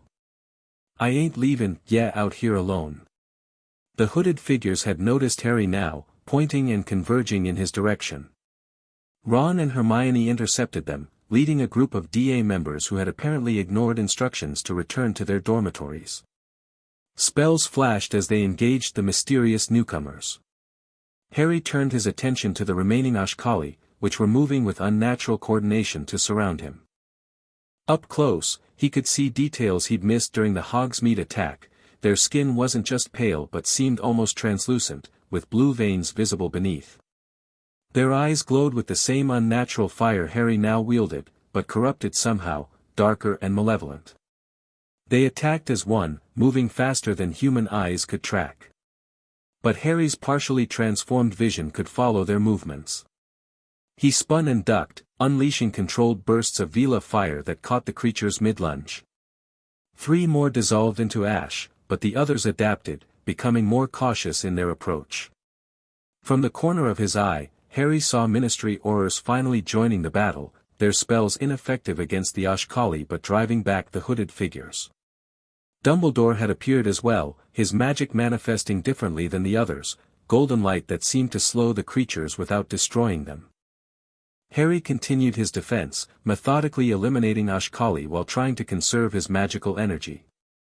The focusing crystals helped, but he could feel them growing hot in his pocket as they channeled more power than they were designed to handle. Just as victory seemed possible, a new figure appeared at the forest edge, taller than the others, wearing robes of midnight blue with silver runes that seemed to shift and move across the fabric. Though hooded like the others, there was an aura of command about this newcomer that sent a chill down Harry's spine. The figure raised a hand, and the remaining Ashkali immediately broke off their attack, retreating to form a protective circle around their leader. Harry Potter, called a voice that seemed to echo from somewhere beyond normal space, familiar yet alien. The Veela's chosen. At last we meet. Harry felt his scar pulse with pain, though different from the sensation Voldemort caused, colder, more ancient. Carian, he called back, moving forward cautiously. Or someone working for him. A sound like broken glass grinding together emerged from the hooded figure, laughter, Harry realized with disgust. Clever boy. Not fully Carian, no, merely his voice, his extension into this realm. For now. The figure gestured, and the battle around them seemed to pause, as if time itself hesitated. You've made quite a spectacle of yourself, haven't you? Displaying Veela magic for all to see. The princess can't be pleased with such indiscretion. What do you want? Harry demanded, maintaining a defensive posture, flames still dancing around his hands. The same thing you do, the figure replied. Completion. Fulfillment of potential. The joining of powers long separated. I'm nothing like you, Harry retorted. No. The hood tilted slightly. We both exist between worlds, Harry Potter. You, caught between wizard and Veela magic. Me, trapped between life and death. Both of us seeking resolution. Harry felt the truth in those words, which made them all the more disturbing. You slaughtered the Veela. Why would I help someone who tried to wipe out an entire people? Necessary sacrifices for greater purpose, the figure dismissed with a wave. As all great magic requires. Your own survival as an infant came at your mother's sacrifice, did it not?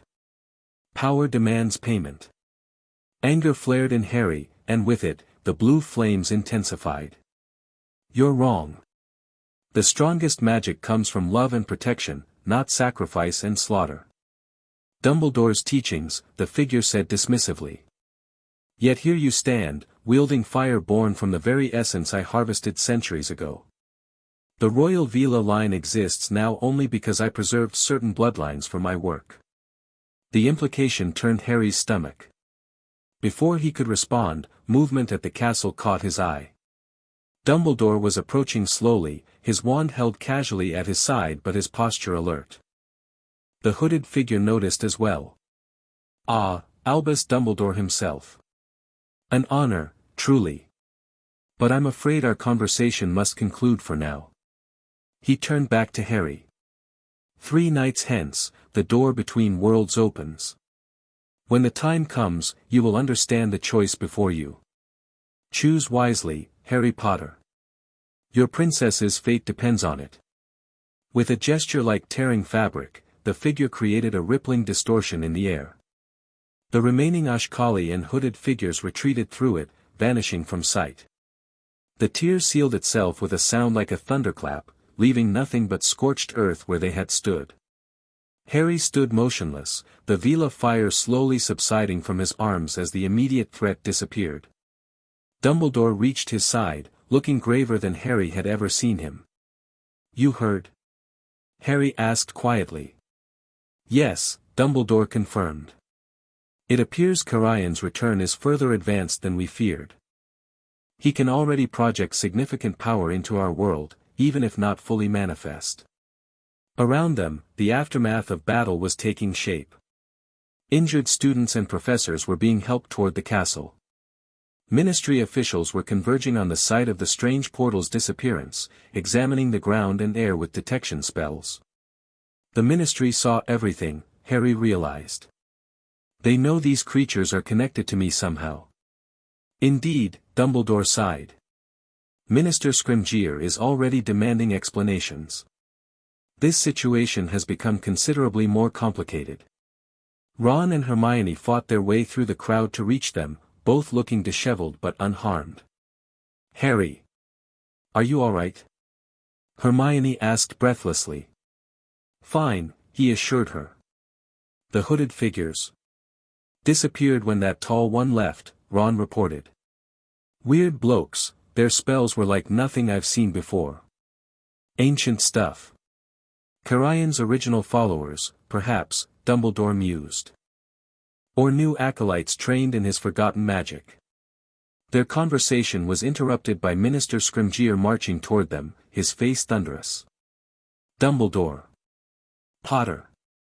I demand an explanation immediately. What were those creatures, and why did their leader address Potter by name? Dumbledore stepped subtly in front of Harry.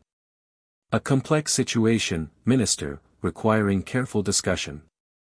Perhaps we should continue this conversation in my office, away from curious ears.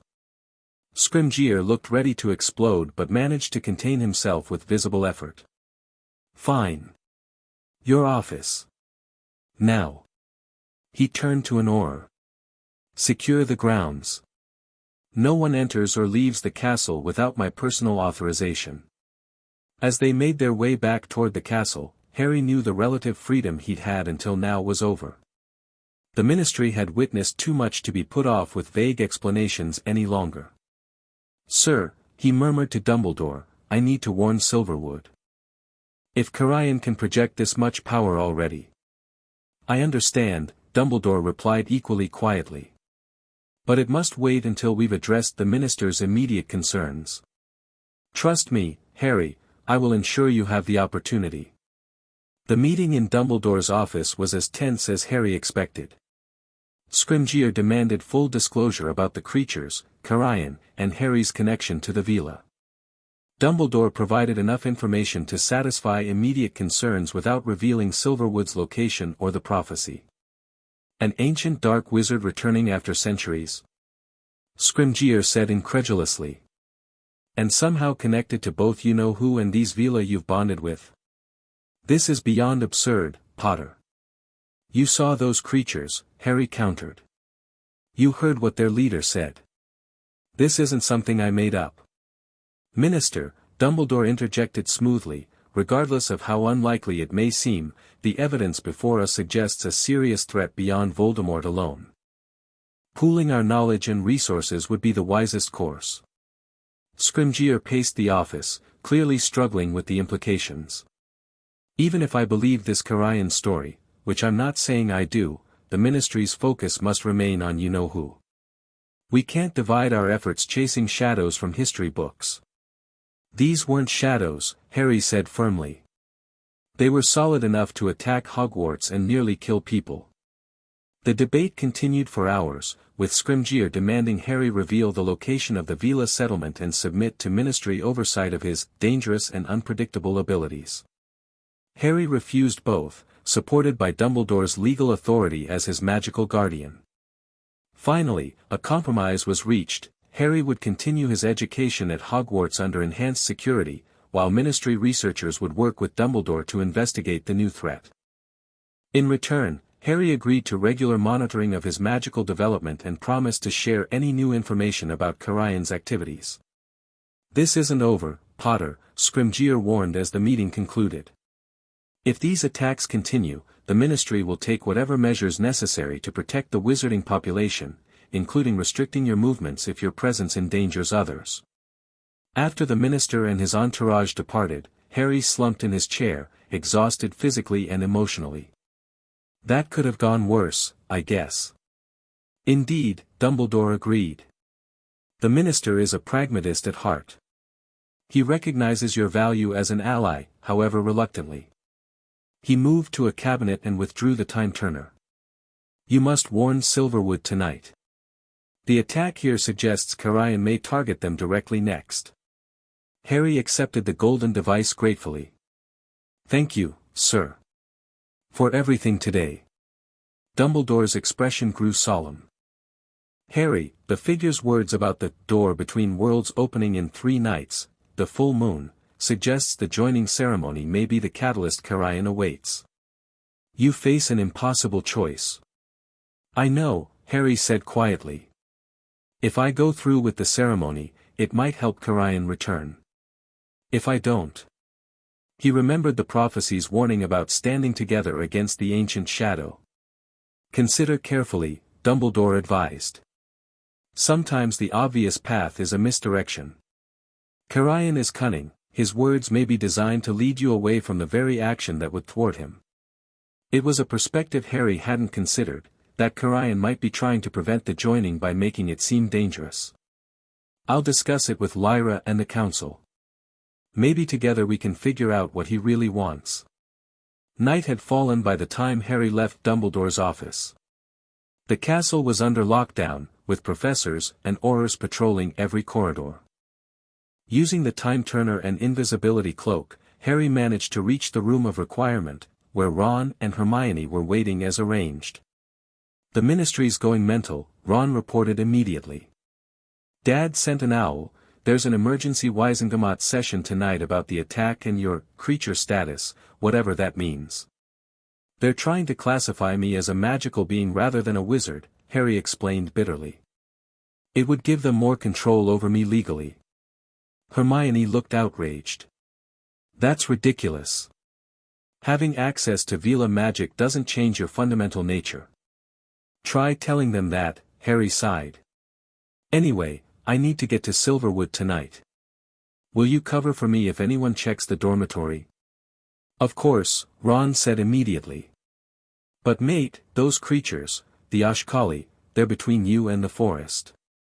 The grounds are crawling with horrors too. I'll use the passage through here again, Harry decided, gesturing to the portrait that had provided his escape route before. It leads to Hogsme, and I can circle around to approach the forest from a different direction. You shouldn't go alone, Hermione insisted. Not with Carian's forces active in the area. I have to, Harry said firmly. You two would be stopped at Silverwood's boundary anyway, and I need you here researching how Carian was imprisoned originally. About that, Hermione said, brightening slightly.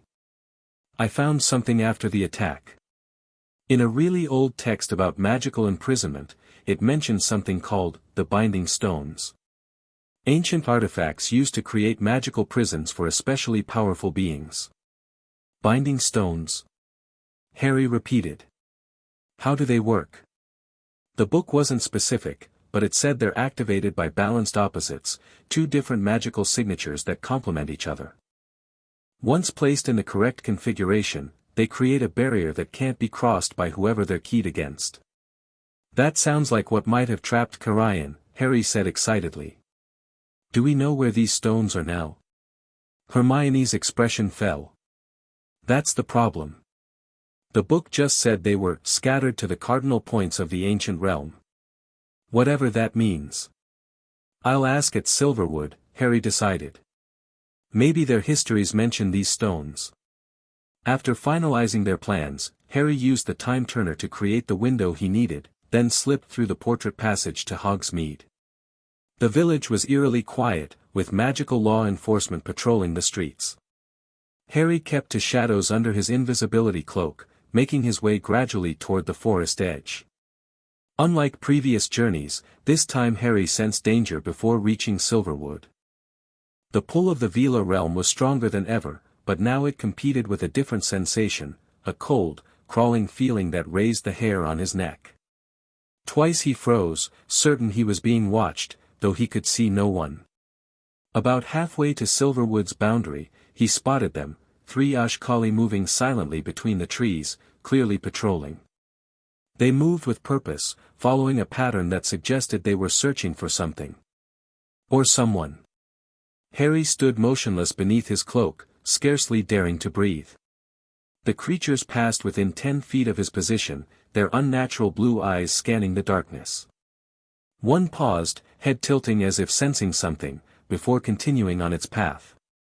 Once they were gone, Harry changed direction, taking a longer route that added nearly an hour to his journey but allowed him to avoid further patrols. When he finally reached the boundary to Silverwood, he was alarmed to see it had deteriorated further, the one subtle shimmer now rippled visibly, like fabric caught in a strong breeze. Passing through sent a jolt of discomfort through his body, a far cry from the gentle sensation of previous crossings. Inside, Silverwood was in full defensive mode. Armed Veela patrolled in groups, and magical wards glowed visibly around the perimeter of the settlement.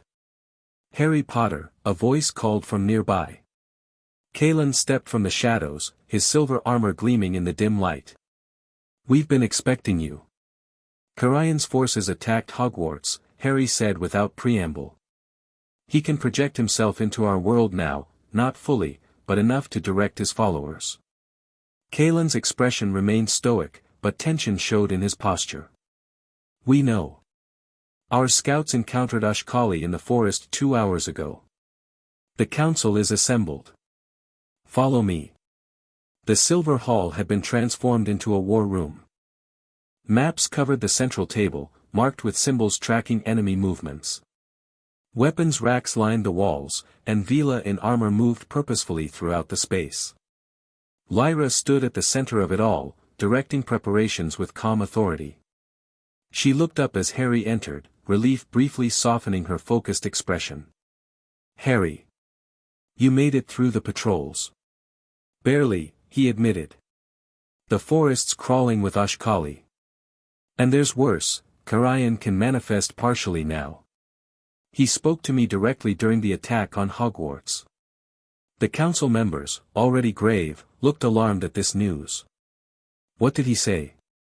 Lyra's grandfather asked, his voice weaker than ever.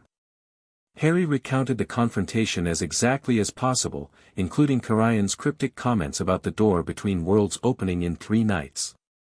"The full moon," Elder Nareen said grimly. "The time of the joining ceremony. This confirms our worst fears, the ritual would complete his return." "Or prevent it," Lyra countered.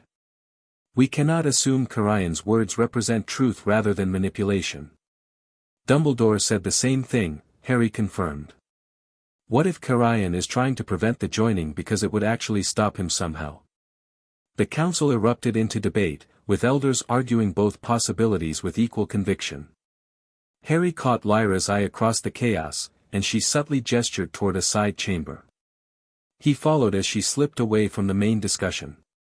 The chamber was small, clearly used for private consultations during council sessions. Once inside with the door closed, Lyra's formal demeanor softened slightly. "The council has been arguing like this for hours," she said, a hint of frustration breaking through her composed exterior. "Half believe the joining would trigger Karayan's return, half believe it would prevent it. Neither side has convincing evidence." "What do you believe?" Harry asked directly. Lyra paused, considering her answer carefully. "I believe the selection chose you for a reason. That our magics are meant to work together against this threat, not remain separate." She met his gaze directly. "But I also know the risk is enormous. If we're wrong, everything falls to endless night," Harry finished, quoting the prophecy. "Cheerful options all around." Despite the gravity of the situation, Lyra's lips quirked in a small smile. "Indeed." She moved to a small table where a worn leather book lay open. "Our archivists found this in the oldest section of our records. It mentions artifacts called the Binding Stones, used in Karayan's imprisonment." Harry's pulse quickened. Hermione found references to those too. But her source didn't say where they are now. "This account is incomplete as well," Lyra said, frustration evident. "It says the stones were placed at the 4 corners of the hidden realm, but doesn't specify their exact locations. It does mention they were marked with the ancient Veela royal symbol." "What symbol is that?" Lyra traced a pattern in the air, a circle bisected by a vertical line, with flame-like curves extending from the top. "It would be carved into stone markers, possibly concealed by centuries of growth or erosion." Harry frowned, thinking. If the binding stones are what's keeping Karayan imprisoned, even partially, finding them might be crucial. "But we have less than 3 days before the full moon, and the forest is crawling with Ashkali." "I've already sent scouts to search," Lyra said. "But the hidden realm could refer to Silverwood's original boundaries, which were much larger than our current settlement." They were interrupted by Eorith bursting into the chamber, his expression urgent. "Princess! Harry! You're needed immediately. Our eastern boundary patrol hasn't reported in, and the wards are showing disturbances." They rushed back to the main hall, where the atmosphere had shifted from planning to immediate action. Kalen was organizing warriors into squadrons, while the council elders worked complex magic over the central table, where a glowing representation of Silverwood's boundaries pulsed with alarming red sections. "Eastern sector compromised," one of the elder mages reported. "The magic is being systematically dismantled, not broken, but unraveled with precision." "Karayan knows the boundaries because he helped create them," Harry realized aloud. Lyra's face hardened into resolve. "Prepare full defensive positions. Evacuate the children and elders to the Heart Tree Sanctum." As the Veela mobilized, Harry felt a strange pressure building in his head, not pain exactly, but an increasing awareness of something wrong. The magic of Silverwood itself seemed to be crying out in distress. "They're coming," he said, certain beyond reason. "Lots of them. Not just Ashkali, something worse." Lyra didn't question his certainty. "How long?" "Minutes, not hours." She nodded once, then turned to address the gathered Veela. "The enemy approaches. Take your positions. Defenders to the eastern boundary, mages to the wardstones. Move." The efficiency of their response impressed Harry. Within moments, warriors were moving toward the threatened boundary while non-combatants evacuated toward the center of the settlement. Lyra herself donned light armor presented by an attendant, strapping the sword Harry had noticed earlier to her hip. "You should go with the evacuees," she told Harry. "You're likely Karayan's primary target." "No chance," Harry refused immediately. "I can fight. My Veela fire is effective against the Ashkali." Lyra studied him briefly, then nodded. "Stay with my unit, then. We'll hold the primary approach." Harry followed her outside, where Veela warriors were taking positions along what appeared to be prepared defensive lines. Many carried bows with silver-tipped arrows, while others wielded spears or curved blades. Some, like Lyra, showed signs of partial transformation, eyes glowing, features sharpening, flames flickering around their hands. The pressure in Harry's head intensified, and with it came a certainty of imminent attack. He summoned his own Veela fire, the blue flames erupting around his hands without conscious effort. The transformation felt more complete than ever, his vision sharpening dramatically, his reflexes accelerating, strength flowing through his muscles. "They've breached the outer ward," called a Veela mage from a platform above. "Multiple entry points, eastern perimeter." Moments later, they appeared, Ashkali flowing through the trees like living shadows, dozens of them moving with coordinated precision. Behind them came the hooded figures Harry had seen at Hogwarts, and others he hadn't, larger, misshapen creatures that seemed cobbled together from different beings, their movements jerky but powerful. "Arcane constructs," Lyra muttered, seeing Harry's questioning glance. "Karayan's advanced creations, part flesh, part magic, all abomination." The Veela archers released their first volley, silver arrows that burst into white flame as they flew. The Ashkali struck fell to ash, but the constructs merely staggered, pulling arrows from their bodies with disturbing indifference to pain. "Focus on the Ashkali," Lyra commanded Harry. "Our warriors know how to handle the constructs." The battle erupted in earnest. Harry lost track of time as he fought alongside the Veela, his blue fire destroying Ashkali while Veela warriors engaged the constructs with silver weapons and their own flame abilities. The hooded figures hung back, working complex magic that tested Silverwood's defenses. Despite their preparation, the defenders were gradually pushed back toward the heart of the settlement. The enemy forces seemed endless, for each Ashkali destroyed, 2 more appeared from the forest. The constructs proved difficult to kill, requiring multiple Veela working in concert to bring one down. Harry fought until his muscles screamed with exhaustion, the Veela magic within him responding to the desperate situation by pushing his body beyond normal human limits. Beside him, Lyra fought with deadly grace, her sword leaving trails of white fire as it cut through enemies. Just as it seemed they might stabilize the situation, a new threat appeared, the tall figure in midnight blue robes who had addressed Harry at Hogwarts. He strode through the battle untouched, Ashkali and constructs clearing a path before him. The princess and her chosen, fighting side by side, the figure called, his unnatural voice cutting through the chaos of battle. "How touching! And ultimately, how useful to my purposes." Lyra stepped forward, her sword raised. "You are not welcome in Silverwood, servant of Karayan. Begone or be destroyed." The figure made that horrible glass-grinding laugh again. "Brave words from the last of a dying line. Your ancestors made the same threats before I harvested their essence." Harry moved to stand beside Lyra, blue flames intensifying around his arms. "You're not fully here," he challenged. "Just a projection. Your master is still trapped. For now, the figure agreed. But soon, when the door opens. He raised his hands, and the air between them distorted, showing a vision of an ancient stone temple deep in the forest, surrounded by 4 standing stones. The gateway temple awaits. When the moon rises full, the final barrier will fall. Whether you complete your joining or not, Karayan returns. The only question is whether you live to see it. With a sudden gesture, the figure sent a wave of cold blue energy outward. Harry instinctively raised his hands, meeting the attack with Veela fire. The magics collided with a thunderous report, cancelling each other momentarily.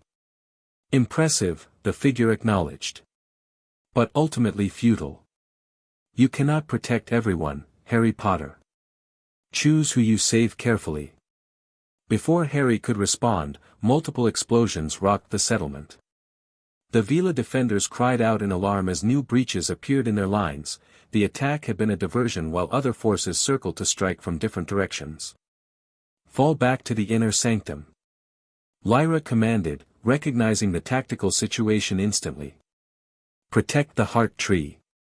As the defenders regrouped, the figure made another gesture.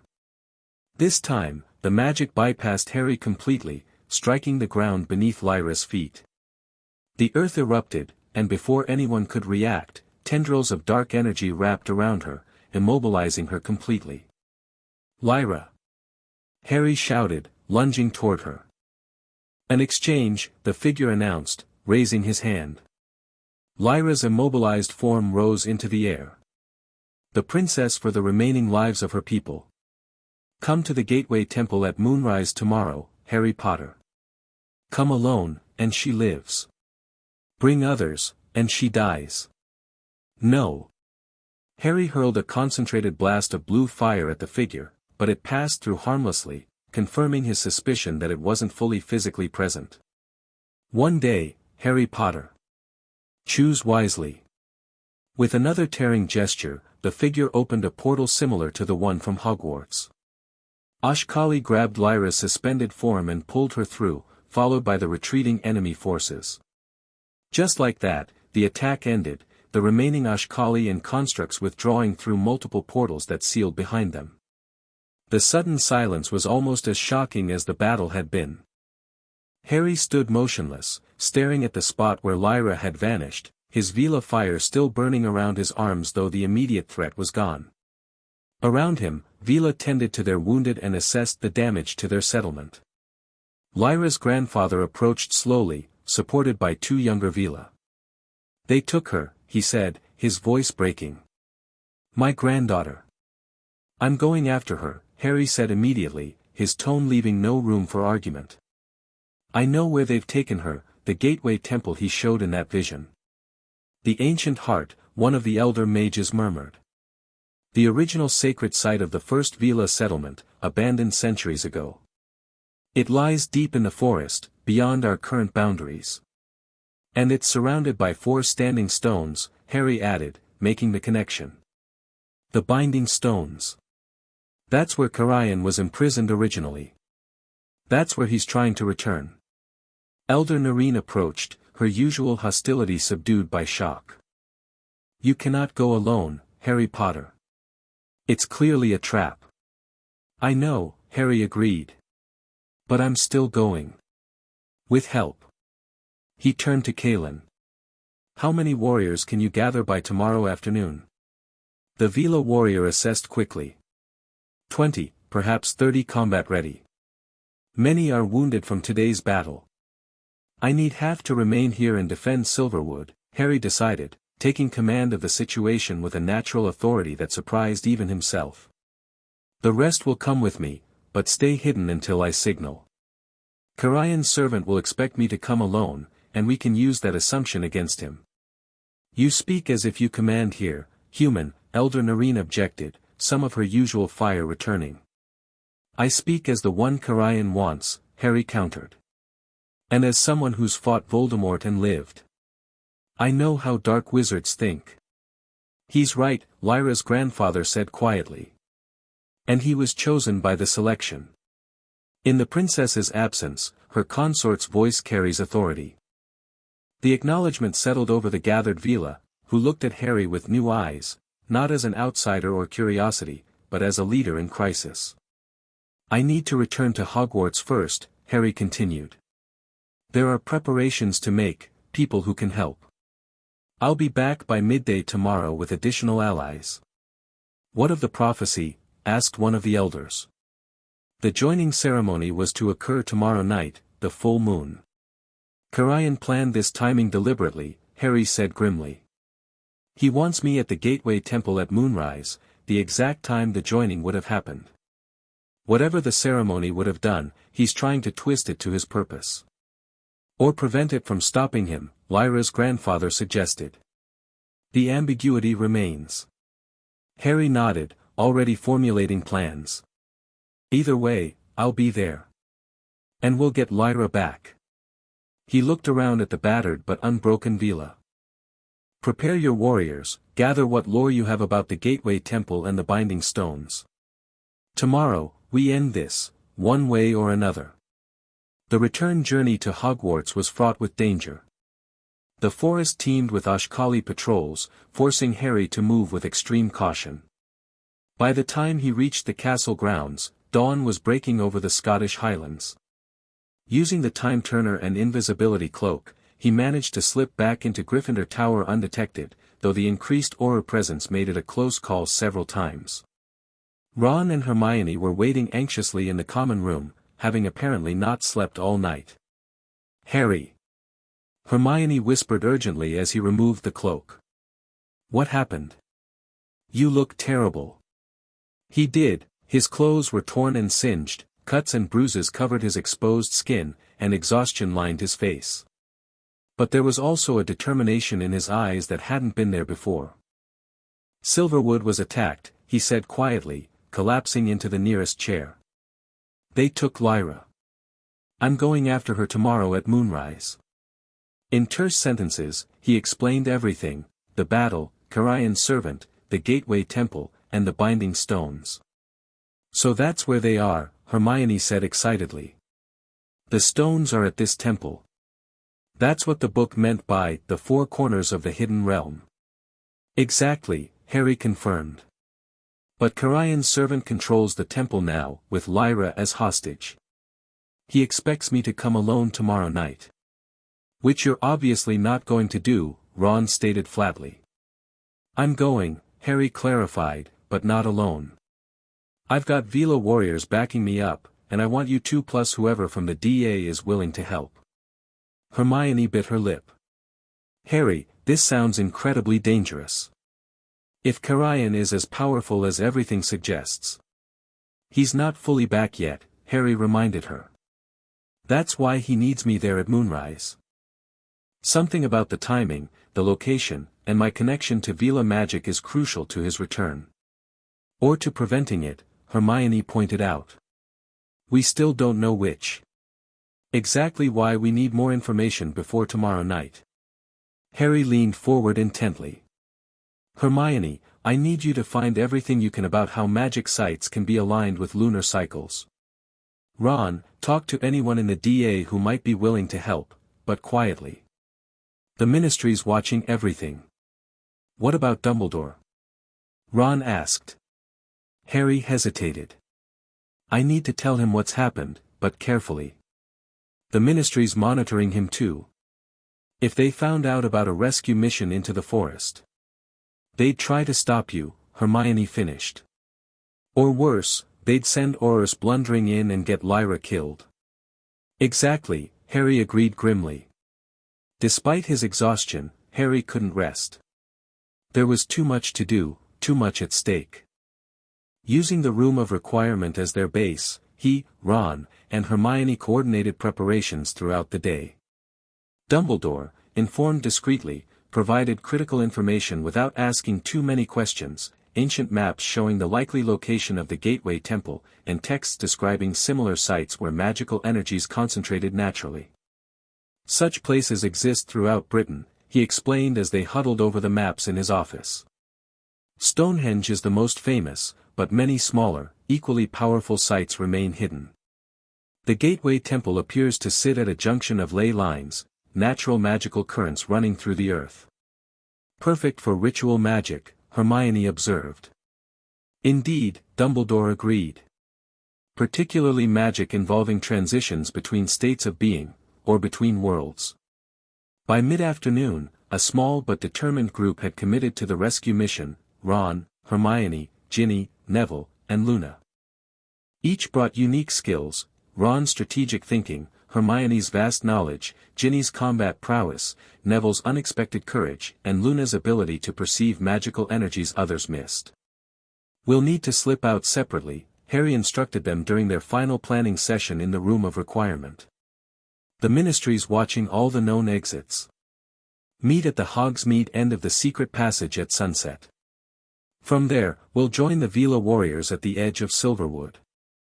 "What about the Ashkali?" Neville asked. "You said regular spells don't work well against them." "I've been working on that," Hermione replied, displaying a set of small crystal vials containing blue-silver liquid. "Based on Harry's description of how Veela fire affects them, I created these. They're essentially condensed fire potions with a similar magical signature. Should have the same effect." Harry raised an eyebrow, impressed. "How did you manage that?" Hermione looked slightly embarrassed. "I might have borrowed a few hairs from your pillow. They've absorbed enough Veela magic from proximity to you that I could use them as a catalyst." "Brilliant," Ron declared, examining the vials. "Scary, but brilliant." As sunset approached, Harry made a final visit to Dumbledore's office. The headmaster had provided invaluable assistance throughout the day while maintaining plausible deniability about Harry's exact plans. "I believe I've found something significant," Dumbledore said as Harry entered. "A reference to Carian's imprisonment that mentions a ritual reversal." "Ritual reversal?" Harry repeated, hope stirring. "You mean a way to strengthen his prison instead of releasing him?" "Precisely," Dumbledore confirmed. According to this account, Carian was imprisoned using a combination of Veela royal magic and the blood sacrifice of a Peveril ancestor, magic from both sides of the conflict, creating perfect balance. Harry absorbed this, pieces clicking together. "So to reverse his return, we'd need the same combination, Veela royal magic and the blood of a Peveril descendant." He paused, realization dawning. "Which would be me?" "Indeed," Dumbledore said gravely. "The connection becomes clearer. The selection did not choose you randomly, Harry. Your bloodline, combined with Princess Lyra's royal Veela magic, creates the perfect opposition to Carian's power." "The joining ceremony," Harry breathed. "It wouldn't help Carian return, it would reinforce his prison by recreating the original binding." "That would be my conclusion as well," Dumbledore agreed. "Which explains why he has gone to such lengths to separate you from Princess Lyra on the night of the full moon. Alone, neither of you threatens him. Together, you represent his continued imprisonment." Harry's determination solidified into certainty. "Then I need to rescue Lyra and complete the joining ceremony at the Gateway Temple, at the center of the Binding Stones." "So it would seem," Dumbledore said, his eyes showing concern despite his calm tone. "But Harry, such magic is dangerous and unpredictable. The joining ceremony was meant to occur in Silverwood, under controlled conditions. Attempting it at the Gateway Temple, during a confrontation with Carian's forces. I don't see another option," Harry said grimly. "Carian's return would be catastrophic for both the Veela and the wizarding world. If there's a chance the joining can stop him, we have to try." Dumbledore studied him for a long moment, then nodded slowly. "Very well. But promise me you will exercise extreme caution, Harry. Dark wizards are masters of manipulation and deception. Carian has had centuries to plan his return." "I'll be careful," Harry promised. "But I'm getting Lyra back, one way or another." As Harry turned to leave, Dumbledore added quietly, "Remember, Harry, the strongest magic comes not from power, but from choice. Whatever happens at the Gateway Temple, the final decision must be yours and Princess Lyra's, freely made." The words followed Harry as he made final preparations, gathering the focusing crystals Aerith had given him and Hermione's fire potions. As he changed into clothes suitable for the mission ahead, he found himself touching the spot on his wrist where the silver stabilizer bracelet had been. So much had changed since he first stumbled upon Silverwood, his magic, his understanding of the wizarding world's history, and most significantly, his connection to Lyra. What had begun as an accidental magical bond had become something deeper, a partnership he hadn't anticipated but now couldn't imagine abandoning. The thought of her in Carian's clutches filled him with cold rage and fierce determination in equal measure. By sunset, Harry had evaded the Ministry Watchers and slipped through the secret passage to Hogsme, where his friends were gathering one by one. Together, they made their way toward the forest, Harry leading them confidently despite the growing darkness. "How exactly are we meeting these Veela warriors?" Ginny asked as they approached the forest edge. "Won't they attack us as intruders?" "They're expecting us," Harry assured her. "And they can sense my connection to Silverwood. They'll find us." Sure enough, they had barely entered the forest when silver-haired figures emerged silently from the shadows. Kalen led them, his expression grave but respectful as he greeted Harry. "Harry Potter. The council was unsure you would return as promised." "I keep my word," Harry replied simply. "These are my friends, the best fighters and brightest minds at Hogwarts. They've faced dark wizards before and survived." Kalen assessed the small group with a warrior's eye. "They seem young for battle." "So am I," Harry pointed out. "But we've all fought Voldemort and his Death Eaters. We know what we're doing." After brief introductions, Kalen led them deeper into the forest, where a larger group of Veela warriors waited in a well-concealed camp. Maps were spread on a makeshift table, showing the location of the Gateway Temple relative to Silverwood. "Our scouts report heavy enemy presence surrounding the temple," Kalen explained, indicating positions on the map. "Ashkali patrols, constructs guarding all approaches, and magical wards we cannot penetrate without detection." "What about Lyra?" Harry asked, the question that had been burning in him since her capture. "Have they seen her?" Kalen's expression tightened. "Briefly. She appears unharmed but restrained at the temple's center. Carian's servant remains with her constantly." Relief flooded Harry, she was alive, at least. "What's the temple like?" "Layout, access points." One of the scouts stepped forward, sketching quickly on the map. "Circular stone structure, partially collapsed. 4 entrances aligned with the cardinal directions, each guarded by what appears to be one of the binding stones you described. The center contains a raised platform, an altar of sorts, where the princess is being held." Harry studied the sketch, formulating a plan. "We need 3 teams. 1 to create a diversion on the far side from our approach. 1 to secure the perimeter and handle the Ashkali when they respond. And a small infiltration team to reach Lyra while the others are occupied." "Direct approach is suicide," Kalen objected. "Their numbers are too great, and the servant's power is considerable." "That's why we won't approach directly," Harry countered. "Hermione, show them the fire potions." Hermione displayed her creations, explaining how they might affect the Ashkali. The Veela were impressed, particularly when Harry demonstrated by activating one of the crystals, which burst into the same blue flame he could summon manually. "We can use these to create controlled fires at multiple points around the temple," Harry continued. "The Ashkali will investigate, thinning their numbers around our actual approach. Meanwhile, Luna can help us identify any hidden magical barriers." Luna nodded serenely. "I can see magic flows others miss. Daddy says it's because I was born during an oracular convergence." The Veela looked skeptical but didn't argue. Planning continued well into the night, with adjustments and contingencies developed for various scenarios. By the time they finished, a comprehensive strategy had emerged, risky but with reasonable chances of success if everything went as planned. "Rest now," Kalen advised as they concluded. "We move at midday to position ourselves. The temple is several hours' journey from here. Despite the urgency, Harry knew the warrior was right. Fighting exhausted would only lead to mistakes. He found a quiet spot at the edge of the camp and tried to settle his mind enough for sleep. Ginny approached, sitting beside him with uncharacteristic hesitation. "Are you okay? You seem different." Harry considered the question seriously. "I am different. The Veela magic has changed me, not just my abilities, but how I see things." He paused, knowing he owed her honesty.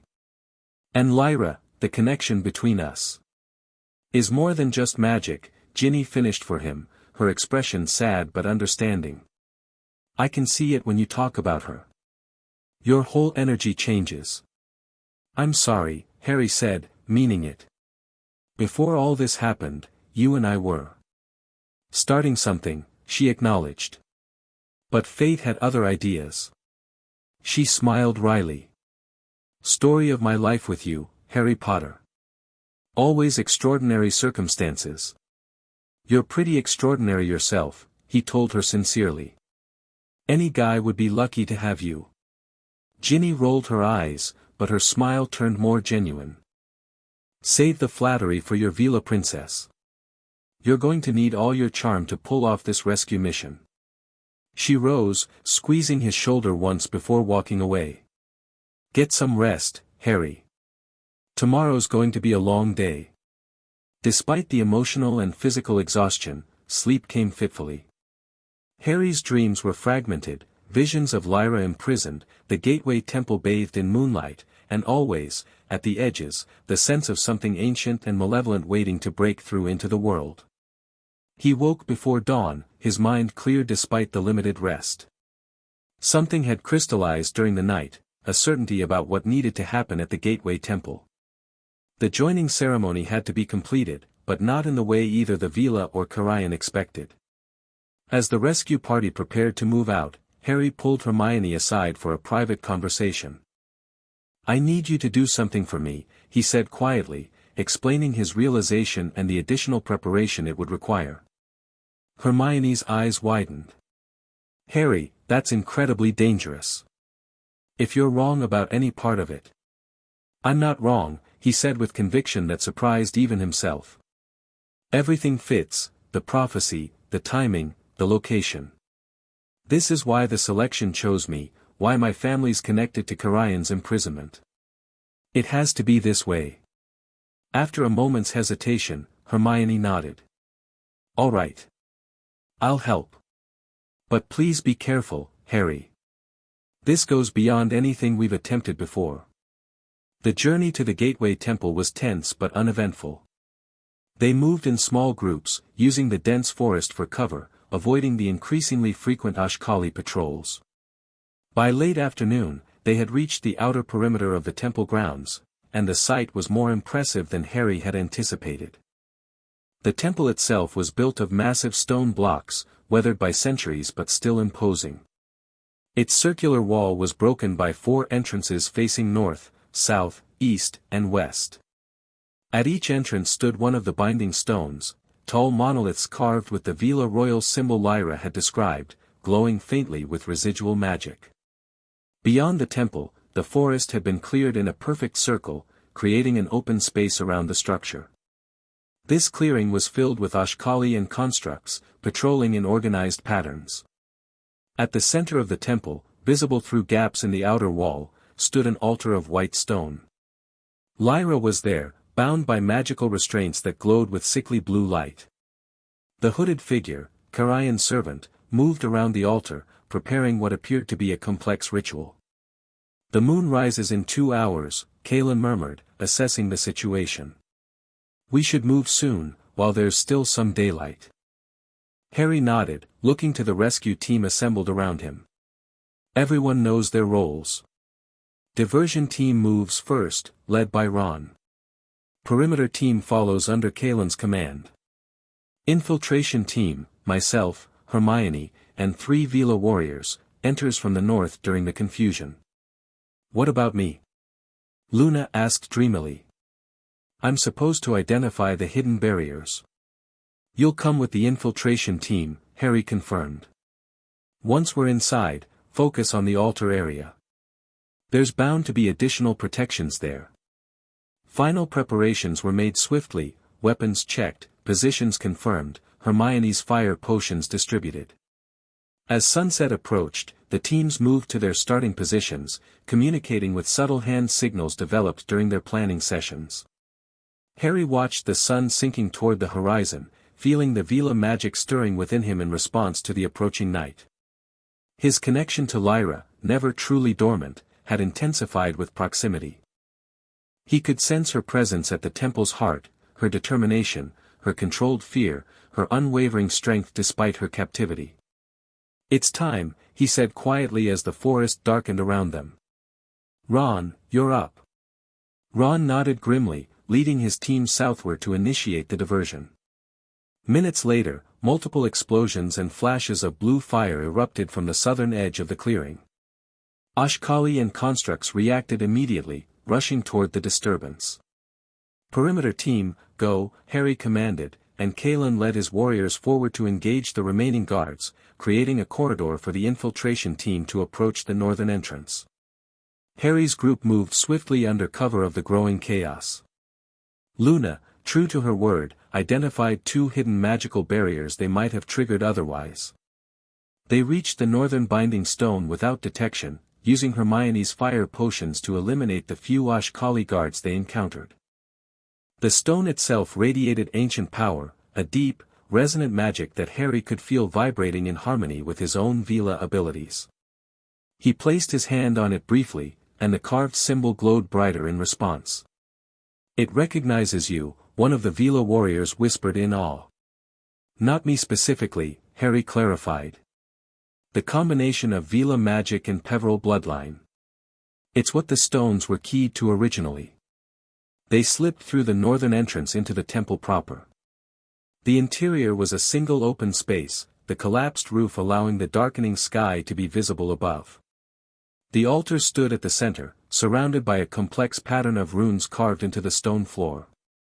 Lyra was still bound there, but now she was awake and alert, her eyes finding Harry's immediately across the distance.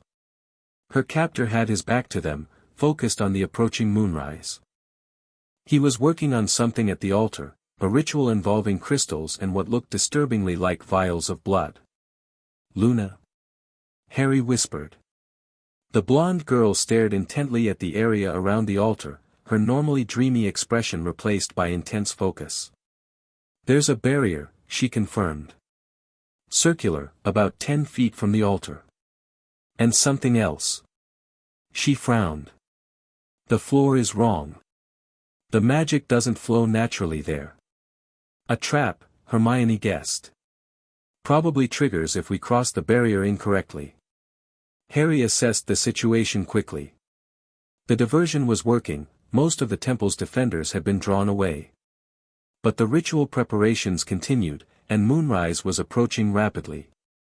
"We need to act now," he decided. "Hermione, Luna, stay here and be ready with the countermeasures we discussed. Veela team, circle around to flank the altar from different angles. I'll approach directly and draw his attention." Before anyone could object, Harry stepped from their hiding place and walked purposefully toward the altar. He made no attempt at stealth, this part of the plan required direct confrontation. The hooded figure sensed him immediately, turning with a hiss of surprise. "The chosen arrives. Earlier than expected, but right on cue." "Let her go," Harry said, his voice carrying across the temple. "Your fight is with me, not her." The figure made that horrible glass-grinding laugh. "So noble, so predictable. But I'm afraid the princess is integral to tonight's proceedings." He gestured, and the magical restraints binding Lyra tightened visibly, causing her to wince despite her obvious effort to show no pain. Harry continued forward, stopping just short of where Luna had indicated the barrier existed. "What exactly are you planning? To bring Karayan back using our magic somehow?" "Clever boy," the figure acknowledged. "The Gateway Temple was built at a junction of magical currents, a natural thinning between worlds.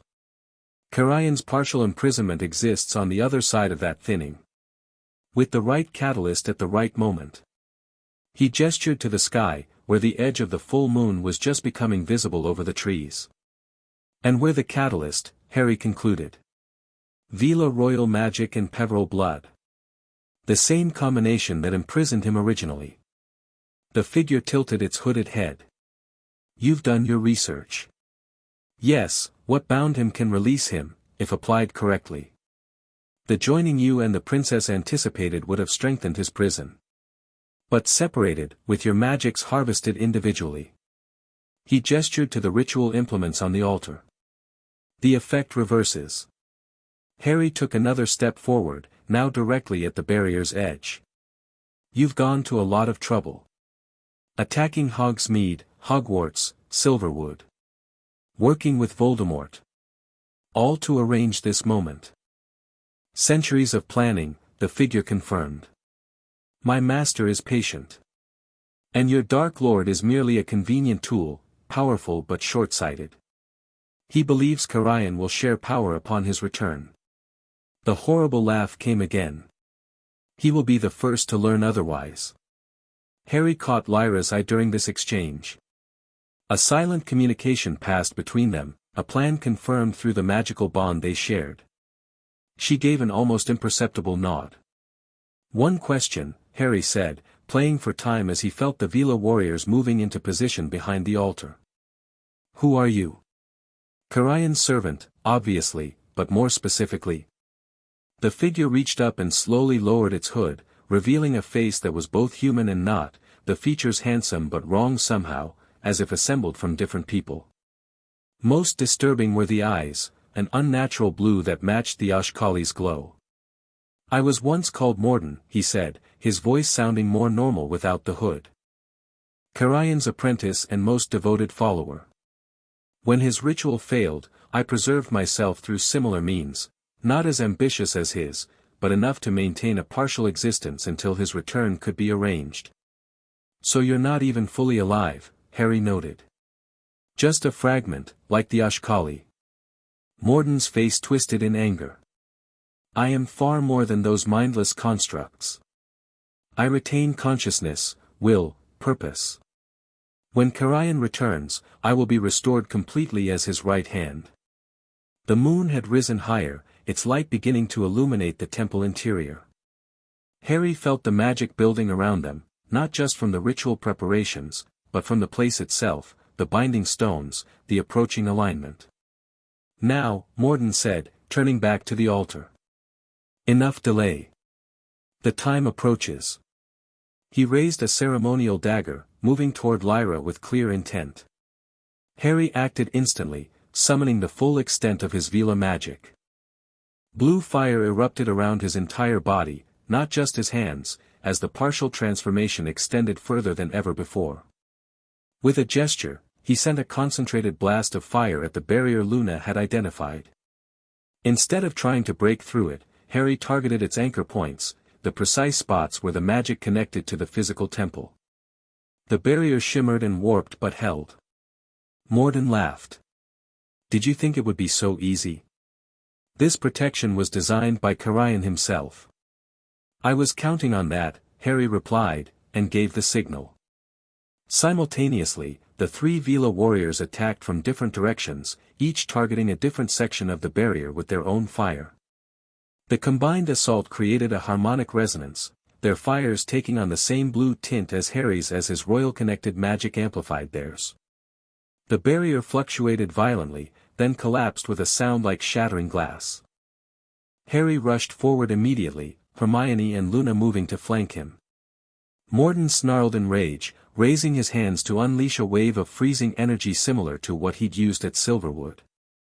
This time, however, Harry was prepared. He didn't try to counter the attack directly but instead sidestepped, allowing Luna to throw one of Hermione's special crystals into the energy wave.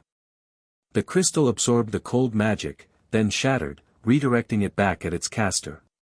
Morden staggered, momentarily disoriented by his own power rebounding on him. Harry used that moment to reach the altar, blue flames intensifying around his hands as he burned through Lyra's magical restraints. She sprung up immediately, her own partial transformation manifesting as her eyes glowed and white fire appeared around her fingers. "You fools!" Morden raged, recovering quickly. "You cannot stop what has already begun. The alignment approaches its peak." He was right, the moon now shone directly overhead, its light pooling on the altar. The runes carved into the floor began to glow with an eerie blue luminescence, and the air in the center of the temple seemed to ripple and distort. "The tear between worlds opens," Morden announced, his voice taking on that unnatural echo again. "My master comes." "Harry," Lyra said urgently, "the joining." "I know," he replied, taking her hand. The contact sent a surge of power through them both, their magics recognizing and responding to each other. But not the way they expected. Hermione moved quickly around the altar, placing crystals at specific points that Harry had identified during their planning. "Ready when you are," she called, moving back to a safer distance. Morden seemed to realize something was wrong. "What are you doing?" he demanded, the confidence in his voice wavering. "The ritual requires separate essences, not combined magic." "Exactly," Harry confirmed. "You wanted to reverse the original imprisonment by harvesting our magics individually. But what happens if we complete the joining instead, right here, at the center of the Gateway Temple, at the moment of perfect alignment?" Fear flashed across Morden's assembled features. "You wouldn't dare. The magical backlash could destroy you both." "It's a risk we're willing to take," Lyra said, her voice steady despite the obvious danger. "My ancestors and Harry's gave their lives to imprison Carian. We'll do no less to keep him contained." The air at the center of the temple continued to distort, a dark shape becoming visible within the rippling distortion, a towering figure reaching toward their reality. Carian, nearly manifesting from his prison between worlds. "Now, Harry!" Hermione shouted. "The alignment is perfect." Harry turned to Lyra, their hands still joined. "Are you sure about this? Dumbledore warned the magic might be unpredictable here, outside Silverwood." Her eyes, glowing with power, met his without hesitation. "I've never been more certain of anything. The selection chose us for this moment." Around them, the battle continued, Veela warriors and Hogwarts students fighting against Ashkali and constructs that had returned from the diversion. Morden was chanting frantically, trying to complete his ritual despite the interference.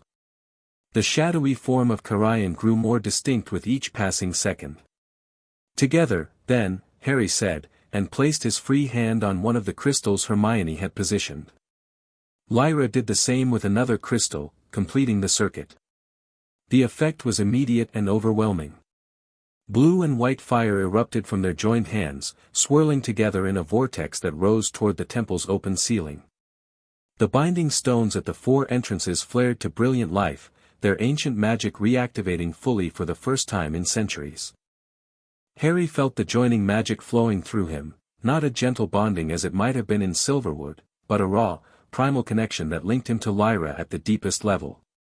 Their magics merged and amplified, creating something greater than either possessed individually. Morden screamed in rage and fear. "No!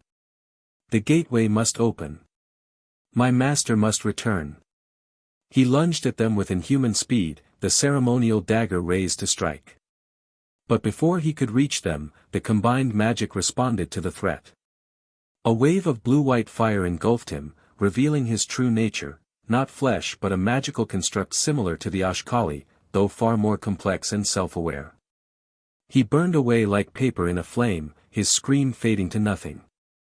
The shadowy form of Carian, nearly corporeal now, reached desperately toward the altar. A voice like the grinding of mountains echoed through the temple, "No. I will not be imprisoned again. The door is open. I will return." "Not today," Harry said, drawing on every ounce of strength he possessed. "Not ever."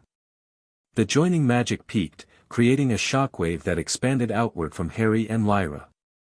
It swept through the temple, destroying every Ashkali and construct it touched. When it reached the binding stones, they absorbed the energy and directed it upward in 4 pillars of light that converged on the distortion where Karayan's form struggled to manifest. The effect was like a door slamming shut. The tear between worlds sealed with a thunderclap that shook the entire temple. Karayan's partially manifested form was forced back, his final roar of rage cut abruptly short as the gateway closed completely. The sudden silence was almost as shocking as the magical cacophony had been.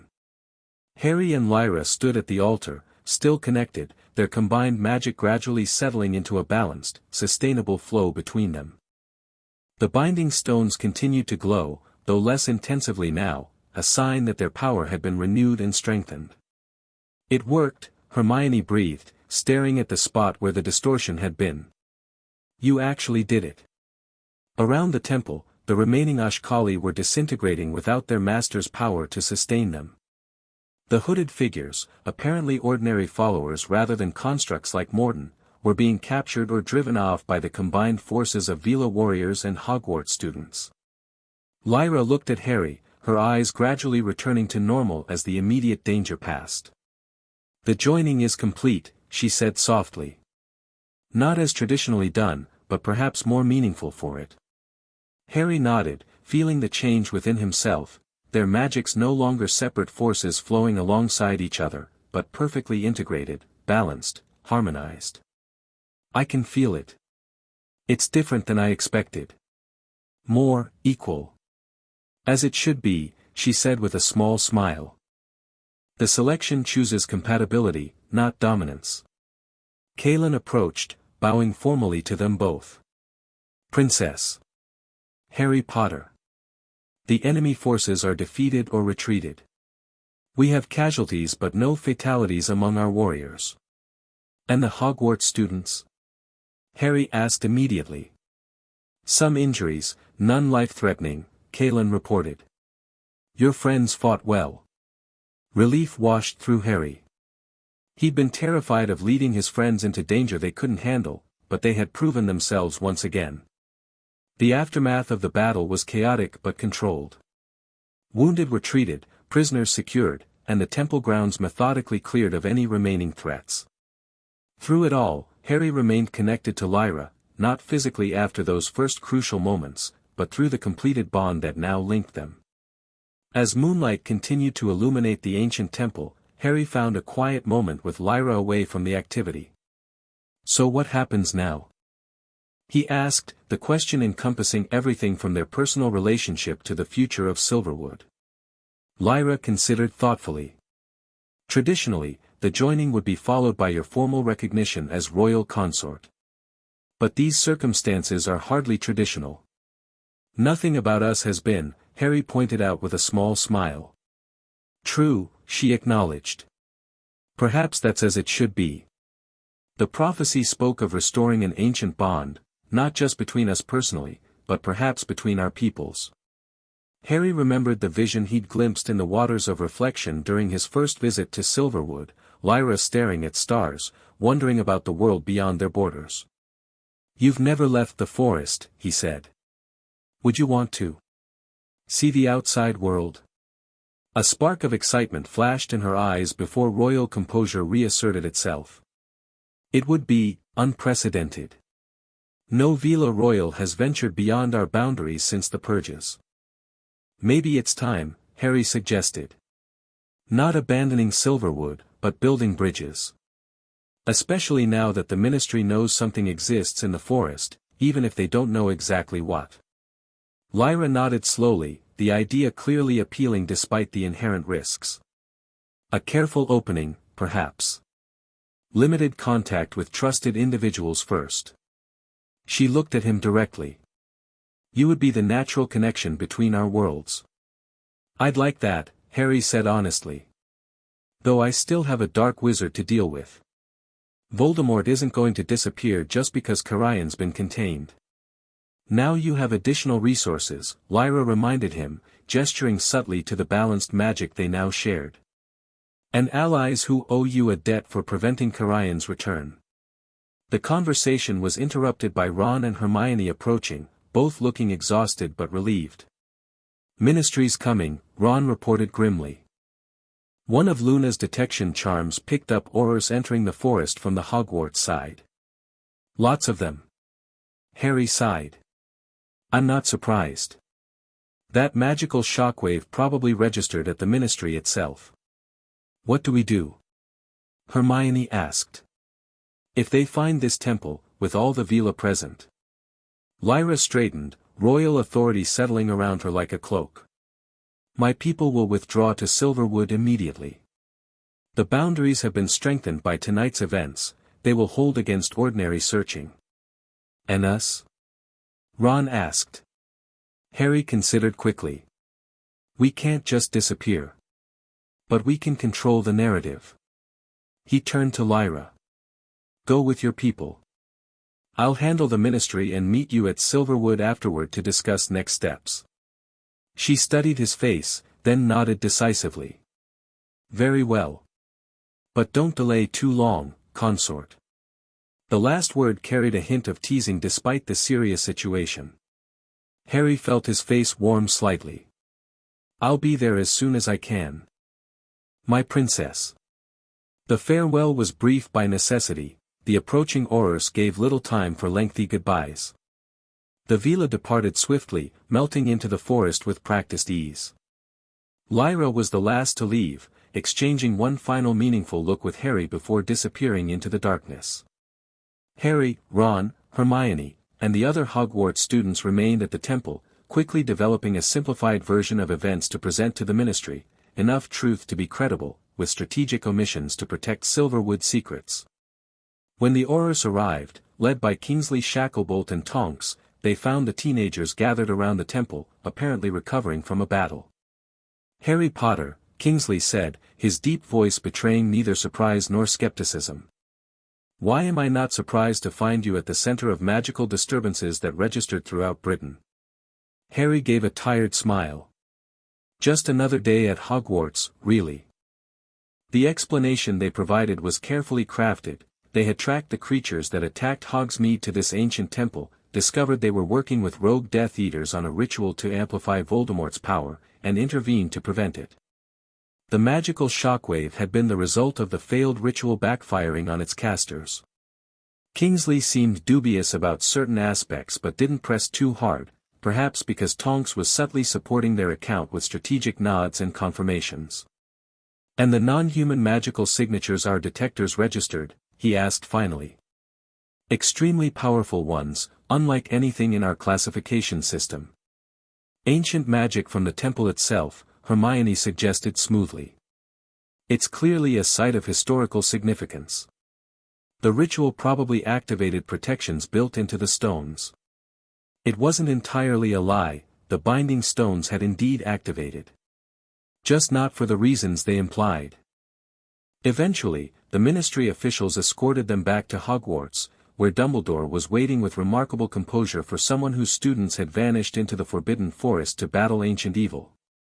I trust everything was resolved satisfactorily, he asked Harry quietly as the Ministry officials debriefed the others. Carians contained, Harry confirmed in an equally low voice. The joining was completed, though not exactly as planned. The binding stones are reactivated and stronger than before. And Princess Lyra? Safe. Returned to Silverwood with her people. Harry hesitated, then added, we're discussing possibilities for limited contact between their community and ours. Building bridges rather than maintaining complete separation. Dumbledore's eyes twinkled with approval. A worthy endeavor. Integration rather than isolation has always been my preference for magical communities. There will be complications, Harry acknowledged, thinking of the Ministry's continued interest and the Veela Council's ingrained caution. The worthwhile paths often have the most obstacles, Dumbledore replied philosophically. But I suspect you and Princess Lyra have the determination to overcome them. The aftermath of the Gateway Temple incident, as it came to be known, unfolded gradually over the following weeks. The Ministry investigation continued, though with decreasing intensity as no further attacks occurred. Scrimgeour himself eventually conceded that whatever threat the strange creatures had posed appeared to have been neutralized, though he remained suspiciously attentive to Harry's activities. The question of Harry's classification faded into bureaucratic limbo, neither approved nor denied, but indefinitely postponed as more pressing matters demanded the Ministry's attention. Voldemort's forces had gone unusually quiet following the incident, suggesting the Dark Lord was reassessing after the loss of his mysterious allies. Harry's connection to Veela magic stabilized completely after the joining. No longer requiring external controls like the silver bracelet, he could access and direct the abilities seamlessly, integrating them with his natural wizarding magic.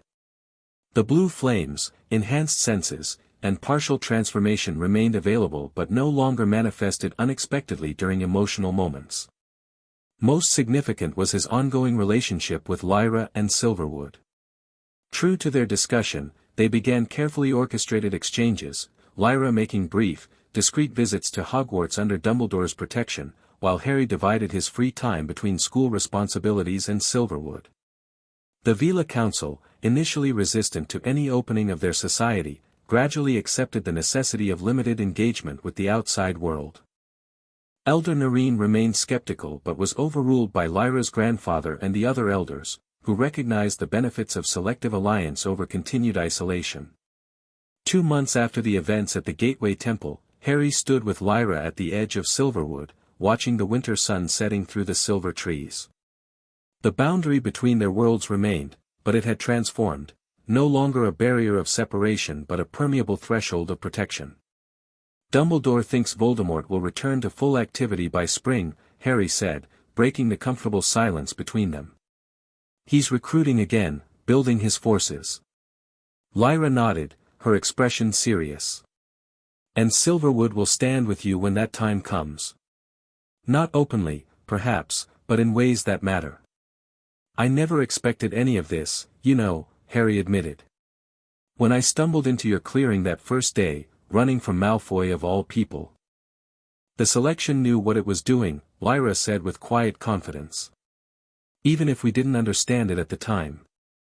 Harry turned to face her fully, taking her hands in his.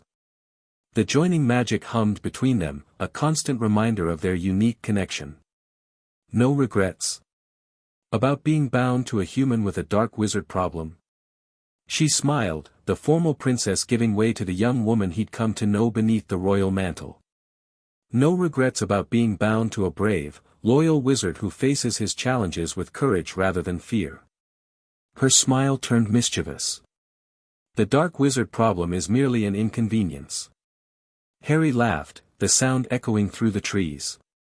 Just an inconvenience. I'll remind you of that next time we're fighting for our lives. See that you do, she replied, squeezing his hands. Now, I believe you promised to show me this room of requirement at your school. Something about it creating whatever the user needs. Tomorrow, Harry promised. After your meeting with Dumbledore about the formal educational exchange program. As they walked back toward the Veela settlement, Harry reflected on the unexpected path his life had taken.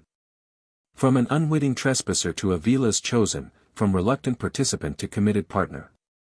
The journey hadn't been easy, but standing beside Lyra now, he couldn't imagine having chosen differently. The prophecy had spoken of restoration or destruction.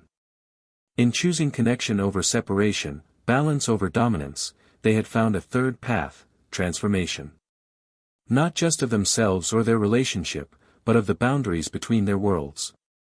The selection had chosen well, after all. The end. Thank you for watching this video. Please be sure to subscribe to our channel and like this video.